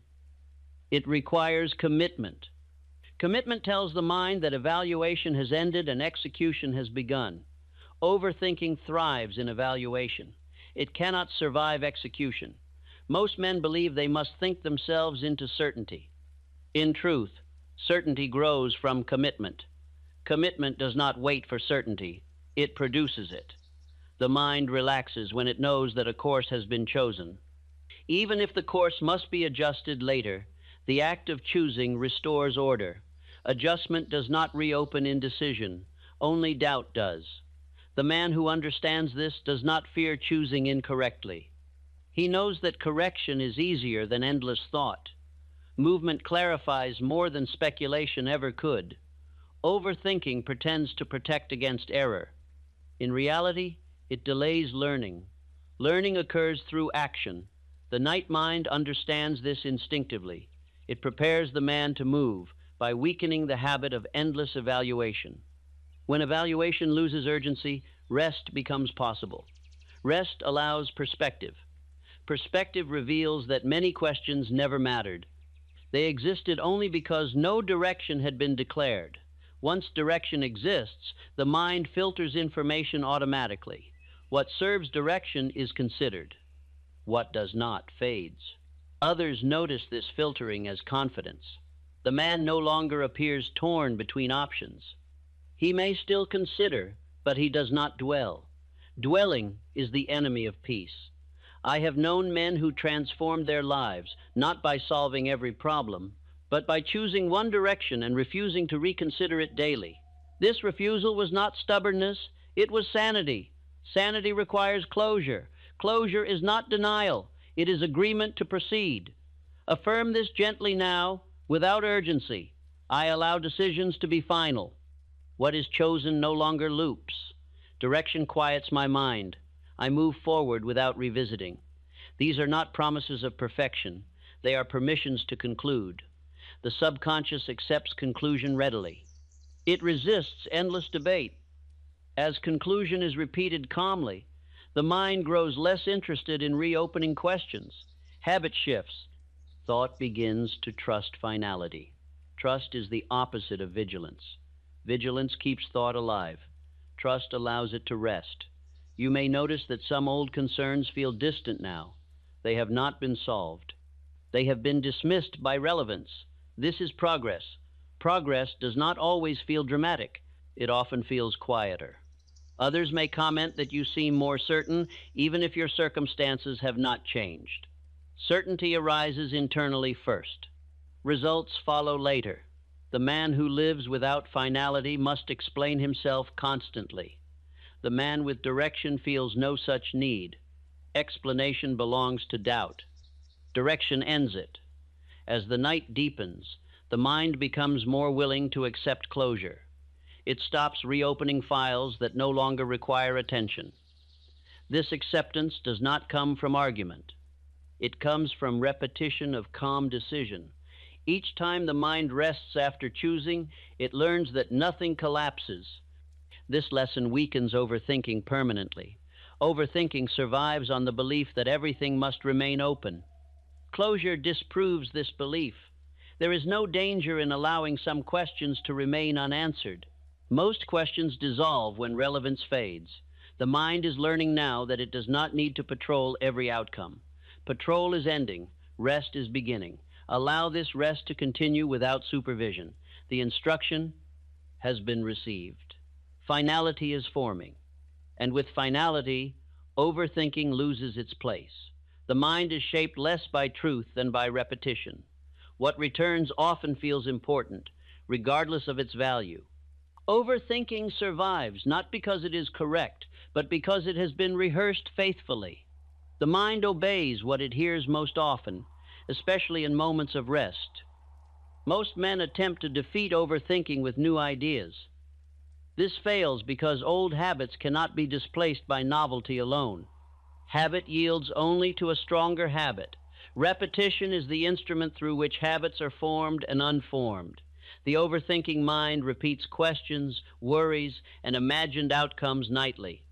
Each repetition deepens the groove. The mind does not recognize that nothing has been solved. It recognizes only that the pattern continues. This is why calm repetition must replace anxious repetition. The mind cannot serve two rhythms at once. When calm is repeated consistently, urgency weakens. When urgency weakens, overthinking fades. Repetition does not require volume. It requires steadiness. A single idea repeated gently night after night carries more influence than 100 ideas shouted once. I have observed that men who live with mental quiet do not force silence. They repeat a small number of steady thoughts until those thoughts become familiar. Familiarity removes resistance. Henry Ford repeated his central conviction daily, not with emotion, but with certainty. That repetition steadied him through ridicule and delay. The conviction became his normal state. Andrew Carnegie repeated his purpose so consistently that doubt found no place to rest. Doubt cannot survive where repetition has established certainty. Repetition creates expectation. Expectation governs response. When the mind expects calm, it relaxes. When it expects danger, it patrols. Overthinking is the mind expecting danger without evidence. Calm repetition teaches the mind that no immediate action is required. Each night that passes without consequence weakens the habit of vigilance. This is why night repetition is more powerful than daytime effort. At night, the mind does not argue, it absorbs. The subconscious responds to tone and rhythm. Calm rhythm signals safety. Safety dissolves urgency. Urgency is the fuel of overthinking. As repetition continues, the mind grows less interested in producing commentary. Commentary is unnecessary when direction is familiar. Familiarity replaces explanation. Men often fear repetition because they confuse it with monotony. Monotony exhausts because it lacks meaning. Purposeful repetition restores because it creates order. Order reduces effort. Others notice this order as steadiness. They see fewer emotional swings. They feel that the man is no longer consumed by inner debate. This presence inspires confidence. Repetition also shortens recovery. When distraction arises, the mind returns to calm more quickly. Return becomes instinctive. Instinct outlasts intention. This is why repetition must feel natural. Forced repetition signals doubt. Calm repetition signals acceptance. Affirm this gently now without urgency. I repeat, calm, not urgency. What returns is steady. My mind learns through familiarity. Quiet becomes normal. These are not commands. They are descriptions of a pattern being installed. As this pattern repeats, the mind no longer needs to check itself constantly. Checking implies uncertainty. Familiarity removes the need. The mind rests more deeply when it trusts its rhythm. Rhythm is built through repetition. Repetition also restores patience. The mind stops demanding immediate resolution. It trusts process. Trust quiets thought. Most overthinking arises from impatience. Impatience with uncertainty, with time, with imperfection. Repetition teaches endurance. Endurance outlasts worry. As the body grows heavier, repetition continues without conscious effort. The mind recognizes the pattern and settles into it. You may notice that some thoughts feel less personal now. They appear and fade without attachment. This detachment is not avoidance. It is order. Ordered thought does not cling. Clinging is the behavior of urgency. Calm releases. The mind begins to favor what feels steady. Steady thoughts remain. Unsteady ones lose strength. This selection occurs naturally when repetition is calm. Men who live without overthinking do not suppress thought. They repeat order until disorder loses relevance. Relevance determines survival. As the night deepens, allow calm ideas to repeat without analysis. Let them pass through without effort. Effort interrupts absorption. Absorption installs habit. Habit governs thought when awareness is relaxed. This is how overthinking ends not by argument, but by replacement. Noise is replaced with rhythm. Urgency is replaced with trust. The mind learns that nothing must be solved now. Now is for rest. Rest restores balance. Balance restores clarity. And clarity, once restored, no longer requires constant thought. Remain here. Repetition is doing its work. The mind is learning a new rhythm, and that rhythm is quiet. Overthinking persists as long as a man believes that his thoughts are who he is. This belief gives every passing idea a false importance. When thought speaks, identity listens. When identity listens, thought assumes command. The habit strengthens because no distinction has been made. The moment a man understands that he is not his thoughts, authority returns quietly. Thought becomes something observed rather than obeyed. Observation does not argue, it watches. Watching removes urgency. Urgency is what keeps thought alive. I have found that men who live with mental quiet are not empty-minded. They are aware. Awareness is not thought. It is the presence that remains when thought pauses. This presence does not require commentary to exist. Thought requires attention to survive. Awareness does not. When awareness leads, thought follows only when invited. This invitation is rarely spoken. It is felt as permission. Permission removes fear. Fear is the root of vigilance. Vigilance keeps the mind restless. Restlessness feeds overthinking. Many men fear that if they stop thinking, they will lose control. In truth, they regain it. Control does not come from constant motion. It comes from command. Command belongs to awareness, not to thought. Consider the calm of a leader who listens before speaking. His silence is not absence. It is authority. He does not rush to fill space because space does not threaten him. Others feel safe in that silence. They trust a man who does not appear driven by inner noise. The overthinking man fills silence quickly because silence exposes lack of command. The directed man welcomes silence because silence confirms control. This distinction changes everything. When a man stops identifying with thought, he no longer defends every idea.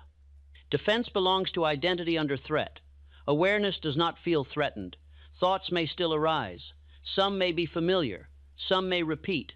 But without identification, they lose their hold.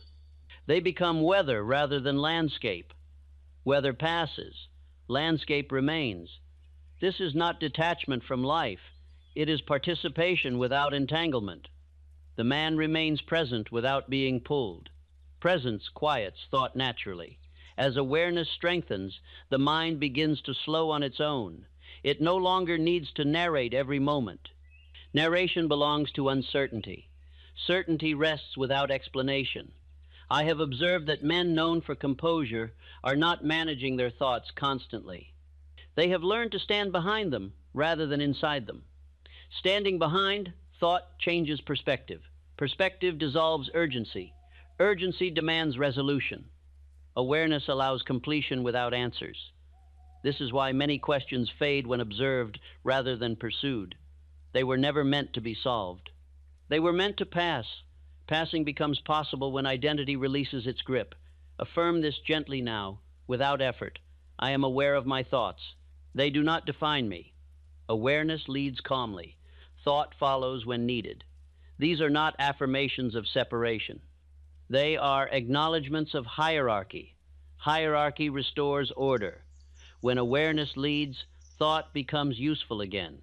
It appears when required and rests when finished. This is its proper function.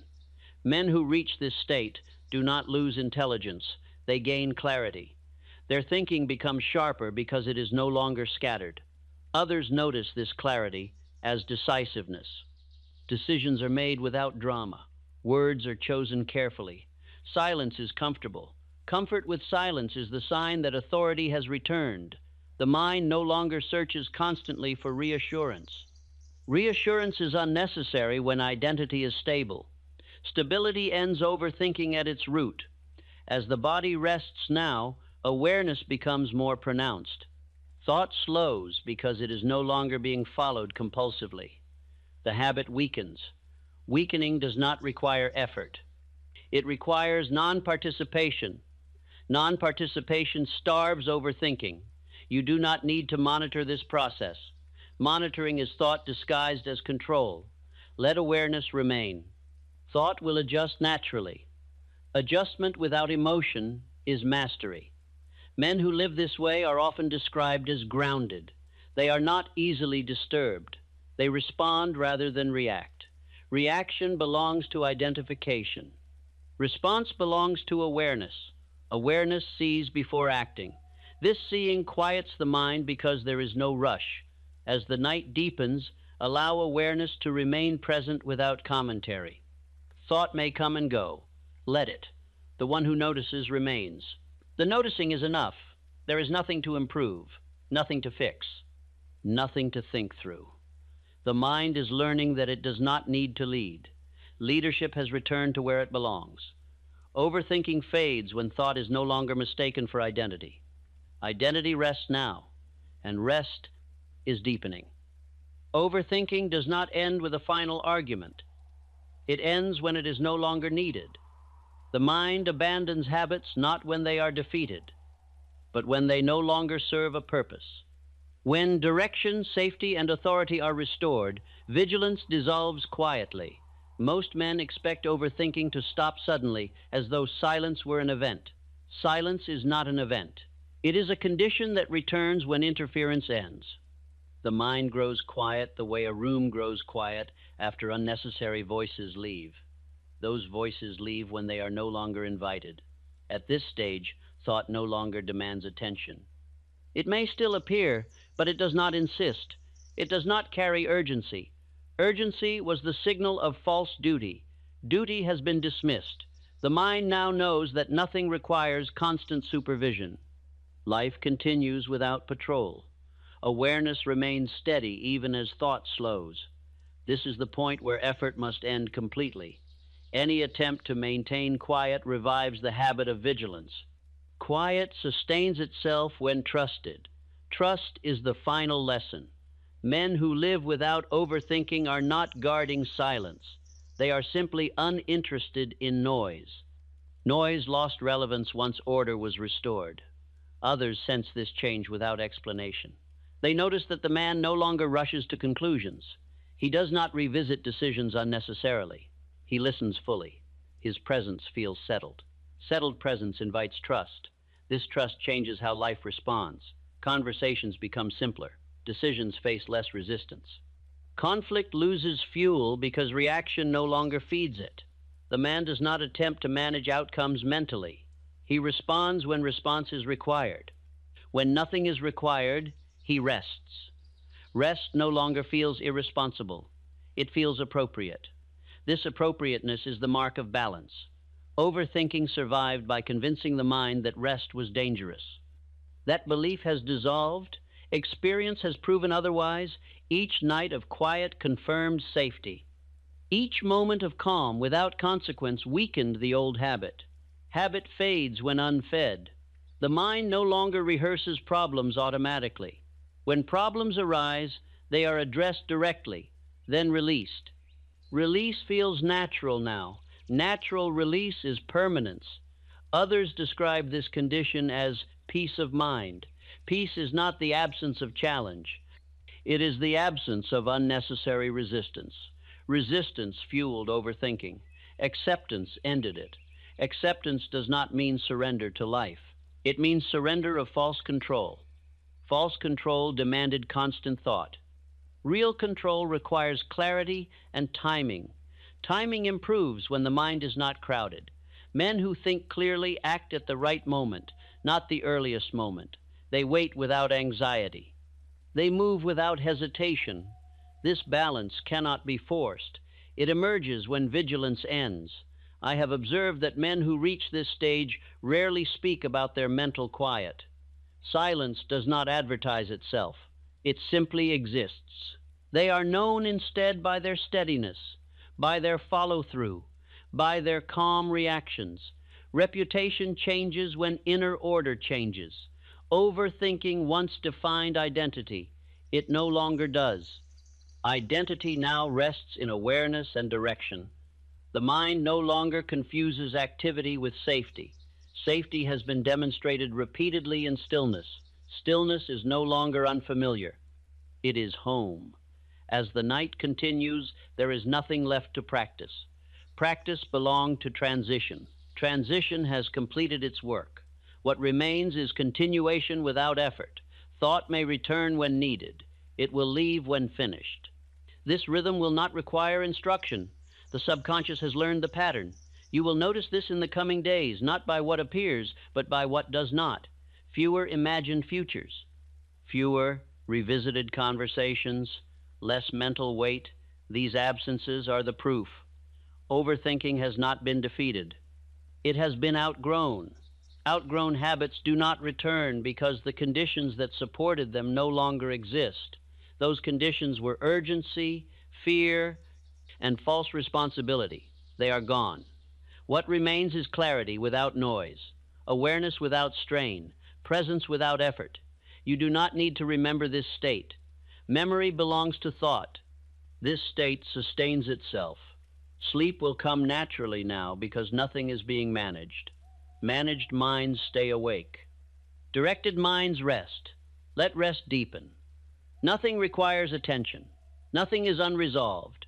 Quiet is complete enough to continue on its own. And what continues without effort is permanent. Rest now. The mind has finished its unnecessary work. Overthinking has lost its authority. Silence has taken its place. There is nothing left now to correct or improve. Correction belonged to the period when the mind believed it was unfinished. That belief has ended. The system no longer signals urgency. Urgency was the last voice of overthinking, and it has grown quiet. When the mind reaches this condition, silence does not feel fragile. It feels stable. Stable silence does not need protection. It remains even when attention drifts, because it is no longer held together by effort.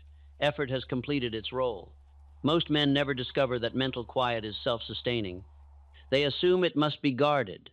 Guarding reintroduces vigilance. Vigilance reintroduces thought. Thought reclaims authority. Here, authority has already shifted. Thought may still appear from time to time. It is not forbidden. It is simply no longer central. It comes and goes like a visitor rather than a resident. Residency determines power. Overthinking once lived here because it was given permanent residence. That invitation has been withdrawn without conflict. Nothing was expelled. Interest simply faded. The mind prefers what feels settled. Settled conditions endure because they are not questioned. This is why true quiet does not feel dramatic. Drama belongs to change. Stability feels ordinary. Ordinary is the mark of permanence. Others who live in this condition rarely speak of it. They do not announce peace of mind. Peace does not announce itself. It expresses itself through absence, absence of hurry, absence of reactivity, absence of inner debate. You may notice that the urge to check on your thoughts has weakened. Checking belonged to vigilance. Vigilance is no longer required. The mind has learned through repetition that nothing collapses when it rests. This learning cannot be undone by a single busy day. Habit now favors calm. Calm will return even after activity. Return is automatic when the path is familiar. This is why silence will find you again without effort.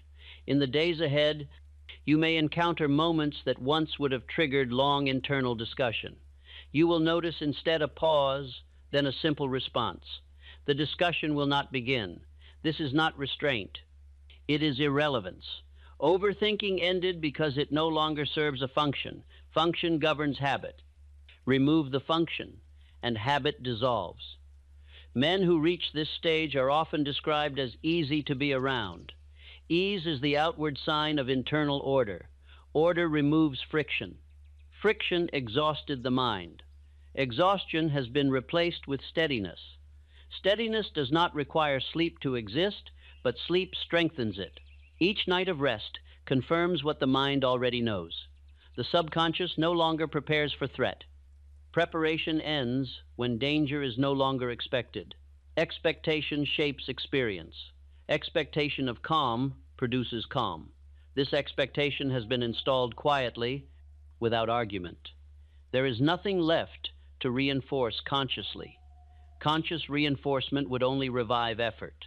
Effort is unnecessary now. Let the mind drift where it wishes. It will return to quiet naturally. Quiet is now the point of balance. Balance does not need supervision. If thought arises, allow it. If it passes, allow that too. Allowing is authority exercised without display. Display belongs to insecurity. Authority rests silently. As the night continues, sleep will deepen on its own. There is no need to guide it. Guidance belongs to transition. Transition is complete. The mind is no longer practicing quiet. It is living in it. Living requires no reminder. You are not losing alertness. You are gaining clarity without noise. Clarity does not shout.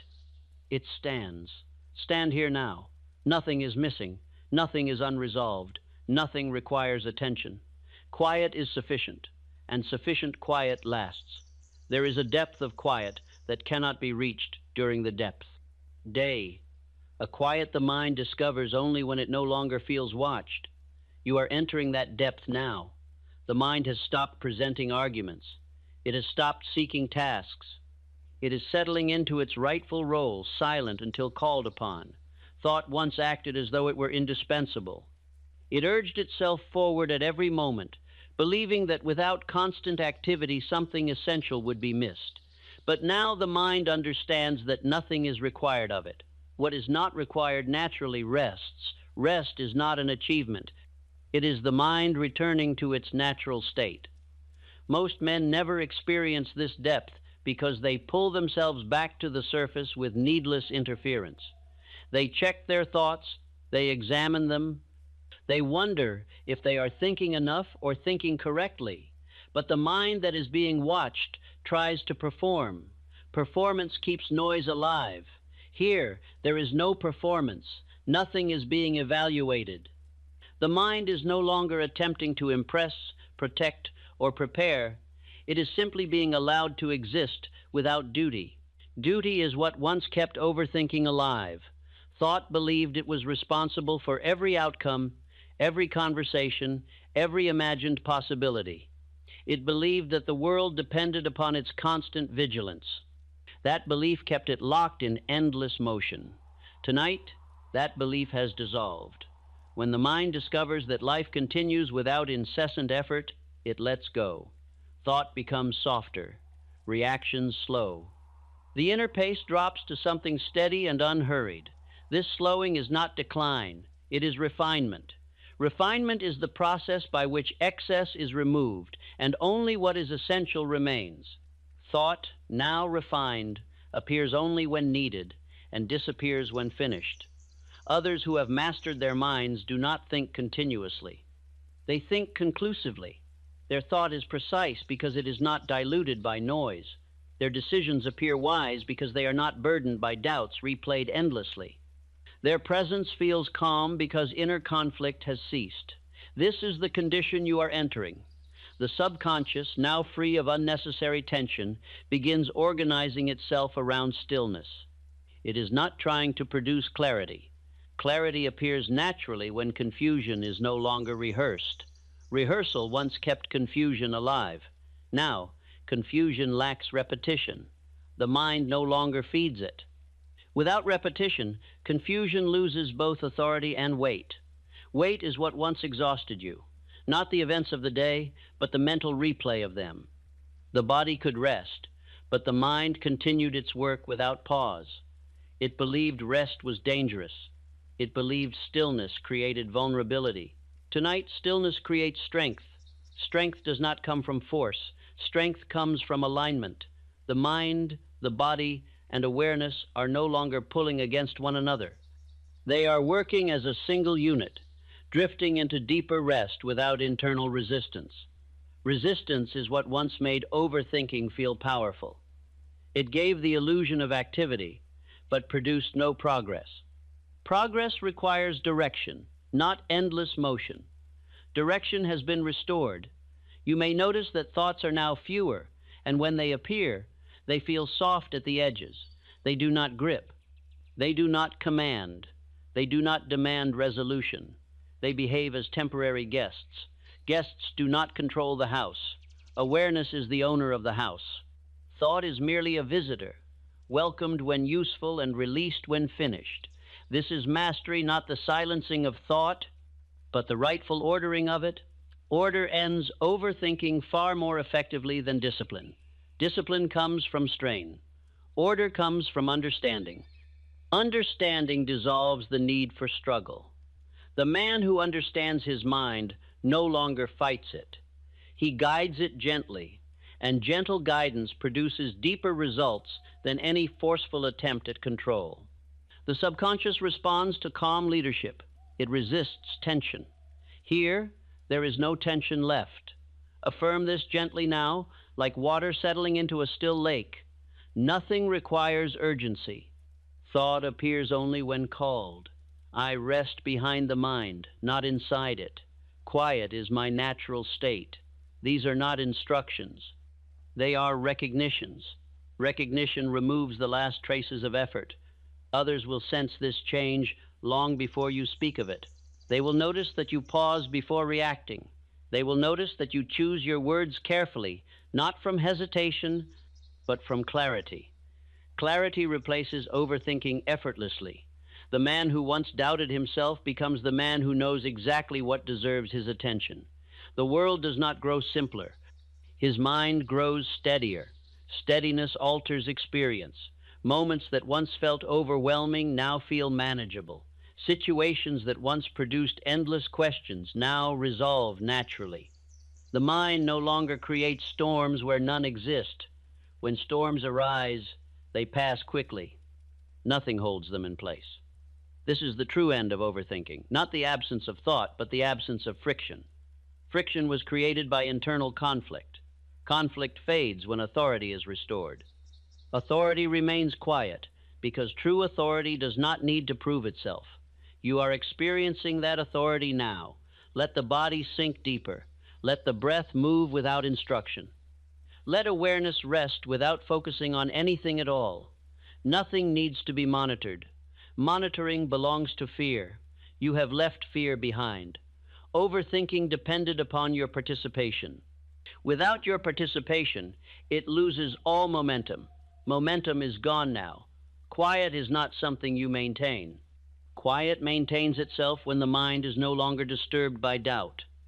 Doubt has no place here. You are not suppressing thought. You are allowing it to end. Ending is natural. Ending is rest. Rest is here. And in this rest, the mind learns permanently that stillness is not danger. Stillness is home. There is a point beyond which instruction is no longer useful. You have reached that point now. The mind has already learned what it needed to learn. Any further effort to guide it would only awaken the very habit that has been released. Quiet does not deepen through direction. It deepens through trust. Trust is the final condition. When the mind trusts that nothing is required of it, it rests fully. Rest is not something achieved. It is what remains when responsibility is withdrawn. The mind no longer feels employed. It no longer scans for tasks. It no longer asks what comes next. What comes next is not a question here. The system is complete enough to function without supervision. This is how all habits become permanent. They cease requiring attention. They operate beneath awareness, maintaining balance automatically. Overthinking never reached this stage because it required constant participation. It survived only while it was fed. That feeding has stopped. Now, the mind does not seek replacement activity. It does not rush to fill space. Space no longer feels empty. It feels ordered. Order does not demand movement. Most men never learn that the mind prefers order over stimulation. Stimulation excites briefly, then exhausts. Order sustains without effort. Once order is experienced deeply, the mind returns to it naturally. That return is now familiar. Familiarity is what ensures permanence. You may notice that there is no longer any desire to test this quiet. Testing would imply doubt. Doubt belongs to effort. Effort has finished its work. The mind rests because it trusts its own stability. Thought may still appear occasionally, but it arrives without urgency. It does not feel personal. It does not feel important. It behaves like background movement, easily ignored. Ignored does not mean suppressed. Suppression creates tension. Indifference dissolves habit. Overthinking required interest to survive. Interest has faded. This fading is not dramatic. It is gradual and complete, like a sound lowering until it is no longer heard. Others who have reached this condition often describe it only indirectly. They speak of feeling lighter, clearer, less reactive. They do not describe silence itself, because silence does not call attention to itself. Silence is known by what it removes. You will notice it in the absence of mental rehearsal, in the absence of imagined conversations, in the absence of urgency to solve what is not present. These absences are not losses. They are relief. Relief is the nervous system standing down. Standing down allows deep repair to occur. The body recovers. The mind resets. Perspective restores itself without analysis. Perspective does not need thought. It arises when thought stops interfering. This is why solutions often appear after rest, not during strain. The mind arranges itself naturally when not crowded. Crowding has ended. As sleep deepens now, awareness remains without focus. There is no object of attention, no anchor, no task. This is not drifting. This is stability without effort. Effort would reintroduce motion. Motion is unnecessary. The mind is no longer rehearsing the future or revisiting the past. It has returned to the present without effort. The present does not demand explanation. Explanation belonged to fear. Fear is no longer active. Safety has been demonstrated repeatedly. Night after night, calm occurred without consequence. The subconscious accepted the lesson. Lessons learned without emotion last longest.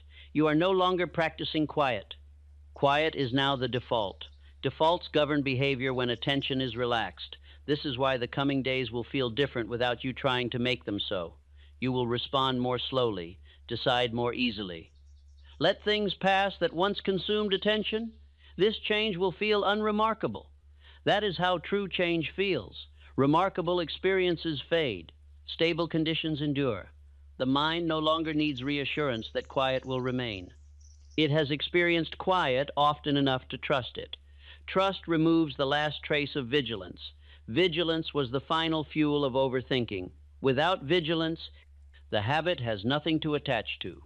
It will not return in force because the conditions that supported it no longer exist. Occasional thought will still arise as weather arises. Weather does not define climate. Climate has changed here. The climate of the mind is now calm. Calm does not mean passive. It means available. Available to think when thinking is required. Available to rest when rest serves. This balance does not swing wildly. It holds steady. Steadiness is the sign of mastery. Mastery does not announce itself. It functions. You do not need to remember any of this when you wake. Memory belongs to thought. This condition does not rely on memory. It relies on habit. Habit has been reshaped. Overthinking no longer has a role to play. There is no vacancy for it to fill. As the night continues, sleep will carry you without interruption. If you wake briefly, quiet will be waiting. If thought appears, it will pass. Passing is now natural. Nothing is being managed. Nothing is being improved. Nothing is being evaluated. This is the end of effort. The end of effort is the beginning of rest. Rest restores the disessen mind to its rightful place, clear, steady, responsive, and free from unnecessary motion. You have not lost anything. You have regained space. Space allows life to move without friction. Let sleep deepen now. The mind is finished working, and what no longer works does not return. Quiet holds. Overthinking has ended not as an event, but as a condition that is no longer needed. Rest here. Everything is in order. You have lived too many days with hesitation in your chest, too many mornings waking with a mind already bracing for doubt. And yet, tonight, something different is being offered to you. Tonight, while you sleep, confidence will be installed so deeply into your subconscious that fear will have nothing left to hold on to. You may not realize how often doubt has stolen from you. It has talked you out of opportunities, silenced your voice, weakened your posture, and convinced you that smaller steps were safer. But this version of you, the hesitant version, is not permanent. It is only practiced, and anything practiced can be unpracticed. Confidence is not a trait. It is a decision repeated until the mind accepts it as identity. And identity is built most powerfully in the hours when the conscious mind sleeps. That is why these 5 hours matter. While you rest, your subconscious will be learning how to see you as unstoppable. Pause and think about your day. How many moments were shaped not by who you truly are, but by who you believed yourself to be? The way you introduced yourself, the chances you did not take, the ideas you kept quiet, the opportunities you let pass because doubt whispered, "Not you, not yet." Confidence would have changed every one of those moments. Imagine waking tomorrow with a different tone in your chest, not fear, not tension, but a steady inner authority. Imagine speaking and hearing your own voice sound stronger. Imagine moving through your day with the calm certainty of someone who knows he can handle whatever arises. That is the man you become when confidence is installed at the subconscious level. But before we build this new identity, we must understand the enemy. Doubt thrives in silence. It grows in the unspoken corners of your mind. It waits for moments of fatigue, stress, or uncertainty to whisper its lies. You're not ready. You'll embarrass yourself. You don't have what others have. These lies have shaped your actions more than truth has. Tonight, those lies lose their authority. Confidence is not loud. It is not arrogance. It is not reckless energy. True confidence is quiet, steady, unmoved. It is the internal knowing that no matter the challenge, the man facing it is enough. Confidence turns fear into clarity. It turns hesitation into direction. It turns obstacles into stepping stones. And confidence can be installed. Let me show you a simple image. You are standing in front of a mirror tomorrow morning. You look into your own eyes, expecting to see the same uncertainty you've seen for years. But instead, something else looks back, a deeper presence, a stronger posture, a steadier gaze. You feel it instantly. Something is different. Something in you has risen. This is the result of subconscious conditioning. The conscious mind argues. It doubts. It analyzes. But the subconscious obeys emotion, repetition, and identity. When it accepts that you are confident, your behavior aligns automatically. You begin acting like the man you have always wanted to be, not by force, but by nature. Confidence becomes your default. But I must warn you, confidence cannot be installed if you drift through these hours casually. You must listen with openness. You must allow the words to sink beyond your thinking mind and take root where your identity lives. Let the sentences reach the places fear has been hiding. Let them push out the hesitation that has held you back for too long.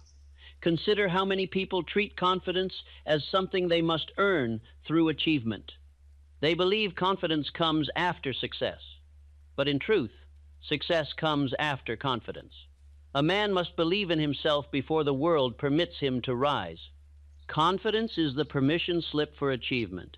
Tonight you will hand yourself that permission slip. Think of every choice that required courage but met hesitation instead. A conversation you avoided. A dream you delayed. A risk you never took.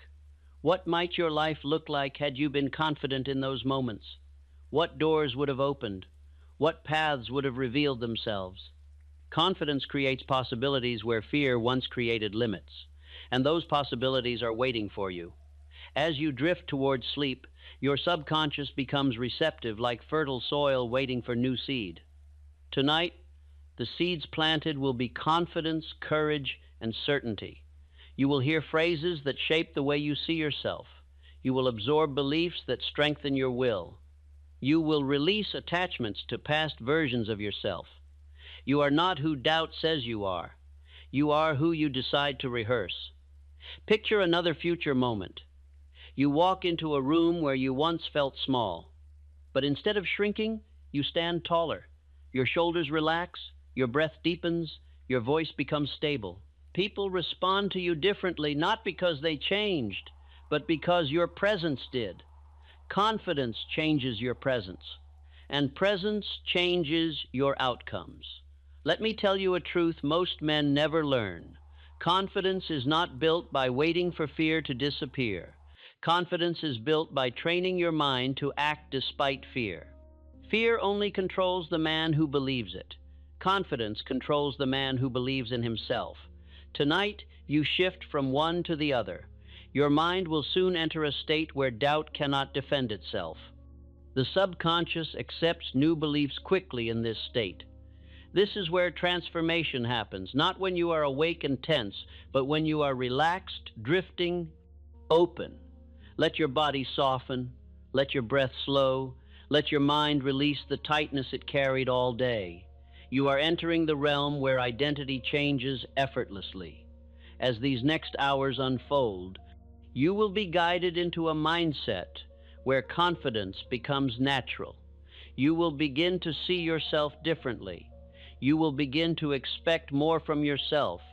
You will begin to treat fear as a signal not to stop, but to move forward with intention. Fear loses power when confidence rises. By the time you wake, doubt will no longer speak as loudly. Its voice will sound smaller, weaker, less convincing, and confidence will sound clearer. You will feel it in the way you stand, walk, speak, decide.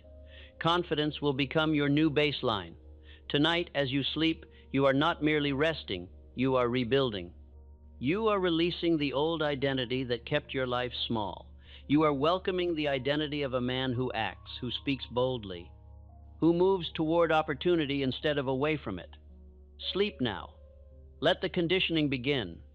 Let confidence install itself as the core of who you are. And when morning comes, rise fearless.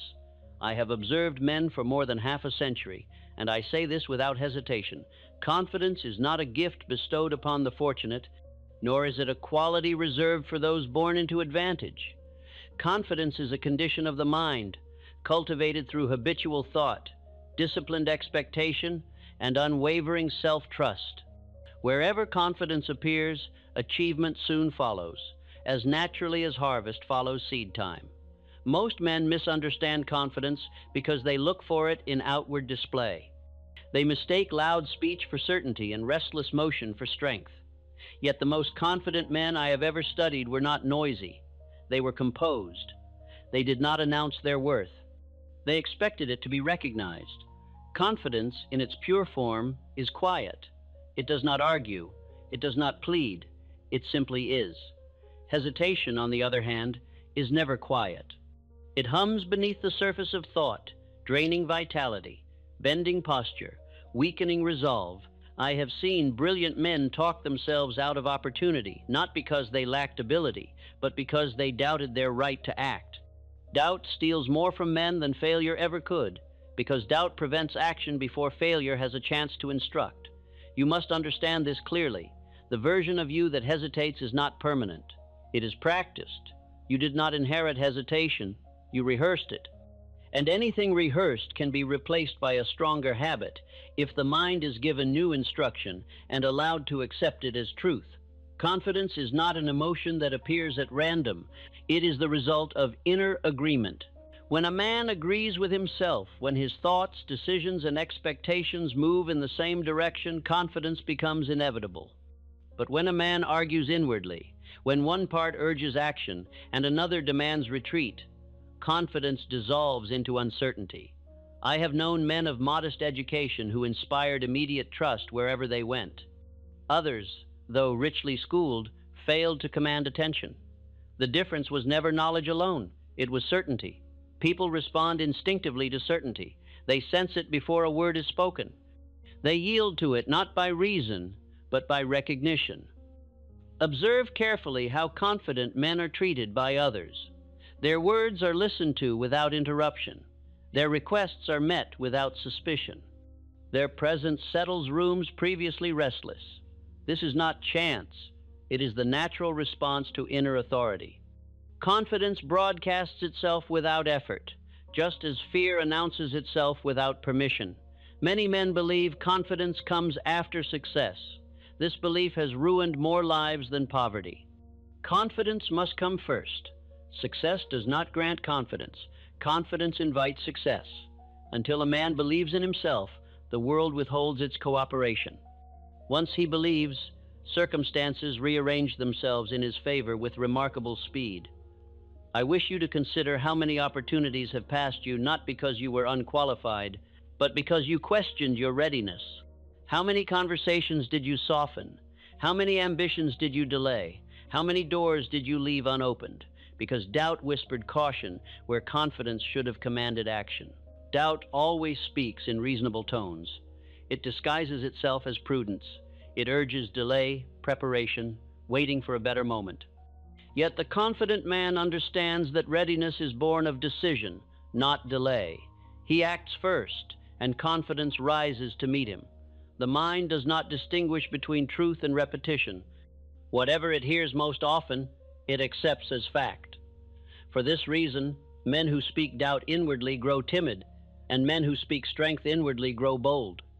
The subconscious mind obeys instruction without debate. It shapes behavior according to the identity it is given. You have spoken to yourself every day of your life. The only question is what you have been saying. If you have repeated hesitation, your mind has accepted hesitation as identity. If you have repeated self-trust, your mind would have shaped you into a confident man long ago. Confidence is installed through repetition, but not repetition alone. It must be accompanied by feeling. The subconscious responds to emotion more quickly than reason. When confidence is spoken with calm certainty, when it is felt in the body as steadiness rather than excitement, it takes root deeply and resists dislodgement. There was once a young man of ordinary appearance who entered a place where experienced men gathered. He did not speak at once. He listened. When he finally spoke, his words were few, but his tone carried conviction. The room quieted. Men who had been speaking freely turned toward him. Within a year, he led those same men not because he forced them, but because they trusted him. What they trusted was not his experience alone. They trusted his self-trust. Confidence alters posture before it alters fortune. The shoulders relax, the breath deepens, the voice steadies. These changes occur without conscious effort once the mind has accepted confidence as its natural state. When a man no longer questions his worth, his body stops signaling uncertainty. This is why confidence cannot be feigned for long. Pretense exhausts. Genuine confidence conserves energy. It allows a man to move through challenge without strain because his mind no longer debates his ability to endure. I have studied men who failed repeatedly yet remained confident. They learned faster, rose higher, and endured longer than men who succeeded early but doubted themselves. Failure does not destroy confidence. Indecision does. The man who decides firmly and persists grows stronger with each step, regardless of immediate result. Confidence is not arrogance. Arrogance is loud insecurity seeking validation. Confidence seeks nothing. It assumes sufficiency. It permits others to be themselves without threat. For this reason, confident men inspire loyalty rather than resistance. There is a moral obligation attached to confidence. A man who doubts himself wastes the abilities entrusted to him. He deprives others of the service he could render. Confidence is not selfish. It is responsible. The world advances through men who trust themselves enough to act. Your mind is most receptive when it is relaxed, when resistance is low and attention drifts inward. In these hours, identity is shaped with little effort. This is why repetition before sleep is so powerful. The conscious mind rests, and the subconscious accepts instruction without argument. As you listen now, your mind is learning how to regard you. Each calm assertion of confidence becomes a command. Each image of steady action becomes expectation. You are not forcing belief, you are allowing belief to form naturally. Confidence does not eliminate fear, it renders fear irrelevant. The confident man feels fear as information, not instruction. He proceeds with clarity rather than retreating into analysis. I want you to understand this deeply. The world does not require perfection from you. It requires decision. Once you decide who you are and how you will act, confidence follows as surely as shadow follows form. Men who achieve greatness are not those who wait for certainty. They are those who become certain through action. Confidence is strengthened by movement, weakened by delay. You may have believed that others possessed something you lacked. This belief was false. They practiced self-trust longer, that is all. They repeated belief where others repeated doubt. Tonight, you begin a different rehearsal. As these thoughts settle into your mind, let them replace the old inner conversation. Let self-trust become familiar. Let certainty feel natural. You do not need to struggle for confidence. You need only permit your mind to accept it as truth. Confidence grows wherever it is expected. You are learning now to expect strength from yourself. This expectation will soon express itself in your actions without conscious effort. You will speak more directly. You will decide more quickly. You will stand more firmly. Others will notice before you do. They will sense steadiness where uncertainty once appeared. They will respond with trust where hesitation once invited doubt. They will follow your lead without being asked. This is not magic. It is law. You are not becoming someone else. You are returning to the self that acts without apology. As you continue listening, allow this understanding to settle deeply. Confidence is not something you seek. It is something you permit. And once permitted, it remains. I have learned through long observation that doubt is not born in the mind, it is taught to the mind. No child begins life fearing his own ability. Doubt is acquired through repeated suggestion, through careless words spoken inwardly, and through habits of delay that weaken self-trust. Confidence disappears only when it is replaced by another instruction. The mind is obedient by nature. It accepts direction wherever direction is given consistently. When a man repeatedly entertains thoughts of limitation, the mind obeys by restricting action. When he entertains thoughts of strength, the mind responds by supplying courage. The mind does not judge the command. It executes it. Most men believe doubt is a natural safeguard. They imagine it protects them from embarrassment or error. In truth, doubt protects nothing. It robs initiative and invites stagnation. Fear never saved a man from defeat. It only saved him from effort. You must understand this clearly. Doubt survives only because it is rehearsed. It is spoken inwardly so often that the mind accepts it as truth. But doubt has no authority of its own. It borrows its power from repetition. Remove repetition, and doubt withers. The subconscious mind governs habit, feeling, and identity. It responds more readily to what is repeated with emotion than to what is reasoned once with effort. This is why men who feel confident, even briefly, often outperform men who merely think they should be. Confidence is not impressed upon the mind by argument. It is impressed by calm assertion, spoken repeatedly until the mind ceases to resist. The subconscious hears tone more than meaning. When strength is spoken quietly and firmly, it accepts strength as fact. I have seen men transformed not by new opportunity, but by new inner instruction. A man who alters the way he speaks to himself alters the way the world responds to him. His voice steadies. His actions align. His decisions carry weight. There was once a salesman who believed himself inferior among competitors. He rehearsed this belief daily without realizing it. His sales reflected his inner opinion. When he changed nothing outwardly but altered his inner instruction, repeating strength nightly, his results doubled within months. Nothing else had changed. His territory was the same. His goods were the same. Only his self-command had shifted. This illustrates a principle of profound importance. The mind moves toward what it is instructed to expect. If it expects rejection, it prepares retreat. If it expects success, it prepares advance. Many men attempt to fight doubt. This is unnecessary and ineffective. Doubt feeds on attention. Confidence grows through replacement. When you speak strength, doubt loses space to operate. Repetition is the law through which identity is shaped. Every habit, whether useful or destructive, was born through repetition. Confidence is no exception. It must be rehearsed until it feels familiar, then rehearsed further until it feels inevitable. Night hours are especially powerful for this purpose.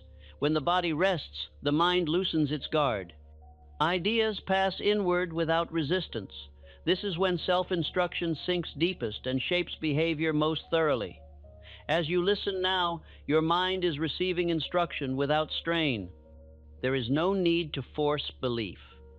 The subconscious accepts what is calmly repeated with assurance. Consider how often you have repeated doubt without intention. How many times have you inwardly said, "I am not ready," or "This is beyond me," or "Others are more capable"? Each time you spoke these words, your mind obeyed. Now you reverse the process. Confidence must be spoken as identity, not as hope. The mind responds to statements of being more readily than statements of desire. When you say, "I am steady," the mind arranges behavior to match steadiness. When you say, "I trust myself," the mind aligns action with trust. I have observed leaders who spoke little but thought firmly. Their authority came not from force but from inner agreement. They were not divided within themselves. Their thoughts moved in one direction. This unity produced confidence. Division within the mind produces weakness. Agreement within the mind produces power. When you instruct your mind nightly, you are unifying its forces. You are removing internal conflict. Confidence emerges naturally when the mind no longer debates its own worth. It is important to note that confidence does not require proof in advance. Proof follows confidence, not the reverse. The mind accepts identity first, then gathers evidence to support it. This explains why confident men appear fortunate. They are not favored by chance. They are favored by expectation. Their minds look for opportunity and recognize it quickly.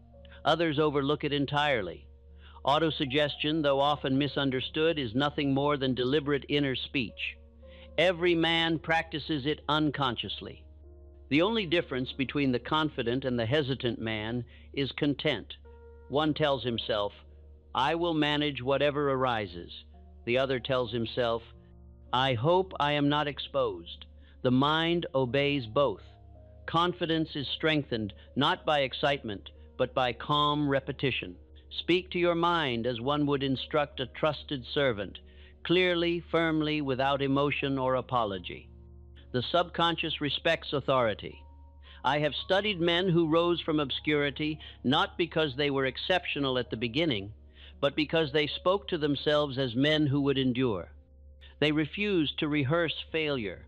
They did not dwell on error. They corrected course and persisted. Persistence itself is a form of confidence. It is the refusal to withdraw belief from oneself. When confidence takes root, behavior changes subtly but decisively. The man speaks when he would have remained silent. He steps forward where he once hesitated. These actions reinforce belief, creating a cycle of strengthening assurance. The world responds to this cycle quickly. Men trust those who trust themselves. Opportunities flow toward certainty. There is no need to exaggerate your abilities. Confidence does not require embellishment. It requires acceptance. Accept your capacity to learn, to adapt, to persist. That alone is sufficient. The subconscious does not demand perfection. It demands consistency. Speak strength consistently. and the mind will organize itself accordingly. As you rest and listen, allow these instructions to repeat quietly within you. Let them replace the old inner speech. You are not erasing the past. You are installing a stronger present. Confidence is becoming familiar. Doubt is losing repetition. Your mind is aligning with steadiness, certainty, and self-trust. This process requires no strain. It unfolds naturally as repetition continues. The more calmly you accept confidence, the more firmly it settles. You are instructing your mind now, and your mind is listening.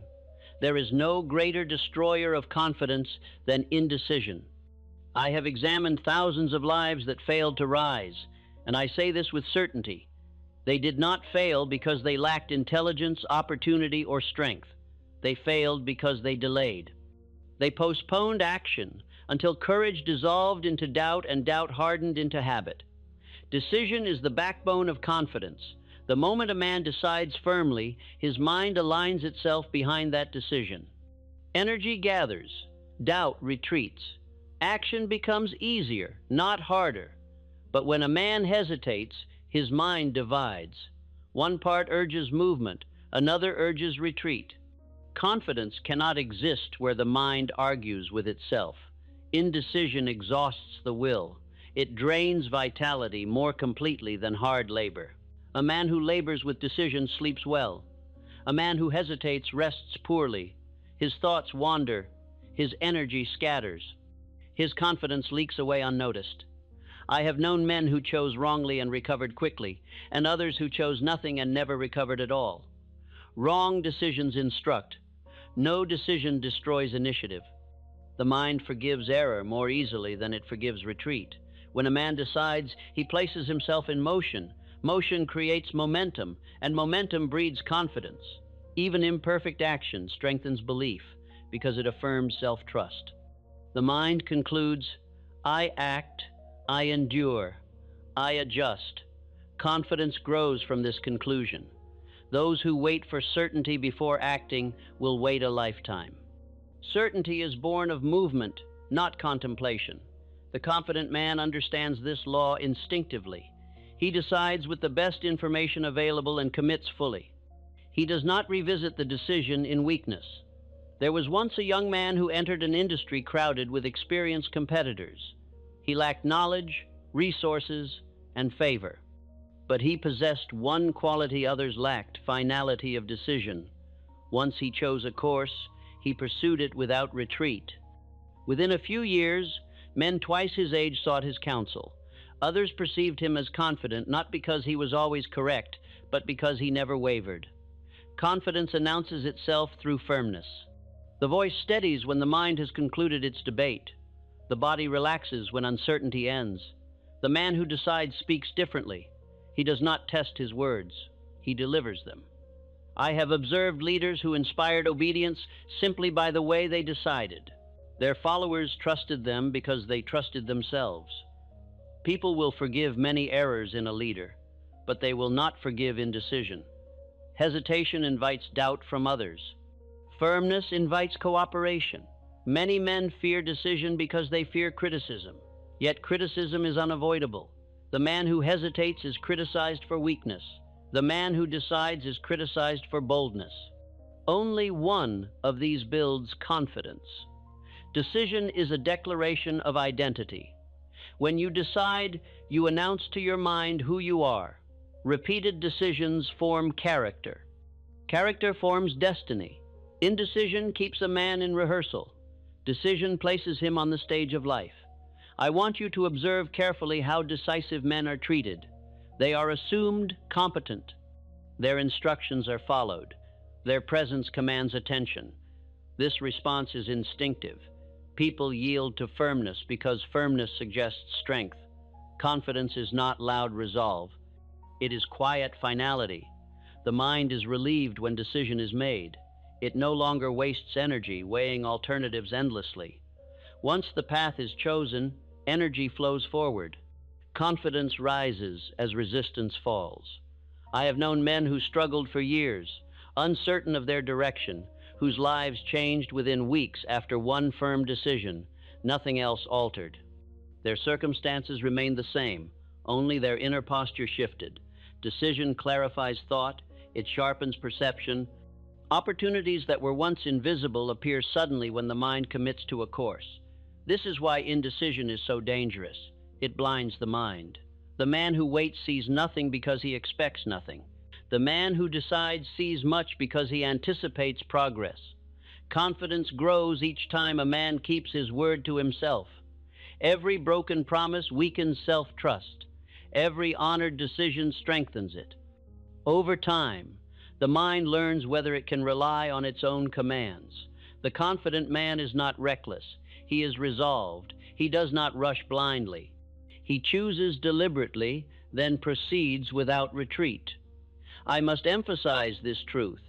Confidence does not require flawless judgment.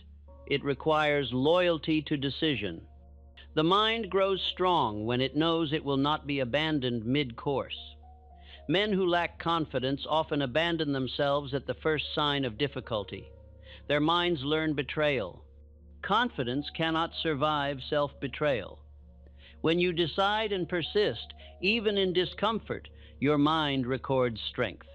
This record becomes identity. There was once a statesman faced with overwhelming opposition. Advisors urged delay. Critics predicted failure. He decided anyway. His firmness unified supporters and disarmed doubters.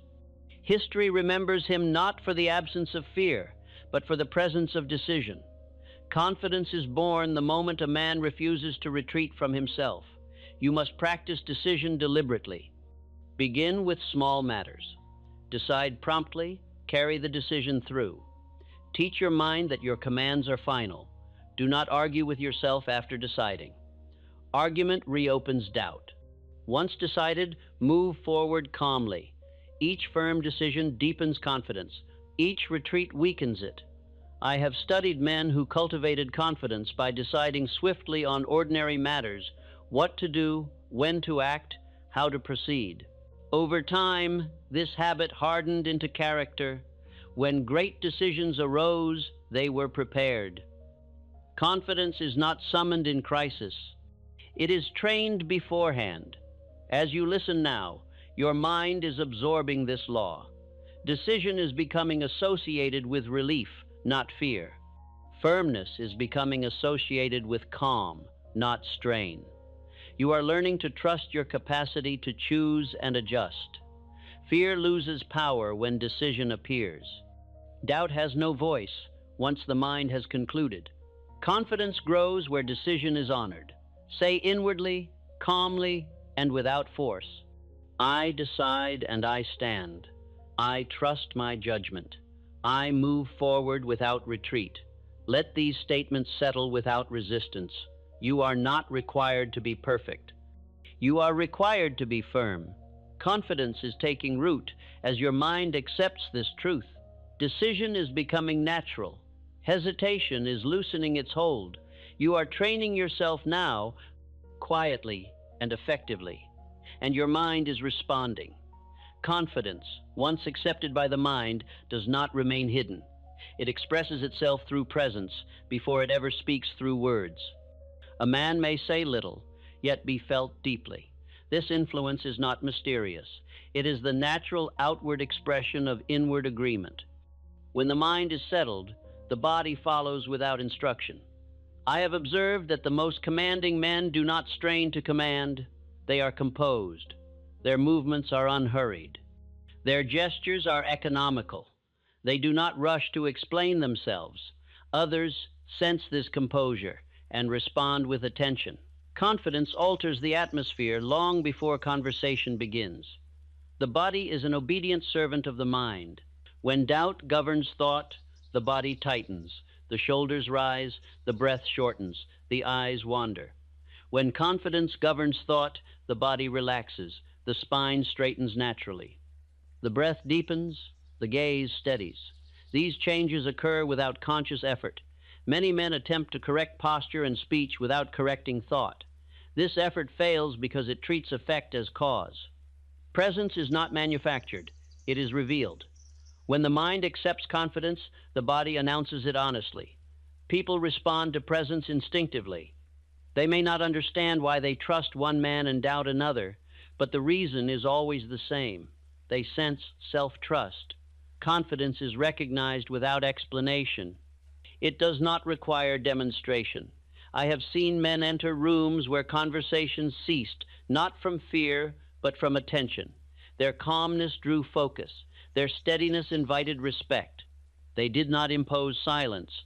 Silence arose naturally around them. Confidence does not push outward. It draws inward. This is why confidence cannot be rushed. Haste signals uncertainty. The confident man moves deliberately because he feels no need to hurry his worth into recognition. He expects to be heard. There was once a negotiator who rarely spoke first. He listened patiently while others exhausted themselves. When he finally spoke, his words were few, but his tone carried finality. Agreements followed quickly. Others felt relief in his certainty. His confidence rested not in cleverness, but in composure.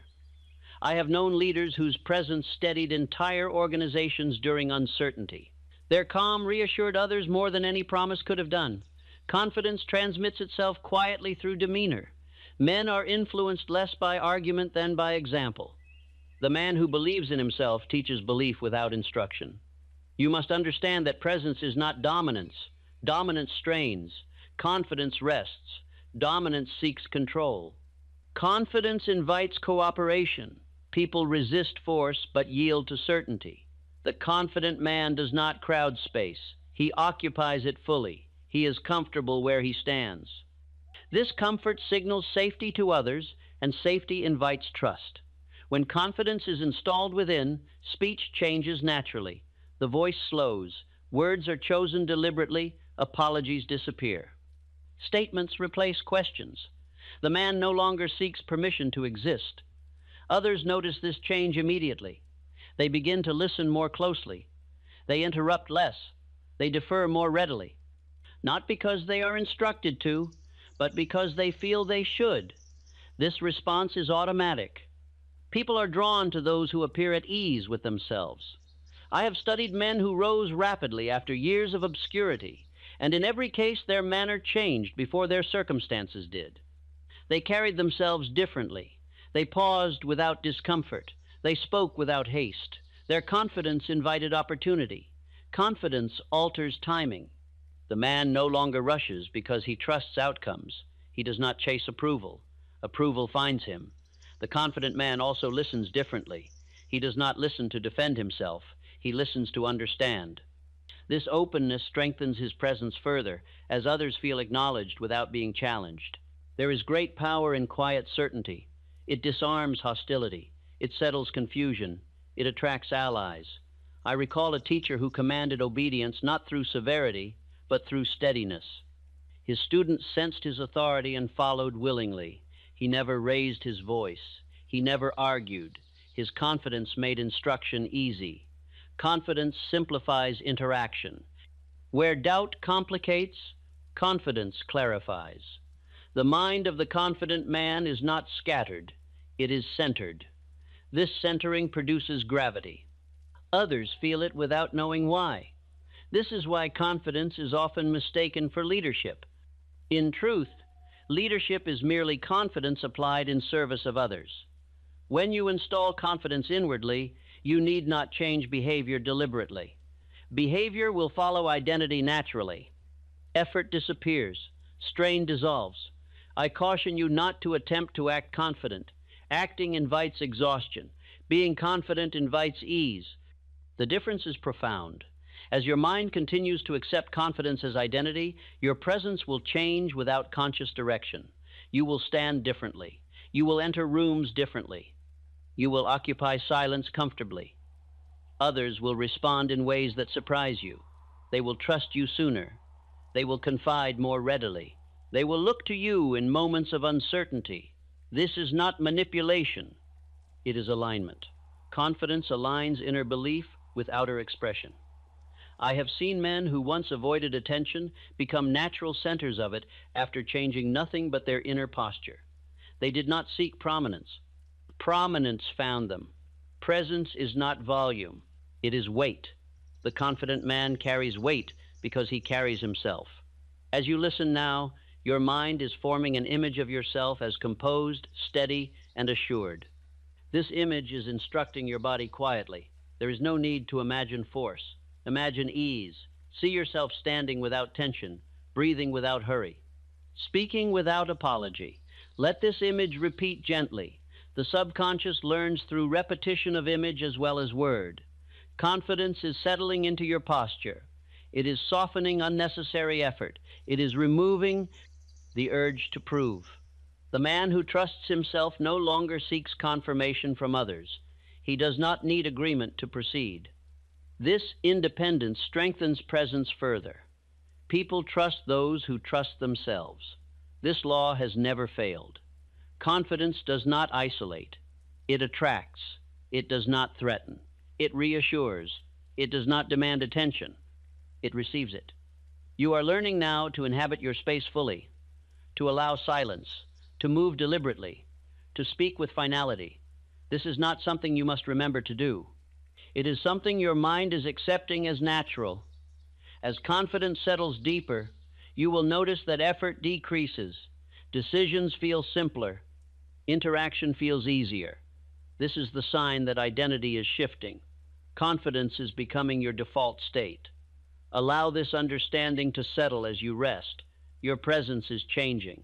Others will notice. You will feel it after they do. And confidence will continue to strengthen without strain. Confidence, once awakened, must be guarded and strengthened through persistence. Nothing of value remains fixed without maintenance.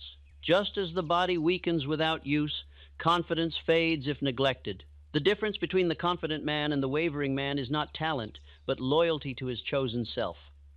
I have observed that men lose confidence not through great defeats, but through small lapses in discipline.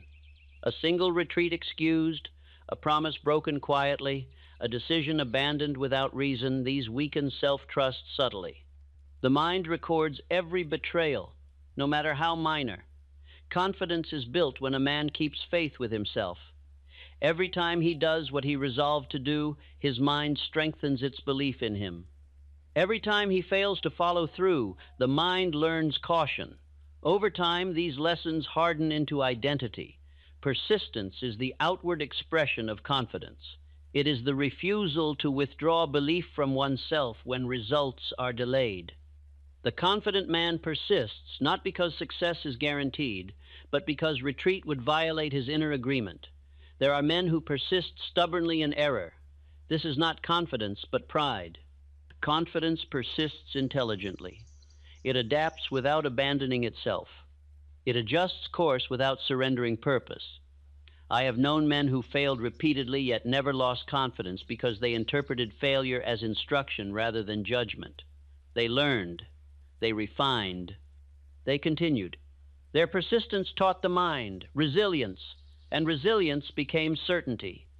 The mind does not distinguish between persistence in small matters and persistence in great ones. A man who completes small tasks trains himself for larger commitments. Confidence grows through consistency, not magnitude. This is why daily discipline matters. The confident man orders his thoughts each day. He does not allow them to wander into doubt unchecked. He replaces weakness immediately with strength. Repetition is the tool through which this discipline is maintained. The mind accepts what it hears most often. When confidence is spoken daily, it becomes familiar. When familiar, it becomes unquestioned. I caution you against neglecting this law. Men often build confidence briefly, then assume it will remain without attention. This assumption is false.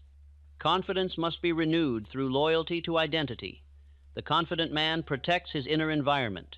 He avoids conversation that weakens belief. He refuses to dwell on defeat. He does not rehearse fear aloud or inwardly. He understands that thought is seed. I once studied a merchant who rose steadily while others fluctuated wildly. His secret was not luck nor superior intellect. It was consistency. He maintained the same inner posture regardless of circumstance. His confidence did not rise with success nor fall with setback. This steadiness made him dependable. Others trusted him. because he trusted himself consistently. Confidence matures through endurance. Early confidence may feel fragile.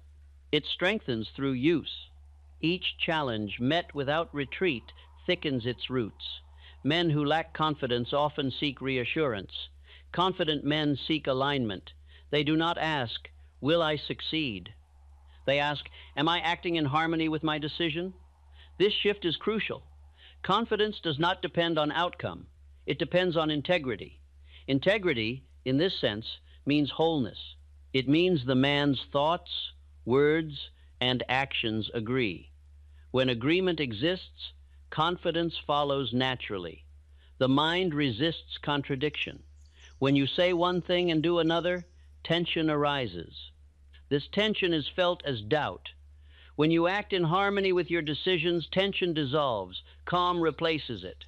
Persistence is the practice of harmony. There will be moments when old habits attempt to return. Doubt may whisper. Fatigue may invite retreat. These moments are tests, not threats. Each time you persist, confidence strengthens. The mind learns through repetition of response. When faced with difficulty, if you respond with steadiness, the mind concludes, "I endure." This conclusion becomes belief. Confidence deepens most during resistance. Ease does not instruct the mind. Challenge does. I have seen men lose confidence after early success because they relaxed discipline. They assumed identity was secure. It was not. Confidence requires continued loyalty. The confident man remains vigilant, not out of fear, but out of respect for law. He understands that what is practiced persists, and what is neglected fades. Daily repetition does not require force. It requires consistency. Speak strength calmly. Reaffirm identity quietly. Remind the mind who you are.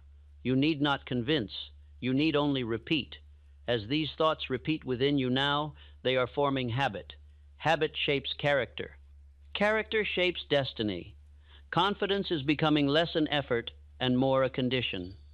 You will notice that decisions require less deliberation. Action feels more natural. Doubt arises less often and dissolves more quickly. This is the sign of permanence. I urge you not to seek excitement in this process. Excitement fades. Calm endures. Confidence is calm. Men often mistake intensity for strength. True strength is steady. The confident man does not hurry progress. He trusts accumulation. He knows that repetition compounds power quietly. This trust allows patience without passivity.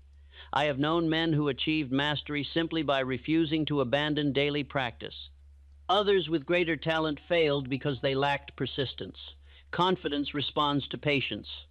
It grows slowly, then suddenly appears complete. There is a law at work here.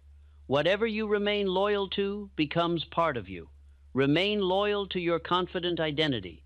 Do not negotiate with doubt. Do not entertain retreat. Return to repetition. Each night, reinforce belief. Each day, honor decision. Confidence will become unquestioned. You will act without strain. Others will feel steadiness where uncertainty once appeared. This is the reward of persistence.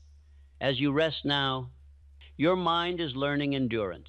It is accepting consistency as safety. Confidence is settling deeper, becoming habitual. You are no longer building confidence. You are maintaining it.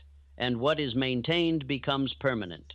There comes a moment in the life of every man when repetition gives way to acceptance. What was once practiced becomes natural. What was once chosen becomes assumed. This is the moment when confidence ceases to feel like effort and begins to feel like truth. You are approaching that moment now. The subconscious mind does not reason. It recognizes patterns. When it observes consistency over time, it concludes permanence. Confidence becomes fixed, not when it is declared once, but when it is lived without contradiction. The mind accepts identity when it is no longer challenged by retreat. I have studied men who reached this point quietly, without ceremony. One day they realized doubt no longer held the same authority. Fear still appeared, but it no longer commanded obedience. Confidence had become the ruling influence. This is the natural outcome of disciplined thought. You are not erasing fear. You are removing its rank. Fear becomes a messenger, not a master. Confidence becomes the decision maker. This is the correct order of power. When confidence is sealed, the mind rests more easily. Inner conflict subsides. Energy that was once consumed by hesitation becomes available for creation. Life feels simpler, not because challenges vanish, but because resistance dissolves. The confident man does not require constant reassurance. He carries assurance within. This inward security makes him dependable to others. They sense that he will not collapse under pressure. Dependability is the outward proof of confidence.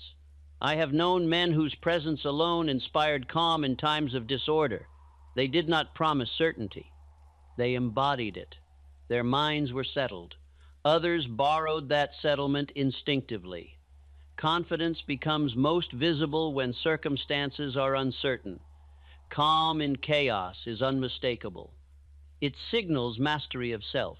This mastery does not arrive suddenly. It is the accumulation of many moments when you chose firmness over retreat. Each of those moments has taught your mind something important, that you are reliable. The subconscious mind now associates you with steadiness. This association will guide your behavior automatically. You will not need to remind yourself to be confident. You will simply act. The confident man no longer prepares speeches inwardly. He no longer rehearses defense. He trusts his ability to respond as needed. This trust frees attention. Attention, once freed, becomes creative power. I want you to understand the finality of this process. When identity is accepted by the subconscious, it resists change. Confidence, once sealed, does not evaporate easily.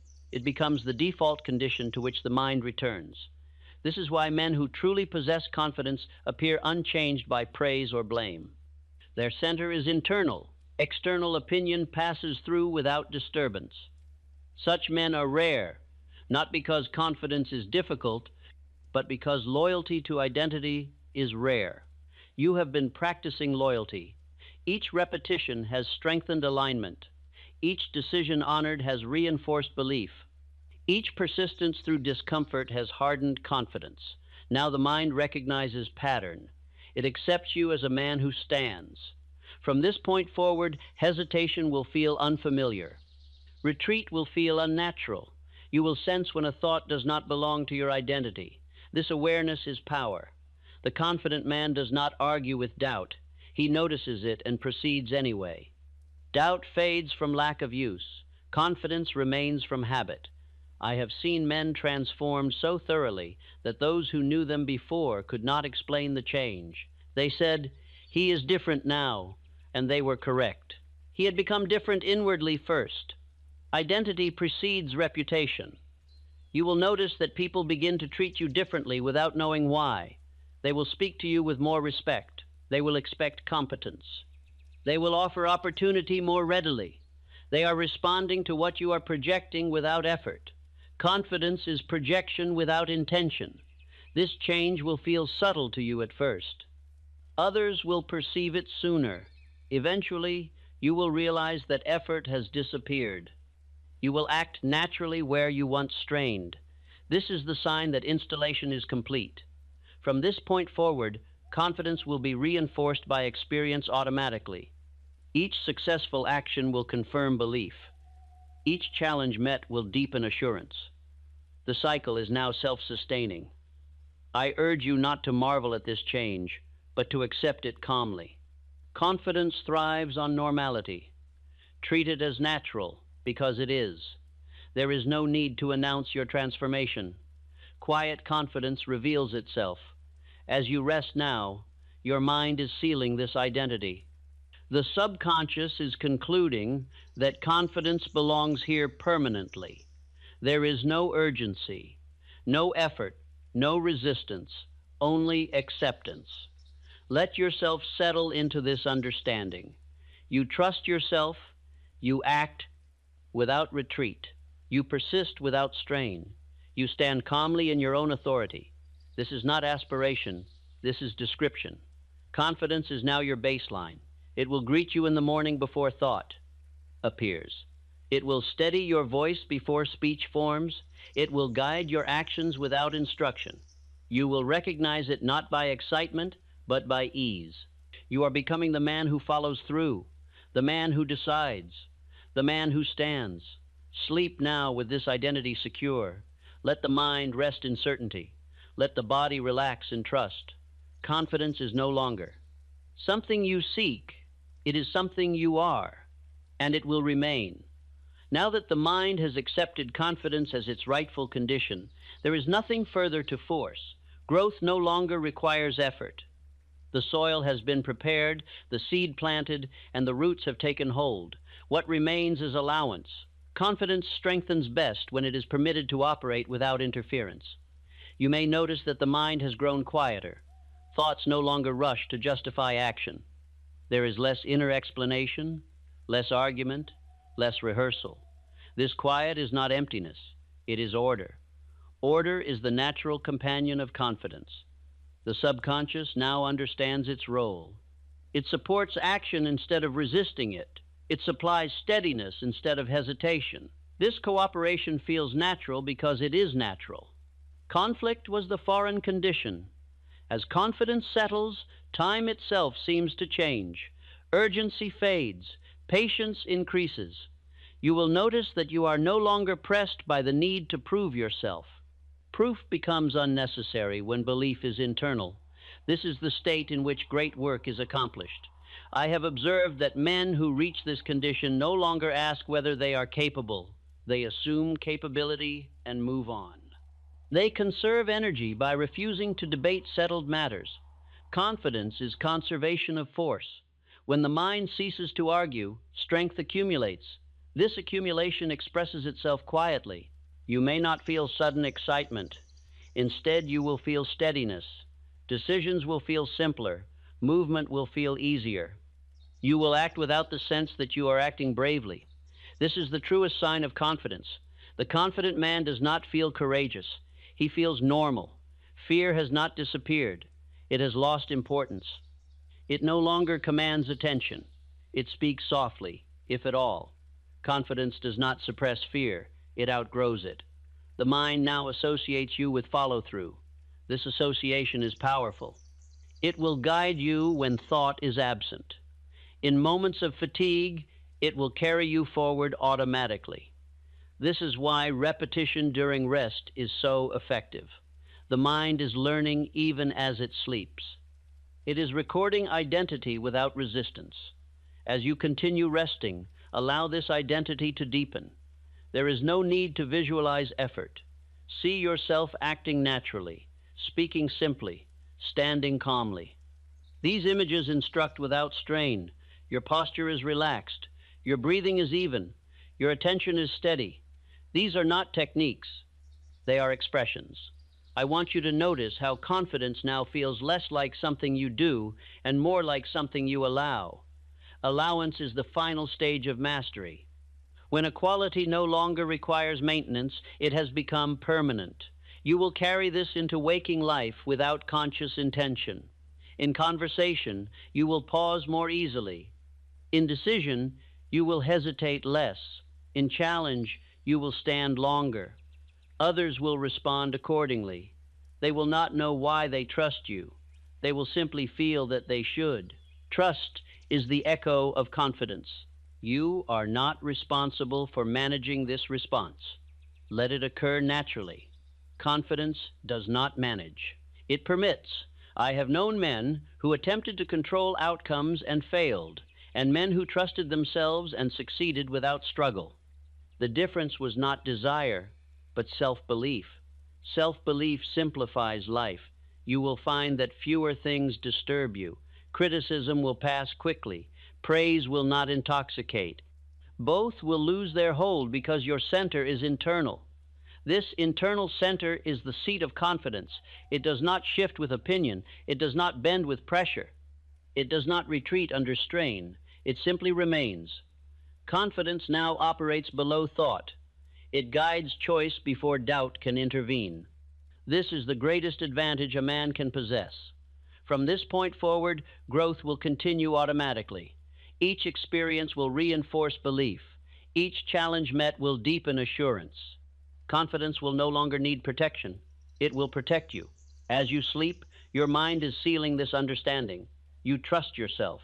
You act with calm authority. You remain loyal to your decisions. These truths are no longer suggestions. They are descriptions. The subconscious accepts them fully. Let the body rest. Let the mind drift. There is nothing to solve, nothing to prepare, nothing to defend. Confidence stands watch, and you are free to sleep. There is a point beyond effort where a man no longer questions who he is becoming. He simply proceeds. This point is not reached through strain, but through quiet agreement with oneself. When the mind ceases to resist its own direction, confidence becomes effortless, and effort becomes unnecessary. I have spent a lifetime observing this moment in men of all stations. It arrives quietly. There is no announcement, no celebration, only a calm realization that doubt no longer governs choice.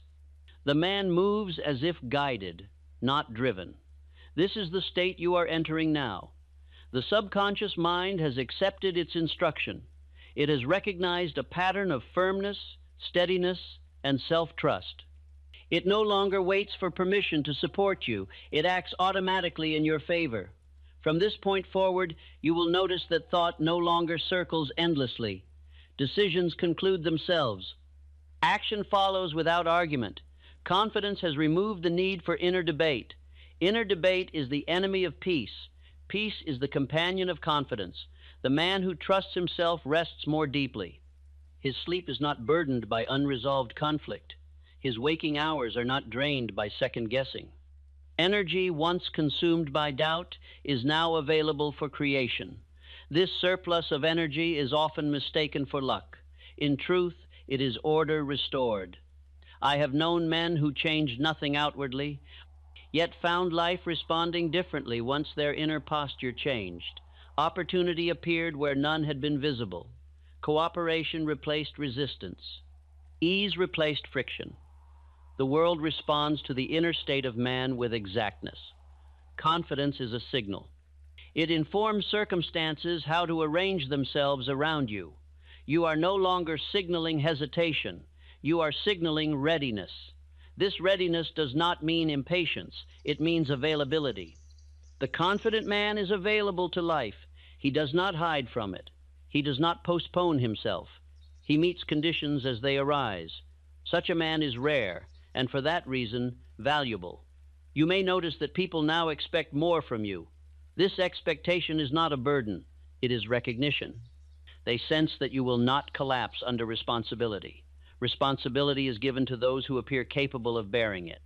Confidence is capacity made visible. I wish to correct one final misunderstanding. Confidence does not make life easier by removing difficulty. It makes life simpler by removing resistance. Challenges remain, but they no longer feel personal. They are met as tasks, not threats. The confident man does not ask, "Why me?" He asks, "What is required?" This question moves him forward immediately. You will find that excuses lose their appeal. Delay loses its comfort. Retreat loses its justification. Not because you force discipline, but because your identity no longer permits avoidance. This is the greatest transformation of all. The man who no longer negotiates with his weaker impulses becomes free. Freedom is not the absence of obligation. It is the absence of inner conflict. You have trained your mind well. It now trusts you. It follows your decisions without resistance. It supplies steadiness where it once supplied doubt. This trust is mutual. You trust your mind to support you. Your mind trusts you to lead. This harmony is confidence. I have seen men search the world for guidance while ignoring this simple alignment within themselves. Yet all power begins here. Confidence is self-government. A man who governs himself is not governed by circumstance. From this point forward, you will notice subtle changes. Your voice will carry more weight. Your silence will feel comfortable.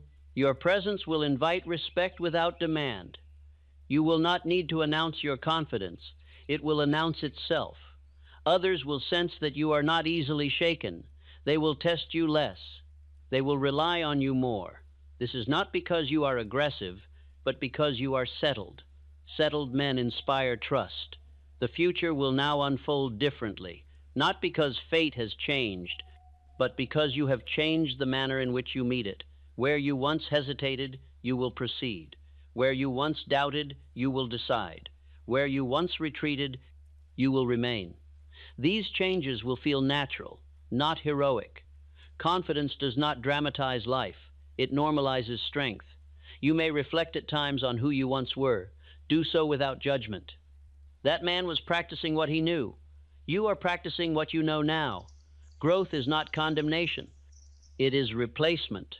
There is nothing to regret, only alignment to continue. I advise you to treat this confidence as ordinary. Do not protect it anxiously. Do not test it unnecessarily. Live from it. Confidence weakens when admired too closely. It strengthens when used naturally. Use it. Speak when needed. Decide when required. Rest when appropriate.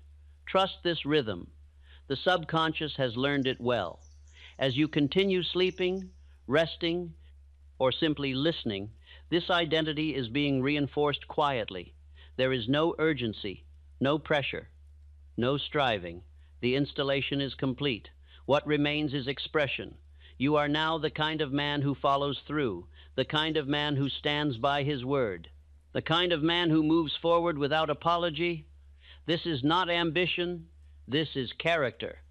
Character, once formed, shapes destiny without effort. You will wake carrying this confidence without thinking about it. You will move through the day supported by it. You will return to rest without conflict. This is the natural state of a man, aligned with himself. Remain here. Let confidence remain, and know that what you have installed will endure, because it is no longer a practice. It is who you are. I now place before you an exercise of thought, which, if practiced faithfully, will fix confidence so firmly within you that no circumstance may uproot it. This exercise requires no tools, no isolation from life, and no withdrawal from duty. It requires only sincerity, repetition, and obedience to your own word. Begin this exercise at a time when the body is at rest and the mind is unhurried. Night is best, though morning will also serve. Sit or lie in a position of ease, where no muscle strains and no discomfort calls attention to itself. Let the body become still, for stillness invites the mind inward. Close your eyes gently, not with force, but with permission. As the eyes close, allow the breath to deepen naturally. Do not control it sharply. Let it lengthen of its own accord. With each breath, feel the body settle more fully into rest, as if weight were increasing and effort dissolving. Now bring your attention inward, not to thought, but to presence. Become aware that you are here, alert yet calm. This awareness is the doorway through which instruction enters the subconscious. Do not hurry this moment. Remain until you feel collected rather than scattered. When this calm is established, begin to speak inwardly to yourself, not as one pleading or wishing, but as one declaring fact. The tone must be firm, quiet, and final. The subconscious obeys authority, not urgency. Say inwardly, slowly, and deliberately, I trust myself. Pause after these words. Let them echo. Do not analyze them. Allow the mind to receive them as instruction. Now repeat, I am steady in all situations. Again, pause. Feel the meaning rather than think it. Continue, I decide without hesitation. I act without retreat. I remain loyal to my word. Each statement must be spoken as though it describes what already exists. The mind responds to being, not becoming. After these declarations, introduce imagination. Imagination is the workshop of the mind. It translates instruction into experience. Picture yourself in a situation where you once hesitated. See it clearly, but without emotional strain. Observe yourself now acting with calm assurance. Notice your posture in this imagined scene. Your shoulders are relaxed. Your stance is firm. Your breathing is even. You do not rush. You do not withdraw. You proceed naturally. Do not dramatize this image. Simplicity instructs the subconscious more effectively than excess. See the scene as ordinary. Confidence thrives on normality. Now imagine the response of others. They listen. They trust. They accept your direction without resistance. Not because you force them, but because your presence is settled. This response must feel natural, not miraculous. Remain with this image until it feels familiar. Next, return to inner speech. Say, "My confidence grows through use. I honor my decisions. I complete what I begin." These statements reinforce the law of persistence. The mind must associate confidence with follow-through. Now introduce memory, but carefully. Recall a moment, any moment when you acted decisively, even if small. It may be an ordinary instance, a choice made promptly, a task completed, a word kept. Relive it briefly. Feel the steadiness that accompanied it. This recollection proves to the mind that confidence already exists within you. The subconscious accepts proof more readily than persuasion. Now say, "I have acted with confidence before. I act with confidence now. I will act with confidence again." These statements link past, present, and future into one continuous identity. Identity is formed through continuity. At this point, remain silent for a short interval. Let the mind absorb what has been impressed. Silence allows instruction to settle. If thoughts wander, do not resist them. Return gently to the exercise. Resistance creates conflict. Confidence grows through calm repetition. After silence, resume inner speech with authority. "I am sufficient for my tasks. I meet conditions as they arise. I remain composed under pressure." Speak these words as commands, not requests. Now imagine the coming day. See yourself rising with ease. Notice that there is no inner debate about ability. You prepare calmly, you move deliberately, decisions are made without strain. Visualize yourself encountering an unexpected challenge. Observe that you do not tighten or withdraw. You pause briefly, then respond. The response need not be perfect. It need only be firm. This image trains the mind to expect steadiness rather than alarm. Next, introduce the principle of loyalty. Say inwardly, "I do not abandon myself. I stand by my decisions. I persist until adjustment is required." These statements teach the mind that retreat is no longer an option except through intelligent change. Now imagine a moment of fatigue. See yourself continuing without resentment. Confidence is often tested when energy is low. This image prepares the mind for endurance. Remain with this image until it feels acceptable, not heroic. Now conclude the exercise with final declarations. Confidence is my natural state. I trust myself completely. I move forward without apology. Speak these words once, slowly, and then allow silence. At this point, if sleep follows, permit it. Sleep carries instruction deeper.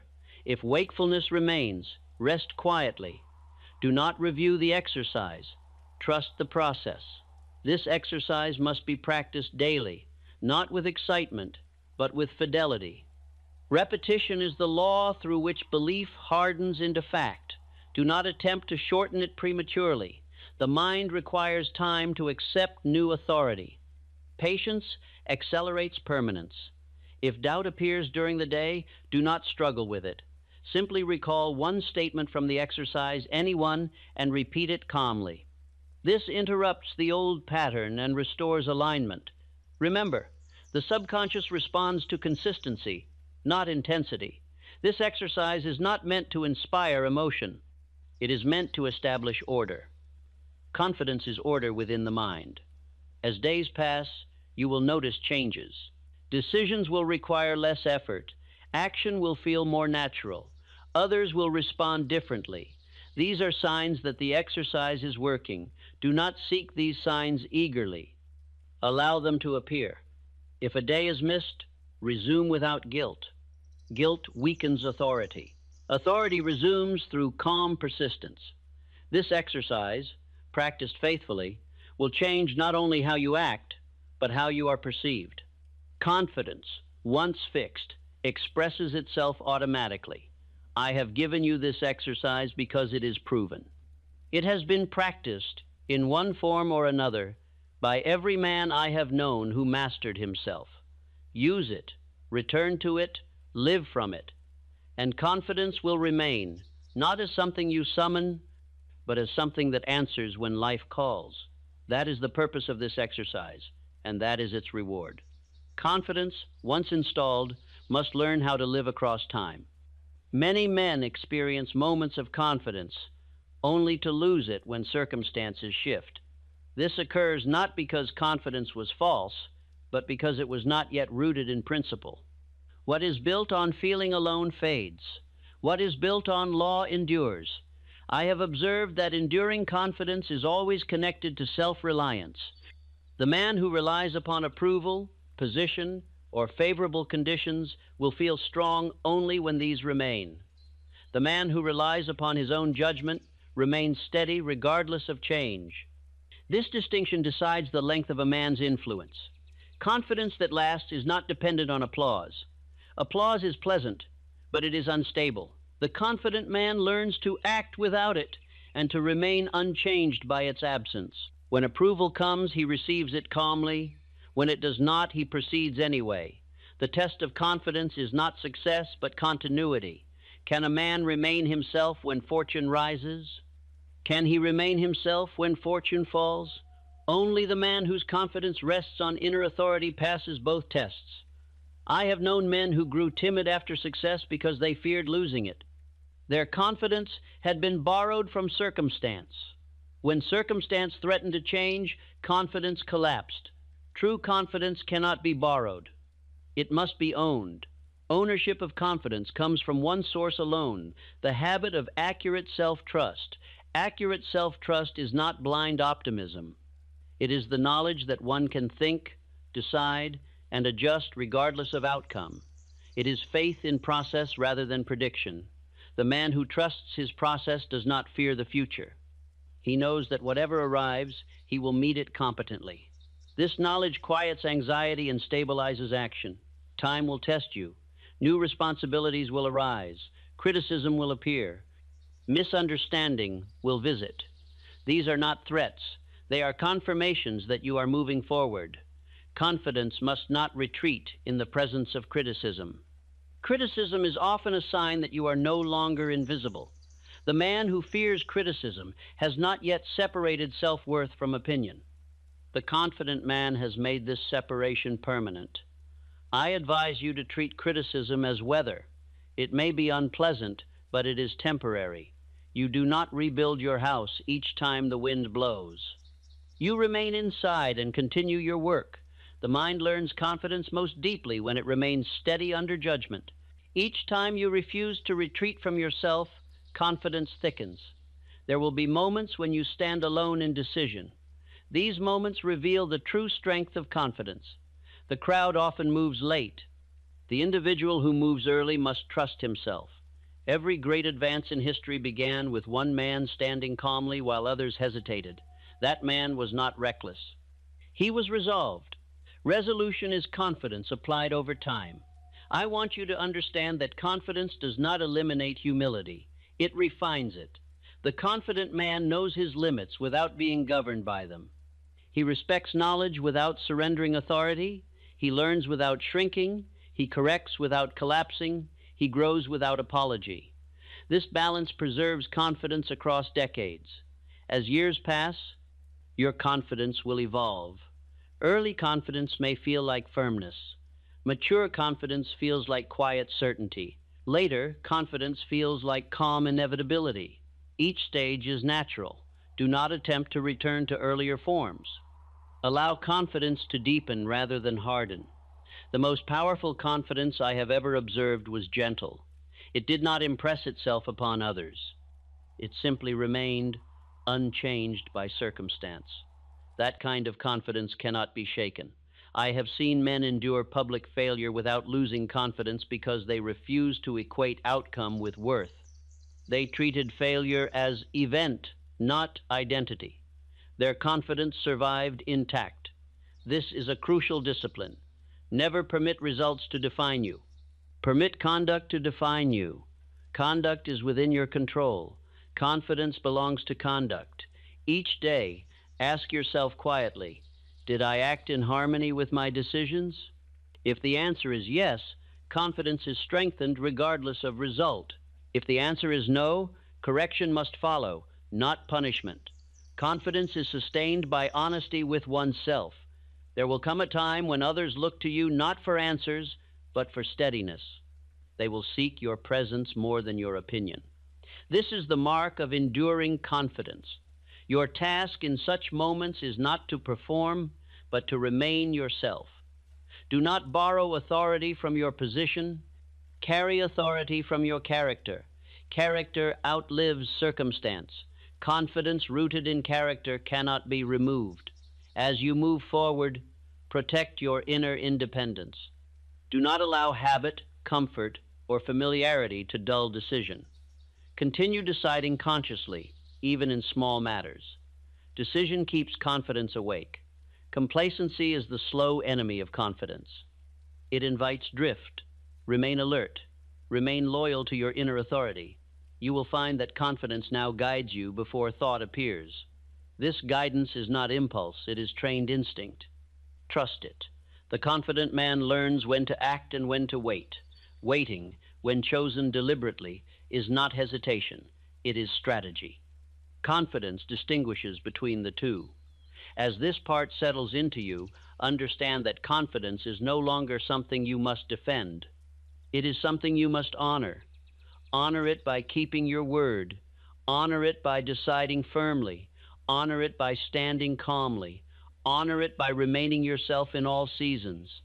This is how confidence becomes lifelong, not loud, not dramatic, not fragile, but steady, reliable, and unmoved.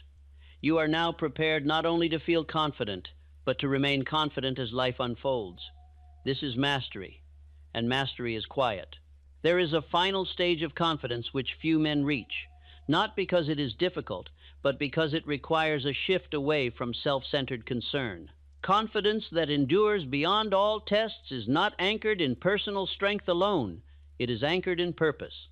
When a man knows why he acts, doubt loses its final refuge. I have observed that the most unshakable men were not those most concerned with themselves. They were concerned with the work they were here to do. Their confidence did not come from asking, "Am I enough?" It came from knowing, "This task must be done, and I am here to do it." Purpose absorbs fear. When a man acts in service of a clear aim, he no longer measures every step by comfort or safety. He measures it by alignment. This alignment produces a calm courage that cannot be imitated. Others feel it instinctively and respond with trust. The man who serves a definite purpose is no longer preoccupied with how he appears. His attention is outward. This outward attention relieves the mind of self-doubt, which thrives only when thought circles endlessly around the self. Confidence matures when attention moves away from self-protection and toward contribution. I have known men of modest means and quiet manner whose confidence surpassed that of kings, because they were devoted to a cause larger than their own advancement. Their certainty did not waver because it was not about them. It was about the work. This is the confidence of alignment. When a man aligns his thoughts, decisions, and actions with a definite purpose, inner conflict dissolves. Doubt cannot survive where direction is clear. Fear loses its argument when meaning is present. Many men seek confidence by trying to feel stronger. This approach fails. Confidence is not strength of feeling. It is clarity of direction. A man who knows where he is going can endure discomfort, criticism, and delay without losing himself. His confidence is fed by movement toward purpose, not by immediate success. Purpose steadies the mind. I want you to understand that confidence reaches its highest form when the man no longer asks life to validate him. He validates life by participating fully in it. This shift removes the final dependence on circumstance. The man who lives for purpose does not fear judgment. He does not fear delay. He does not fear effort. His confidence is drawn from usefulness. Usefulness is the quiet source of power. When you know that your actions matter beyond your own comfort, hesitation loses its appeal. The question becomes not, will I fail, but what must be done now? This question simplifies life. I have observed that men who attach confidence to personal image become fragile. Men who attach confidence to service become strong. Image can be threatened. Purpose cannot. Purpose renews confidence even in defeat. I have seen men lose everything yet remain confident because their sense of usefulness remained intact. They rebuilt not from desperation, but from certainty. Their confidence was moral, not material. This is the confidence that cannot be taken. You are now prepared to understand this final truth. Confidence is the byproduct of living in harmony with natural law. When thought is disciplined, decision is firm, action is persistent, and purpose is clear, confidence appears automatically. It does not need encouragement. It does not need protection. It simply exists. When confidence reaches this stage, it no longer announces itself inwardly. It becomes silent. Silence is its final refinement. The mind rests easily because it is no longer divided between desire and duty. Desire has aligned with duty. This alignment produces peace. Peace is not weakness. Peace is strength without strain. You will notice that at this stage, confidence feels less personal. It feels almost impersonal, as though it belongs to the work rather than to you. This is correct. You have become a channel rather than a container. The confident man at this level does not ask, "How do I feel today?" He asks, "What is required of me today?" His feelings follow his actions. This reverses the common order and restores power. I want you to allow this understanding to settle without effort. You are not required to force purpose. Purpose reveals itself through honest work, consistent effort, and willingness to serve. As you continue living from confidence, purpose will clarify naturally. Do not hurry this clarification. Confidence is patient. It trusts process.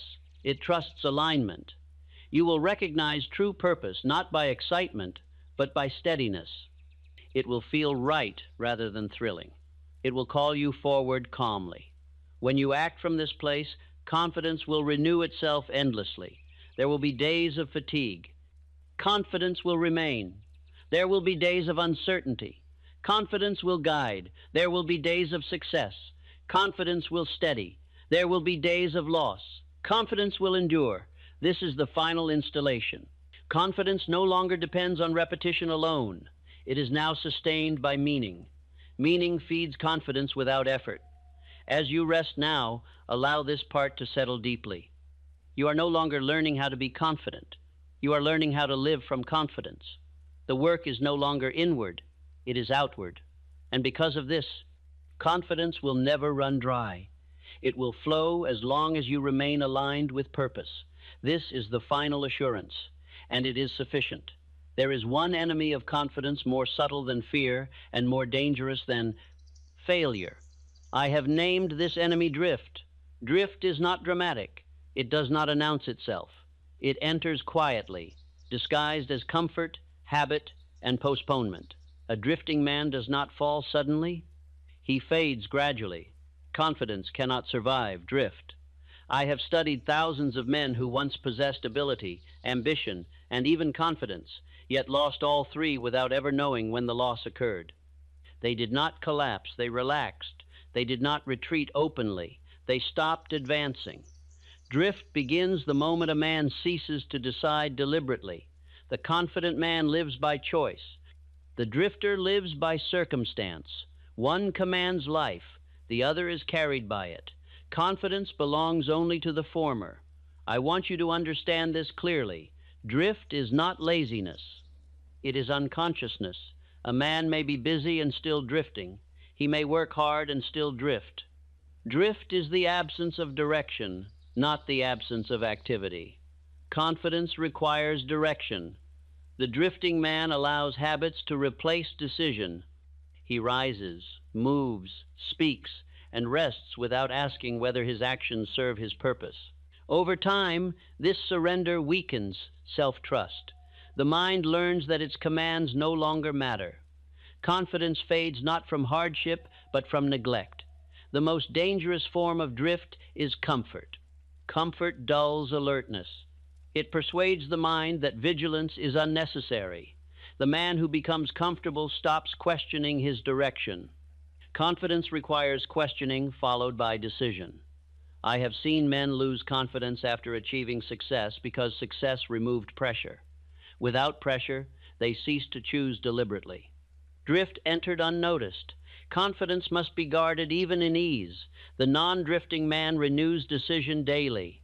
He asks himself quietly, "What am I doing today by choice?" This question keeps confidence awake. The drifting man asks nothing. He moves automatically. Automatic living weakens identity. Identity, once weakened, invites doubt. I have observed that drift always precedes fear. The man who drifts becomes anxious because he no longer trusts his direction. Anxiety is the mind's response to lack of command. Confidence restores command. To guard confidence, you must remain conscious of choice. Even small decisions matter. When a man chooses deliberately in ordinary matters, he preserves authority in extraordinary ones. The confident man does not allow hours to pass without intention. He may rest, but he chooses to rest. He may wait, but he waits deliberately. Waiting chosen is not drift. Waiting surrendered to is. This distinction is crucial. I once studied a leader who retained confidence through decades of change. His method was simple. Each morning he decided his chief action for the day. He did not allow the day to decide for him. This habit preserved his authority. Confidence responds to leadership within. The mind must be led daily. If not led, it drifts. Drift weakens confidence by dissolving standards. The drifting man tolerates what the confident man corrects. Tolerance of weakness invites more weakness. Correction preserves strength. Do not misunderstand me. Correction need not be harsh. It need only be firm. Firmness is kindness to the future self. Confidence depends upon standards. When standards erode, confidence erodes with them. The confident man knows what he will not accept from himself. This knowledge protects identity. I have seen men excuse small breaches of discipline until discipline vanished entirely. They wondered why confidence disappeared. It had not disappeared. It had been dismissed repeatedly. Each time a man excuses retreat, he teaches his mind to doubt him. Guard your word. Your word to yourself is the foundation of confidence. The drifting man makes promises lightly and breaks them quietly. The confident man makes fewer promises and keeps them firmly. This difference alone separates strength from weakness. There is a silent satisfaction that accompanies non-drifting living.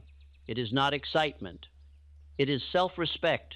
Self-respect feeds confidence steadily. The drifting man loses self-respect gradually. He may not notice the loss until it is severe. The confident man notices immediately when alignment slips and corrects course. Correction restores confidence quickly. You must understand that drift is encouraged by environment. Habitual association with indecision, complaint, or aimlessness weakens alertness. The confident man guards his environment carefully. He chooses influences deliberately. This is not isolation. It is selection. Confidence requires nourishment. The confident man feeds his mind with direction, purpose, and resolve. The drifting man feeds his mind with distraction. Distraction scatters energy. Scattered energy cannot sustain confidence. I urge you to observe your use of time. Time reveals drift more clearly than thought. A man who wastes time unconsciously, wastes confidence unconsciously. Use time deliberately, even in leisure. Leisure chosen strengthens confidence. Leisure drifted into weakens it. The confident man does not need constant pressure. He needs awareness. Awareness keeps confidence alive. Each day, Ask yourself one quiet question.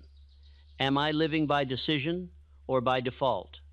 The answer will guide correction. There will be periods when fatigue tempts drift. This is natural. Fatigue does not excuse surrender. It invites rest chosen deliberately. Rest with intention preserves confidence. Collapse without intention weakens it. The confident man distinguishes between renewal and escape. Escape feeds drift. Renewal restores strength.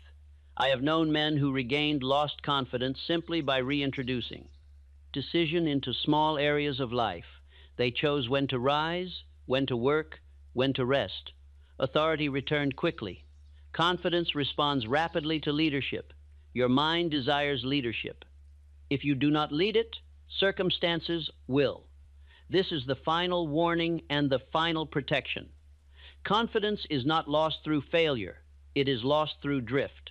Remain awake to choice. Remain loyal to decision. Remain conscious of purpose. Do this, and confidence will endure regardless of age, fortune, or circumstance. You have now learned not only how to install confidence, but how to defend it against time itself. This is mastery, and mastery belongs to the man who refuses to drift. There comes a time when a man no longer asks what he will become. He proceeds as though the matter has already been settled. This is not arrogance, it is resolution. Resolution is the quiet conclusion reached by a mind that has examined itself honestly and chosen its direction without retreat. You are standing at that conclusion now. Confidence, in its final form, is not excitement, courage, or boldness. It is absence of inner argument. The mind no longer disputes its own authority. Thought, decision, and action move in agreement. This agreement is peace. Peace is power refined. I have observed men who reached this state late in life and others who reached it early, but all arrived the same way through disciplined thought, firm decision, and loyalty to self-command. There are no shortcuts. There are no exceptions. Confidence is earned inwardly. Once earned, it becomes quiet. It no longer announces itself. It no longer seeks reinforcement. It rests within the man like a settled verdict. From this place, life is met differently. Events no longer feel personal. Challenges are faced without resentment. Praise is received without intoxication. Blame is endured without collapse. The man remains himself regardless of circumstance. This is the reward of inner government. I have seen men lose wealth, position, and reputation, yet remain confident because they had not built their confidence upon those things. They had built it upon conduct. Conduct cannot be taken from a man unless he surrenders it. The man who governs himself remains free even in constraint. Freedom is not the absence of difficulty. It is the presence of self-command. You may notice, as time passes, that confidence no longer feels dramatic. It feels ordinary. This ordinariness is its strength. The most reliable forces in nature are quiet. They do not advertise their power. They express it consistently. Confidence, when mature, is consistent. It does not surge and recede. It does not depend on mood. It does not require encouragement. It remains. The man who possesses this confidence does not measure himself against others. Comparison loses meaning when self-trust is complete. He studies others for understanding, not validation. This ends rivalry. Rivalry is born of insecurity. Confidence dissolves it. I want you to understand that confidence does not remove humility. It clarifies it. The confident man knows both his strength and his limits. He neither exaggerates nor denies either. This accuracy preserves balance. Balance is the mark of mastery. As years advance, this balance deepens. The confident man becomes slower to judge, quicker to decide, and steadier under pressure. His words carry weight because they are few and final. People trust such a man instinctively. Trust is not demanded. It is granted. You may reflect on the path that led here. Do so without sentiment. Every step was necessary, every error instructed, every delay clarified resolve. There is nothing to regret when learning has occurred. Confidence does not erase the past. It redeems it. From this point forward, your life will continue to test alignment. Confidence does not exempt you from trial. It equips you to meet it. Each test passed strengthens identity further. Eventually, confidence becomes indistinguishable from character. Character is confidence lived daily. I have known men who spoke little of confidence, yet radiated it unmistakably. Their presence calmed others. Their steadiness inspired courage. They did not teach confidence. They demonstrated it. This is the highest influence a man can have. Influence without effort, leadership without coercion, authority without force. The world advances through such men. You are now aligned with this. Law. Do not attempt to preserve this confidence through tension. Tension invites doubt. Preservation occurs through use. Act from confidence naturally. It will sustain itself. When uncertainty appears, return to decision. When fear appears, return to purpose. When fatigue appears, return to rest, chosen deliberately. These returns are not regressions. They are renewals. Confidence renews itself through right action. You may find that others seek your counsel more often. Offer it sparingly. Confidence is not talkative. It is selective. Speak when your words serve. Silence when they do not. Silence often carries more authority than speech. The confident man knows this instinctively. As you move forward, remember this final truth. Confidence is not something you must protect from the world. It is something the world cannot harm once it is rooted in character. Nothing external can weaken what is governed internally. You have done the inner work. The installation is complete. The reinforcement is complete. The defense is complete. What remains is living. Live steadily. Live deliberately. Live aligned. Confidence will walk with you without. Announcement. It will answer when called. It will stand when tested. It will remain when all else shifts. This is not hope. It is law, and it is now yours. There is a final silence that follows true. Confidence. It is not the silence of uncertainty, nor the silence of fear. It is the silence of a mind that has finished arguing with itself. When a man reaches this silence, his work is no longer inward. The inward work has already been done. I have observed this silence in men who carried great responsibility and in men whose lives were outwardly simple. The silence did not come from position. It came from certainty.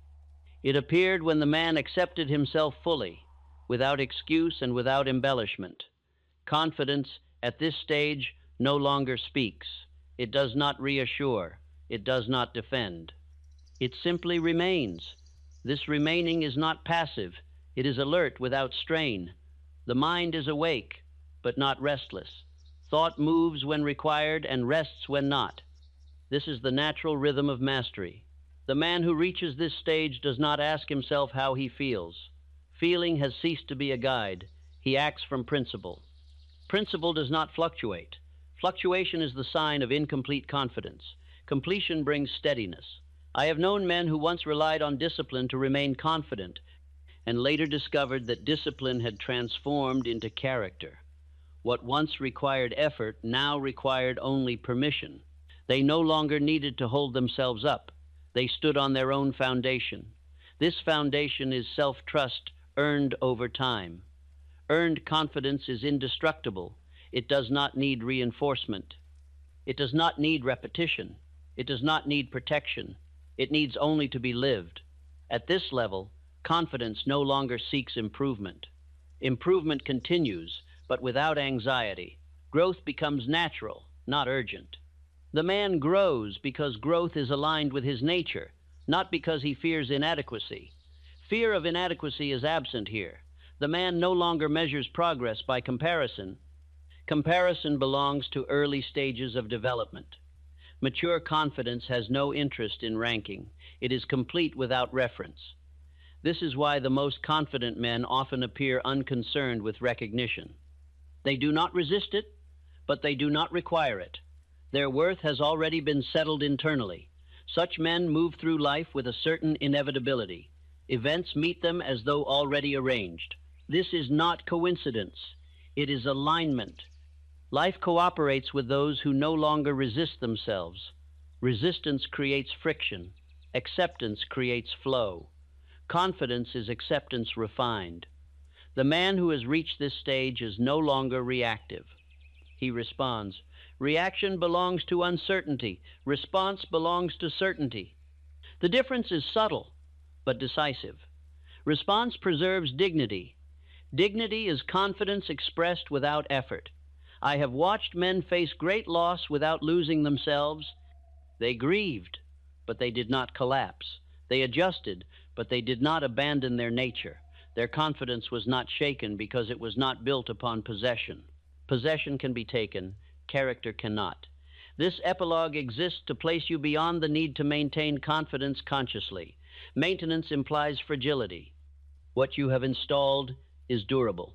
From now on, confidence will express itself through how you choose, how you wait, how you speak, and how you remain silent. These expressions will feel unremarkable to you. Others will notice them more than you will. This is proper. Confidence is not self-conscious. The man who watches himself too closely interferes with natural authority. True confidence forgets itself. You will find that the mind now rests easily in uncertainty, not because uncertainty has vanished, but because it no longer threatens identity. Identity is settled. Events are temporary.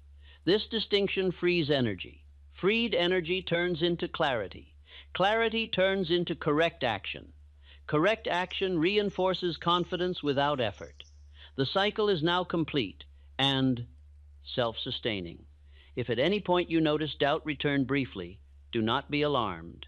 Doubt may pass through the mind without taking residence. Passing is not possession. Confidence does not fear visitors. It refuses tenancy. You are no longer required to chase certainty. You are certain in the only way that matters about your capacity to meet life as it comes. This capacity is the essence of confidence. I want you to understand how rare this condition is, and yet how natural it feels once reached.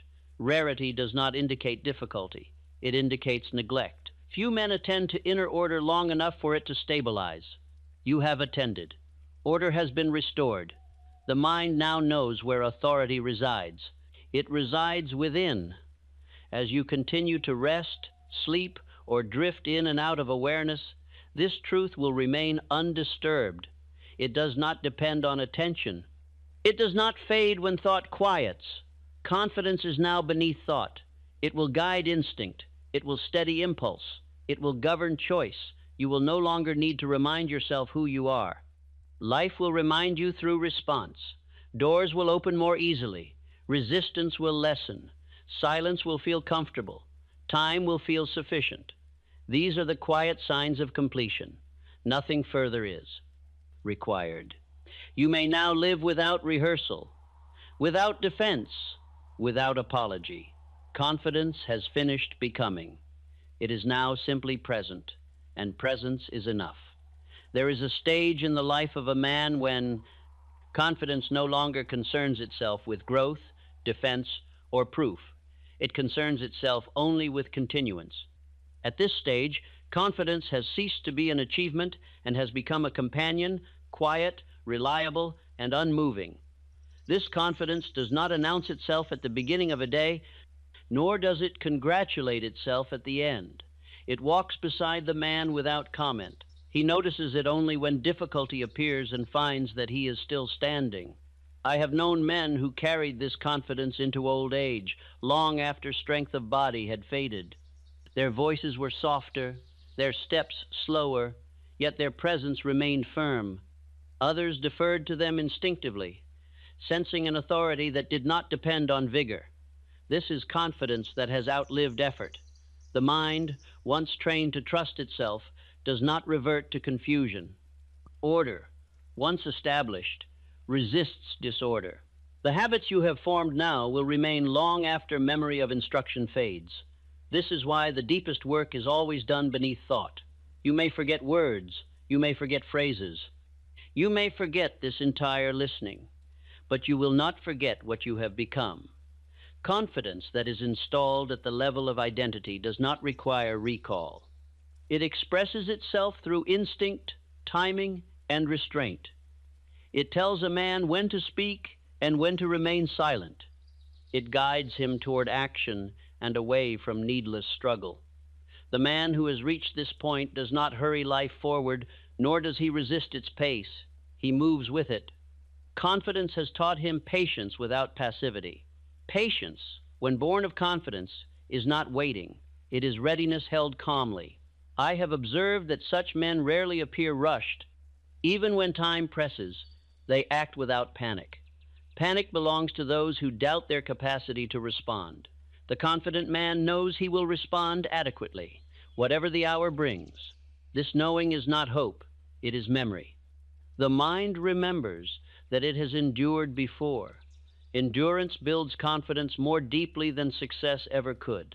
You may notice, as years pass, that your confidence becomes less visible outwardly, but more influential inwardly. This is the natural progression.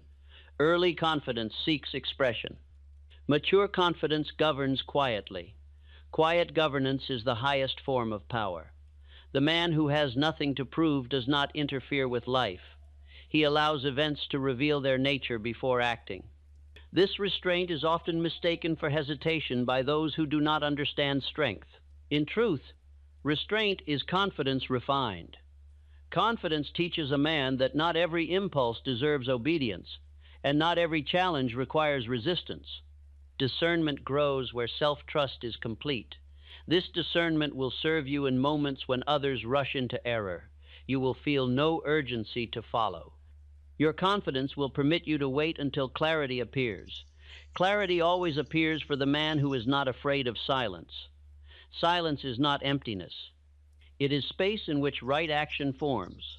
As confidence matures, the man begins to value simplicity. Excess effort, excessive explanation, and excessive ambition fall away. What remains is effectiveness. Effectiveness is confidence made useful. You will find that you accomplish more with fewer movements. Words will carry greater meaning. Decisions will require less correction. Life will feel less crowded, even if responsibilities increase. This is the gift of inner order. I want you to understand that this confidence will not protect you from sorrow. It will protect you from collapse. Loss may come, disappointment may visit, but despair will not take root where self-trust stands firm. The confident man grieves honestly, then continues. Continuation is the true measure of strength.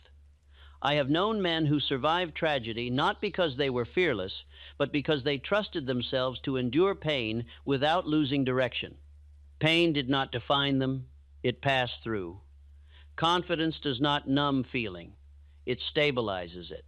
You are now prepared to live with full feeling and full steadiness at the same time. This balance is rare, but it is natural once confidence is complete. From this point forward, your life will not be divided into times of confidence and times of doubt. Confidence will remain present even when doubt appears briefly. Doubt will no longer have the authority to command action. This is the final transfer of power. Power has moved inward permanently. No circumstance can reverse this without your consent, and you will not give that. Consent. As you rest now, allow this truth to settle beyond words. Confidence no longer requires reinforcement. It has become part of your structure. Just as you do not think about balance when you walk, you will not think about confidence when you act. It will support you automatically. You are free now to turn your attention outward, to work, to service, to creation, to relationship without guarding your inner state. Your inner state is secure. This is not the end of growth. It is the end of insecurity. Growth will continue, but without fear. Ambition may remain, but without desperation. Effort will occur, but without self-doubt. This is the final condition of confidence. You have arrived not at a peak, but at a foundation. From this foundation, life may build as it will. You will remain steady, and steadiness sustained over time shapes destiny. Nothing more needs to be added. Nothing needs to be removed. Confidence has completed its work within you. It will now do its work through you, and that is enough. I now give you an exercise of a different order. This exercise does not ask you to sit quietly and speak inwardly, though it may begin there. It asks you to prove confidence through conduct, for confidence that is not expressed eventually weakens. Thought prepares the ground. Action confirms ownership. Begin this exercise each morning before the affairs of the day crowd your attention. The moment need not be long. 5 quiet minutes are sufficient if they are deliberate. Sit or stand where you can collect yourself without interruption. The posture matters less than the intention. Begin by recalling one decision you have already made about the kind of man you are determined to be. Do not choose a new decision. Choose one that already exists. Confidence strengthens when decisions are honored repeatedly, not when new ones are invented endlessly. Hold this decision in mind without embellishment. Now say inwardly, calmly, and without force. This decision stands today. Pause. Let the mind accept the finality of that statement. Now ask yourself one question only. What single action today will honor this decision? Do not search for grand acts. Confidence grows faster through small acts completed than large acts postponed. The action should be clear, measurable, and within your immediate power. When the action appears, accept it without negotiation. Say inwardly, I will do this today without excuse. This statement is not motivation, it is command. From this moment forward, the exercise moves from thought into conduct. You are not to revisit the decision throughout the day. Revisiting invites doubt. The confident man decides once and acts. When the time arrives to perform the chosen action, observe your state of mind carefully. You may feel resistance. You may feel reluctance. These feelings are not obstacles. They are the training ground. Proceed anyway. Action taken in the presence of resistance strengthens confidence more than action taken in ease. The mind records not comfort, but obedience. After completing the action, pause briefly. Do not celebrate, do not judge.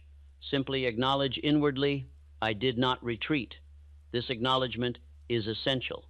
The mind must register the evidence of reliability. Now continue the day normally. In the evening, before rest, return to quiet reflection. Recall the action completed. Do not review how it was received by others. Review only whether you kept your word to yourself. If you did say inwardly, I can rely on myself, say it once. Do not repeat it excessively. One calm statement is enough. If you fail to act, do not scold yourself. Scolding weakens authority. Instead, say, I correct this tomorrow. Confidence is strengthened by correction, not punishment. This exercise must be practiced daily for a period of no less than 30 days. During this time, do not increase the difficulty of the actions chosen. Difficulty is not the point. Consistency is. The subconscious learns confidence through predictability of self. I have observed that men who practice this exercise experience a quiet but unmistakable change. Decisions feel heavier, not burdensome, but real. Words spoken to oneself carry more authority. Hesitation shortens. Excuses lose appeal. This is the sign that confidence is shifting from thought into character. There will be days when you are tempted to abandon the exercise because it feels too simple. Do not be deceived. Simplicity is power. Complexity often hides avoidance. The confident man does not need elaborate systems. He needs alignment between decision and action. As days pass, you may notice that others respond differently to you. Do not seek this response. It is a byproduct. Confidence proven inwardly expresses itself outwardly without announcement. After the first 30 days, modify the exercise slightly. Continue choosing one daily action. But now, allow the action to involve interaction with others. A conversation delayed, a boundary stated, a responsibility accepted. Again, keep the action modest but clear. Confidence matures when tested socially. When you speak the words you have delayed speaking, speak them calmly. Do not explain excessively. Excess explanation signals doubt. State what must be stated and remain silent. Afterward, acknowledge inwardly, I stood. This acknowledgement teaches the mind courage without drama. There will be moments when the action chosen produces discomfort or misunderstanding. This is expected. Confidence does not require approval. It requires alignment. Do not retreat to repair comfort immediately. Allow the moment to stand. The mind learns strength through endurance. I caution you against seeking reassurance from others after acting confidently. Reassurance weakens self-trust. Let the mind rest in its own verdict. During this period, guard your speech carefully. Do not speak lightly of your intentions. Do not promise what you have not decided to deliver. Each broken word weakens confidence. Speak less. Decide more. Silence is a companion of confidence. If at any time you feel confidence waver, return immediately to the exercise at its simplest level. Choose one small action. Complete it. Confidence will return quickly. This proves an important law. Confidence responds to obedience, not encouragement. I have known men who rebuilt shattered confidence in weeks using this discipline, not because it is severe, but because it is honest. The mind respects honesty above all else. As this exercise continues, you will find that the need to think about confidence diminishes. You will know it by how naturally you act when decision is required. The exercise will eventually become unnecessary. When action follows decision automatically, confidence has become habit. At that point, do not abandon the discipline entirely. Maintain it lightly. Choose deliberate action daily, even when life feels settled. This prevents drift. This exercise is not a burden, it is a privilege. It is the means by which a man becomes dependable to himself. Dependability is confidence made permanent. I give you this exercise not to inspire you, but to bind confidence to conduct where it belongs. Practice it quietly. Practice it faithfully. And confidence will no longer rise and fall. It will remain. That is the purpose of this exercise, and that is its power. There is a moment, rarely spoken of, when a man realizes that nothing further is required of him inwardly. He does not feel complete in the sense of finality, but complete in the sense of sufficiency. He is enough for the work before him, enough for the day at hand, enough for whatever the hour may bring. This realization arrives quietly, without emotion, and once it arrives, it does not depart. This is the confidence that remains when striving ends. I have seen men chase confidence as though it were a prize to be won, only to discover that it appears only when pursuit ceases. Confidence does not come to the man who strains for it. It comes to the man who has finished arguing with himself. When inner debate ends, confidence takes its place naturally. The mind, once divided, demanded reassurance. Now united, it requires none. This unity is the true achievement. The man who has reached this place no longer measures himself by progress or position. Measurement belongs to uncertainty. He measures himself only by fidelity to his own standard. That standard does not change with circumstance. It remains fixed, calm, and sufficient. From this standard, confidence flows without effort. I have observed that men in this condition do not speak often of belief, courage, or resolve. They do not need to. Their manner speaks for them. Their steadiness communicates more than language ever could. Others sense that this man cannot be hurried, pressured, or easily disturbed. This sense produces trust. Trust is the final proof of confidence. The man who trusts himself completely invites trust from the world. He does not demand it. He does not perform for it. It arrives because it feels safe to arrive. Safety is the silent signal of confidence. Safety does not mean weakness. It means reliability. The reliable man does not surprise himself. He knows how he will act under pressure because he has acted that way before. His mind does not fear the unknown because it trusts its response. Response is the final test of confidence. At this stage, confidence no longer depends on habit alone. Habit has already done its work. Confidence has become character. Character acts even when habit is interrupted. It guides instinct. It steadies impulse. This is why confidence remains, even in moments of fatigue or sorrow. Sorrow may pass through the confident man, but it does not displace him. He feels fully and continues fully. Feeling no longer threatens identity. This freedom to feel without collapse is one of the quiet rewards of confidence. I have known men who reached this condition after long struggle and men who reached it after deliberate discipline. Both arrived the same way, by refusing to abandon themselves. They made mistakes, endured hardship, and faced uncertainty, but they did not retreat inwardly. Inner retreat is the only true failure. You have learned to remain. Remaining is confidence refined. When a man remains present with his own decisions, his own conduct, and his own conscience, life loses its power to overwhelm him. Events still occur. Change still arrives. But the man stands. Standing does not require tension. It requires acceptance. Acceptance of responsibility. Acceptance of consequence. Acceptance of self. This acceptance is not resignation. It is ownership. The man who owns himself cannot be taken from himself.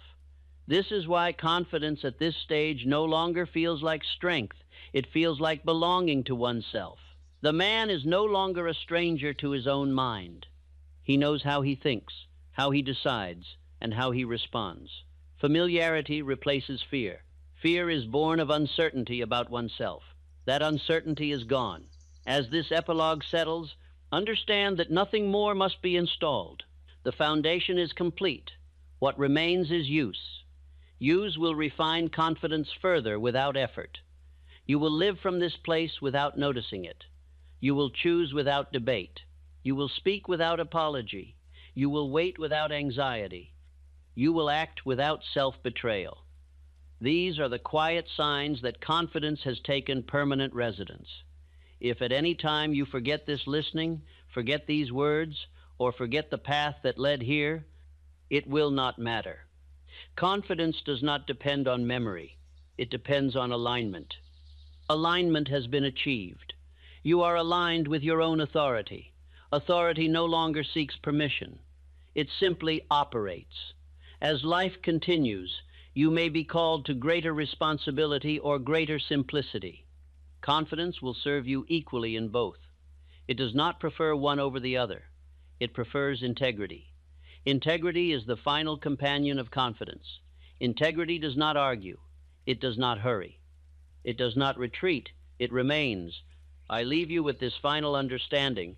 Confidence is not something added to a man. It is something revealed when all that does not belong is removed. What remains now is essential, and the essential is enough. Nothing further is required. Nothing further is coming. Confidence has found its place, and it will stay. There is a final proving ground for confidence which few men recognize, yet all must pass. It is not the battlefield, nor the marketplace, nor the moment of great decision. It is the ordinary day. Confidence that survives the ordinary survives everything. I have observed that many men feel confident in moments of excitement and uncertain in moments of routine. This reveals that their confidence is still dependent upon stimulation. True confidence requires no stimulation. It remains present even when nothing urges it forward. The ordinary day exposes drift more clearly than crisis ever could. In crisis, a man is compelled to act. In routine, he must choose to act. Confidence that endures routine has reached maturity. The confident man does not require pressure to remain alert. He remains alert by habit. He rises when he decides to rise. He works when he decides to work. He rests when he decides to rest. Decision governs even the small hours. Small hours shape character. I have seen men undermine their confidence not through failure, but through careless living. They allowed days to pass without intention. They postponed simple duties. They tolerated disorder. Over time, their self-trust weakened, and they did not know why. Confidence cannot live in disorder. Order is not severity. It is agreement between intention and action. The confident man brings order quietly into his daily affairs. He completes what he begins. He finishes small tasks promptly. He does not leave matters unresolved when resolution is available. These habits preserve self-respect. Self-respect feeds confidence steadily. A man who respects himself does not rush the day, nor does he waste it. He understands that time is not something to be killed, but something to be used deliberately. Deliberate use of time signals authority to the mind. The mind responds by supplying confidence. I want you to notice how confidence now expresses itself in ordinary moments. You speak plainly when a word is needed. You remain silent when silence serves. You do not fill space unnecessarily. This restraint is not timidity, it is certainty. The man who is unsure fills silence. The man who is confident allows it. Ordinary conversation reveals confidence more reliably than speeches. The confident man does not seek agreement at every turn. He states what he knows and listens without anxiety. He is not disturbed when others differ. Difference does not threaten confidence. In daily work, confidence appears as consistency. The confident man does not work only when inspired. He works because he has decided to.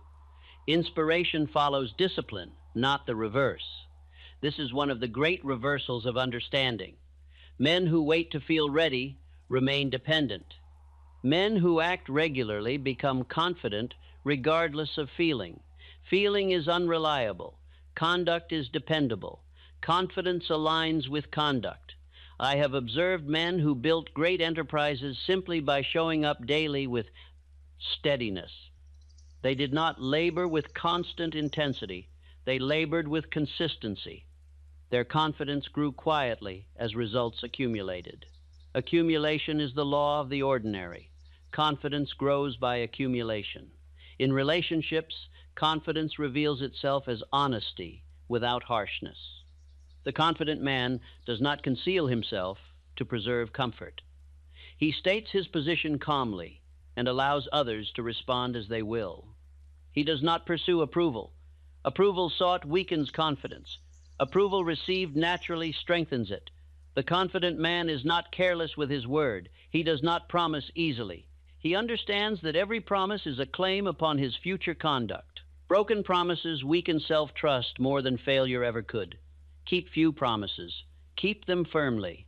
This habit alone will preserve confidence across years. In moments of solitude, confidence appears as ease. The confident man is not uncomfortable alone. He does not require distraction to avoid himself. He is at home in his own company. Discomfort with solitude is a sign of unresolved inner conflict. That conflict has been resolved here. The ordinary evening reveals confidence as well. The confident man rests without guilt. He does not feel compelled to justify rest, nor does he escape into idleness unconsciously. Rest is chosen deliberately and enjoyed fully. Chosen rest renews confidence. Drifted rest erodes it. I urge you to remain attentive to this distinction. Confidence at this stage no longer demands vigilance. It requires respect. Respect for time. Respect for decision. Respect for self. When respect remains, confidence remains. You may encounter days that feel unremarkable. These days are not wasted. They are training grounds. Each ordinary day lived deliberately strengthens confidence further without effort.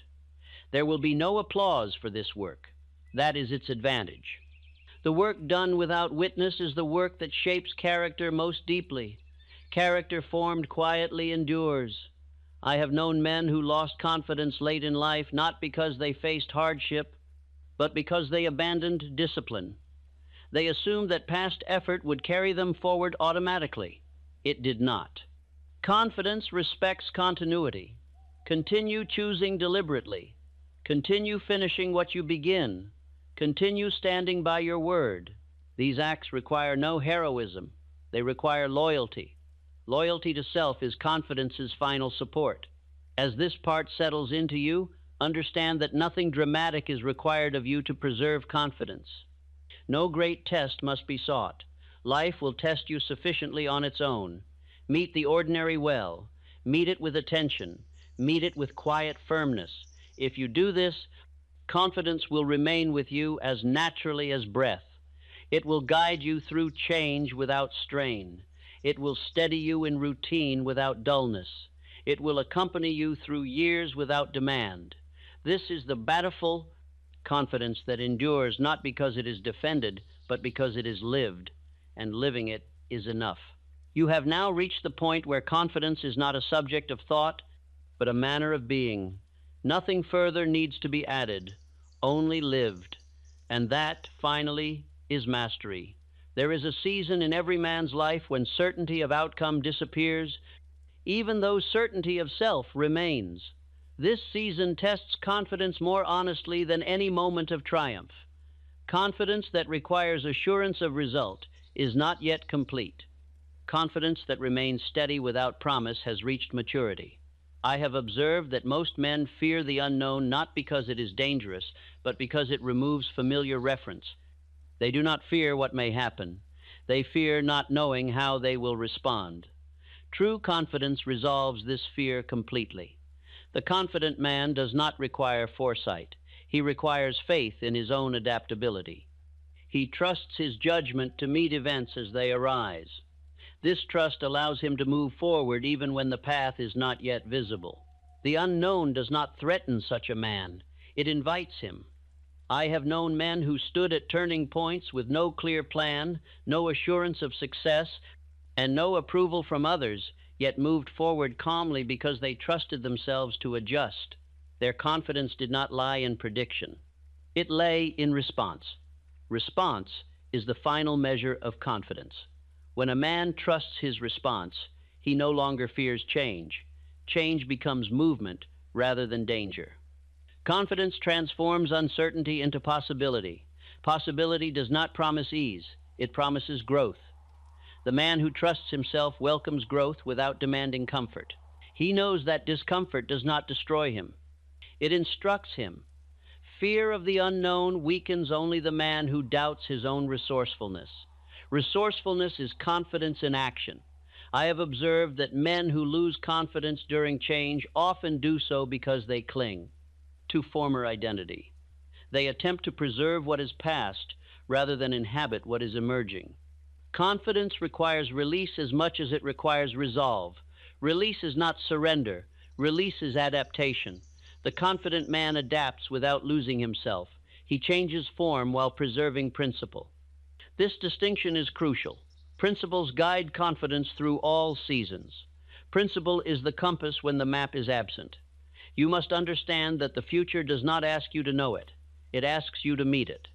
Confidence prepares you for meeting, not predicting. Prediction belongs to fear. Meeting belongs to confidence. I have seen men waste years waiting for clarity that never came, while others acted with incomplete information and shaped clarity through movement. Confidence does not wait for the road to appear. It walks and allows the road to form beneath its steps. This is not recklessness. It is faith in one's capacity to respond wisely. Confidence does not deny risk. It accepts responsibility for choice. Responsibility embraced strengthens confidence. Responsibility avoided weakens it. The unknown often reveals hidden strength. The man who avoids uncertainty never discovers how capable he truly is. Confidence grows most rapidly when the mind is forced to rely on itself. Forced reliance is not cruelty, it is initiation. I have observed that the most confident men carry a quiet expectation that life will challenge them. They are not surprised by difficulty. They are prepared for it. This preparation does not come from strategy alone. It comes from self-trust. Self-trust outlasts planning. When plans fail, confidence remains. When direction blurs, confidence steadies. When outcome is uncertain, confidence proceeds. This is the confidence that carries a man through transitions of vocation, station, and age. You may now encounter moments when the future feels open rather than defined. Do not rush to close it prematurely. Confidence allows openness without anxiety. It waits attentively. Waiting attentively is not hesitation, it is readiness. The confident man knows when to move and when to remain still. Both are acts of decision. Neither is drift. Drift fears the unknown and avoids decision. Confidence accepts the unknown and decides when required. As you move forward, you will notice that uncertainty no longer paralyzes thought. It sharpens awareness. You observe more closely. You listen more carefully. You respond more deliberately. This sharpening is the gift of uncertainty met with confidence. I have known men who found their true calling only after familiar structures fell away. Their confidence allowed them to explore without panic. They trusted themselves enough to remain present through ambiguity. Ambiguity is fertile ground for the confident mind. From this point forward, you need not fear standing without answers. Answers arrive for the man who continues to act with integrity while waiting. Integrity is confidence's anchor in uncertainty. Do not measure confidence by how secure you feel. Measure it by how calmly you proceed when security is absent. Calm proceeding is mastery. The confident man does not demand certainty from life. He offers steadiness in return. Life responds to steadiness with opportunity. Opportunity often appears disguised as uncertainty. Those who retreat never recognize it. You will recognize it because you trust yourself. As this part settles, allow yourself to release the need for guarantees. Guarantees belong to fear. Confidence belongs to trust. Trust in your judgment, trust in your adaptability, trust in your endurance. These trusts are sufficient. The future does not require perfection from you. It requires presence. Presence guided by confidence is enough to meet whatever comes. You are no longer preparing for life, you are meeting it. And confidence will walk with you into whatever lies ahead, unchanged by the absence of certainty. That is the final proof that confidence is complete. There comes a stage in the life of a man when confidence must prove itself without witness. No praise accompanies his actions. No opposition challenges them. No audience observes his conduct. He stands alone with his own conscience. This moment reveals whether confidence is genuine or merely performed. Most men fear solitude because solitude removes mirrors. In solitude, there is no reflection from others to confirm identity. The man who depends on reflection feels diminished when alone. The confident man feels complete. Confidence that survives solitude is real. I have observed that men often mistake companionship for strength. They feel assured when surrounded and uncertain when alone. This reveals reliance, not confidence. Confidence does not require company. It welcomes it, but does not depend upon it. The confident man is at ease with his own thoughts. He does not hurry to escape them. He does not distract himself to avoid inner conversation. He listens inwardly without fear of what he may hear. This listening is honesty. Honesty with oneself is the final foundation of confidence. When a man can sit quietly and remain content in his own presence, he has reached a rare condition. He no longer seeks validation. He no longer fears exposure. What he is inwardly agrees with what he is outwardly. Agreement produces peace. Peace produces strength. I have known men who appeared powerful in crowds and weak in solitude. Their confidence was borrowed. I have known others whose power was quiet and unseen, yet immovable. Their confidence was owned. Ownership is the difference. The confident man does not perform goodness when observed and abandon it when alone. His conduct does not change with audience. This consistency deepens self-respect, and self-respect sustains confidence. The man who lives one life publicly and another privately divides his strength. Division invites doubt. Unity restores confidence. I urge you to notice how you behave when no one observes. Do you honor your word? Do you complete what you begin? Do you maintain standards? These acts, performed unseen, are the true exercises of confidence. Confidence grows fastest in secrecy. Secrecy, not concealment, but absence of display. The man who acts rightly without witness becomes trustworthy to himself. Trustworthiness is confidence matured.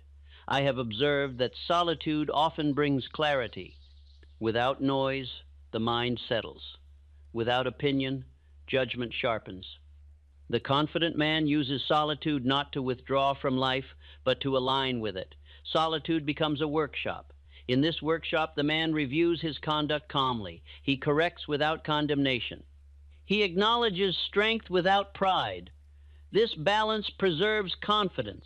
Condemnation weakens authority. Correction strengthens it. The confident man corrects himself without cruelty. He understands that harshness breeds rebellion within the mind. Calm firmness restores order. Order is confidence's natural environment. When order exists inwardly, solitude no longer feels empty. It feels sufficient. The man senses that nothing essential is missing. This sufficiency is the final assurance. I have known men who could endure isolation without despair because they trusted their inner resources. Their confidence did not shrink when voices were absent. It grew stronger. This strength is quiet and enduring. The confident man does not fear being misunderstood. He knows who he is. Misunderstanding does not threaten identity when identity is settled. Identity settled removes anxiety. Anxiety is the fear of being unmasked. There is nothing left to unmask here. As this part settles into you, understand that confidence has now been tested in all conditions, action and rest, success and failure, company and solitude. It has remained intact. This is completion. You may still enjoy companionship, praise, and shared effort. Confidence does not forbid these. It simply removes dependence upon them. You stand complete whether alone or among many. This completeness frees you. Free men act from principle. Principle sustains confidence without effort. I want you to allow yourself to rest in this understanding. There is nothing further to prove, nothing further to establish. Confidence has found its final home. It resides not in how you appear, but in how you remain. Remain steady, remain honest, remain whole. In solitude or in company, you are the same man, and that sameness is confidence perfected. This is the final circle completed. Nothing further is required. There is a stage of confidence that moves beyond personal assurance and enters the realm of influence. This influence is not sought. It is not announced. It arises naturally when a man has settled himself so completely that others begin to steady themselves in his presence. Confidence, at this stage, becomes contagious without effort. I have observed that men learn more from what is demonstrated than from what is spoken. Words persuade briefly. Example persuades permanently. The confident man no longer instructs others how to stand. He stands, and others learn. This is the highest service confidence can render. A man who has mastered himself becomes a reference point. Others watch how he responds to difficulty, how he carries success, how he endures uncertainty. Without knowing why, they begin to model his steadiness. Confidence thus passes quietly from one mind to another. This passing requires no intention. It requires only consistency. I have known fathers whose children learned courage not from lectures, but from watching how their father faced ordinary strain without complaint. I have known leaders whose followers adopted discipline simply by observing how the leader honored his word. Confidence teaches best when it teaches silently. The confident man does not attempt to reform others. Reform is force. Confidence invites imitation. People imitate what feels safe and reliable. Steadiness feels safe. Self-command feels reliable. This is why confidence carries influence long after words are forgotten. I want you to understand that legacy is not something built at the end of life. It is formed daily through conduct. Every decision honored, every standard maintained, every calm response to strain adds to a record others sense intuitively. This record does not require recognition. It operates quietly. Confidence that influences others must remain unself-conscious. The moment a man becomes aware of his influence and attempts to use it deliberately, it weakens. Influence that endures is a byproduct, not an aim. Aim remains inward. Influence flows outward. I have observed that confident men rarely describe themselves as confident. They describe their work, their duty, or their purpose. Confidence has ceased to be an object of thought. It has become the ground upon which thought stands. Others feel this ground. When such a man enters a room, tension eases, conversation slows, people listen more carefully. Not because the man demands attention, but because his presence reduces uncertainty. Reduction of uncertainty is leadership. Leadership born of confidence does not command. It reassures. Reassurance is more powerful than force. I have seen men abandon reckless behavior simply by working beside a man of quiet confidence. The contrast alone instructed them. No correction was necessary. Example corrected more effectively than criticism ever could. This is influence without resistance. Confidence at this stage also carries responsibility. Not the responsibility of perfection, but the responsibility of consistency. Others may lean upon what they observe. The confident man must therefore remain loyal to his standards even when unobserved. This loyalty preserves integrity. Integrity preserves influence. I have observed that men who lose influence often do so privately before they lose it publicly. They compromised unseen, their confidence fractured inwardly. Others sensed the change long before it was visible. Confidence communicates through subtle signs. Inconsistency weakens those signs. You must therefore continue to live as you have learned to live, not for the sake of others, but for the sake of alignment. Influence will follow alignment naturally. There is no need to shape legacy consciously. Conscious shaping invites performance. Performance invites strain. Strain erodes confidence. Live correctly. Influence will arrange itself. I have known men whose names were rarely spoken, yet whose influence shaped entire families, enterprises, and communities.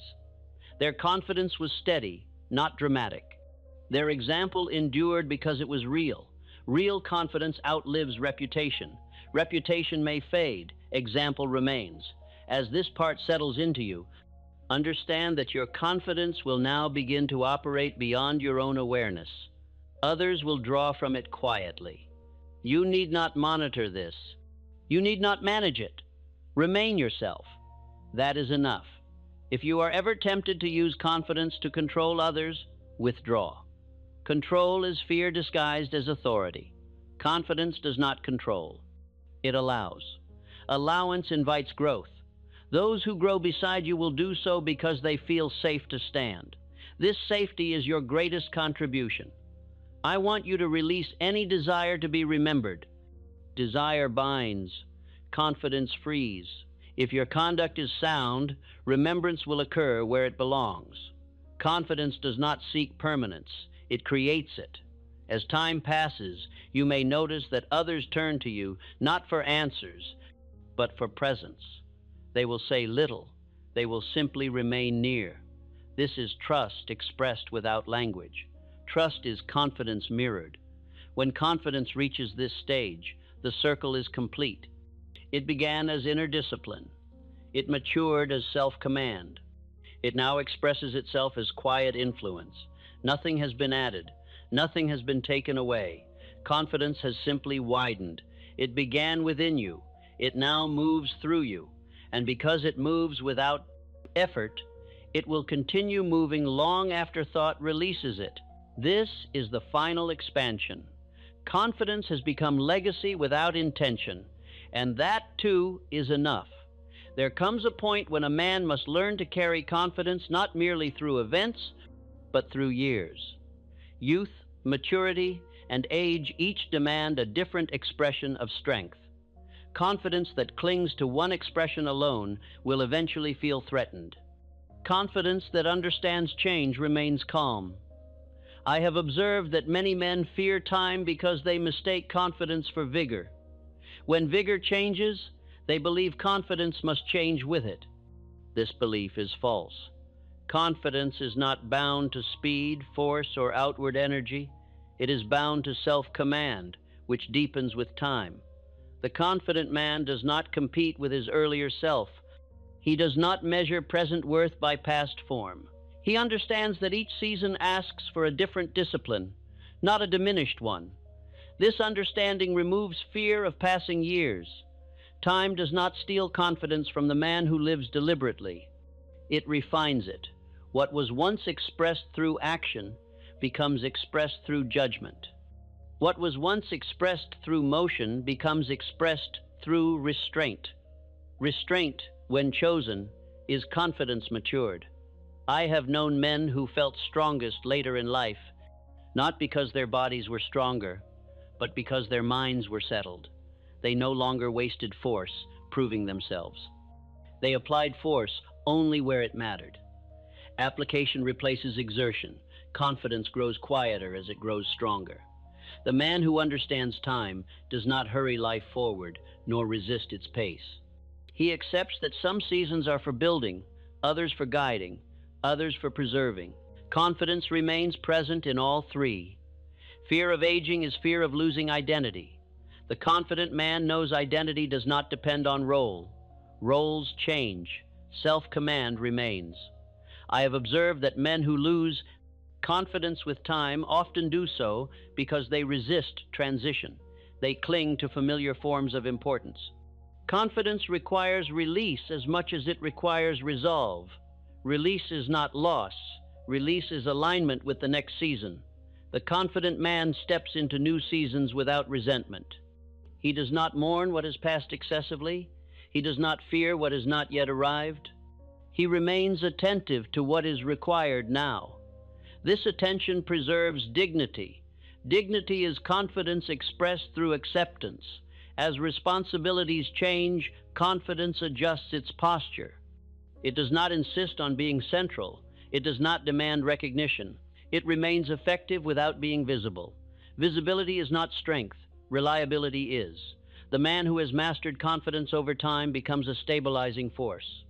Others feel reassured by his presence because he is not hurried by change. He has learned that time reveals more than it removes.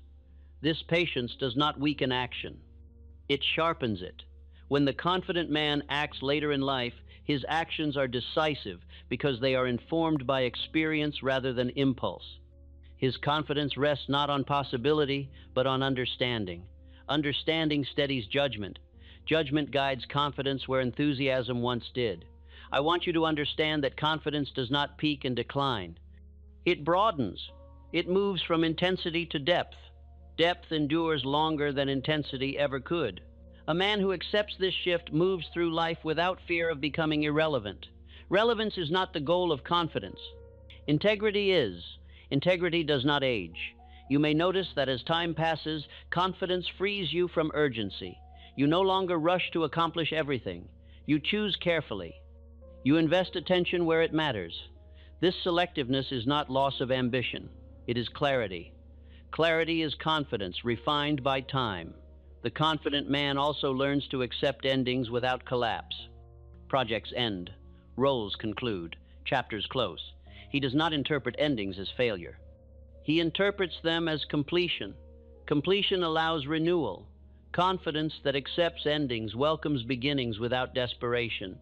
I have known men who entered new paths late in life with more assurance than they ever had earlier, because they no longer doubted their ability to adapt. Adaptability is confidence's quiet promise. The future does not intimidate the man who trusts his capacity to learn. Learning does not end with youth. It deepens with humility. Humility, when chosen, strengthens confidence rather than weakens it. The confident man is not threatened by learning from others, younger or older. He knows that knowledge does not diminish authority. Refusal to learn does. Authority preserved through learning endures. As this part settles into you, allow yourself to release fear of time. Time will change circumstances, but it need not change your steadiness. Confidence belongs to how you meet time, not to what time brings. Meet each season deliberately. Meet each change calmly. Meet each ending with gratitude. Meet each beginning with readiness. Confidence will remain with you not because you resist change, but because you remain yourself through it. You are not required to remain the same man in form. You are required to remain the same man in principle. Principle outlives time, and confidence, rooted in principle, will walk with you through every season yet to come. That is the final endurance of confidence, and it is complete.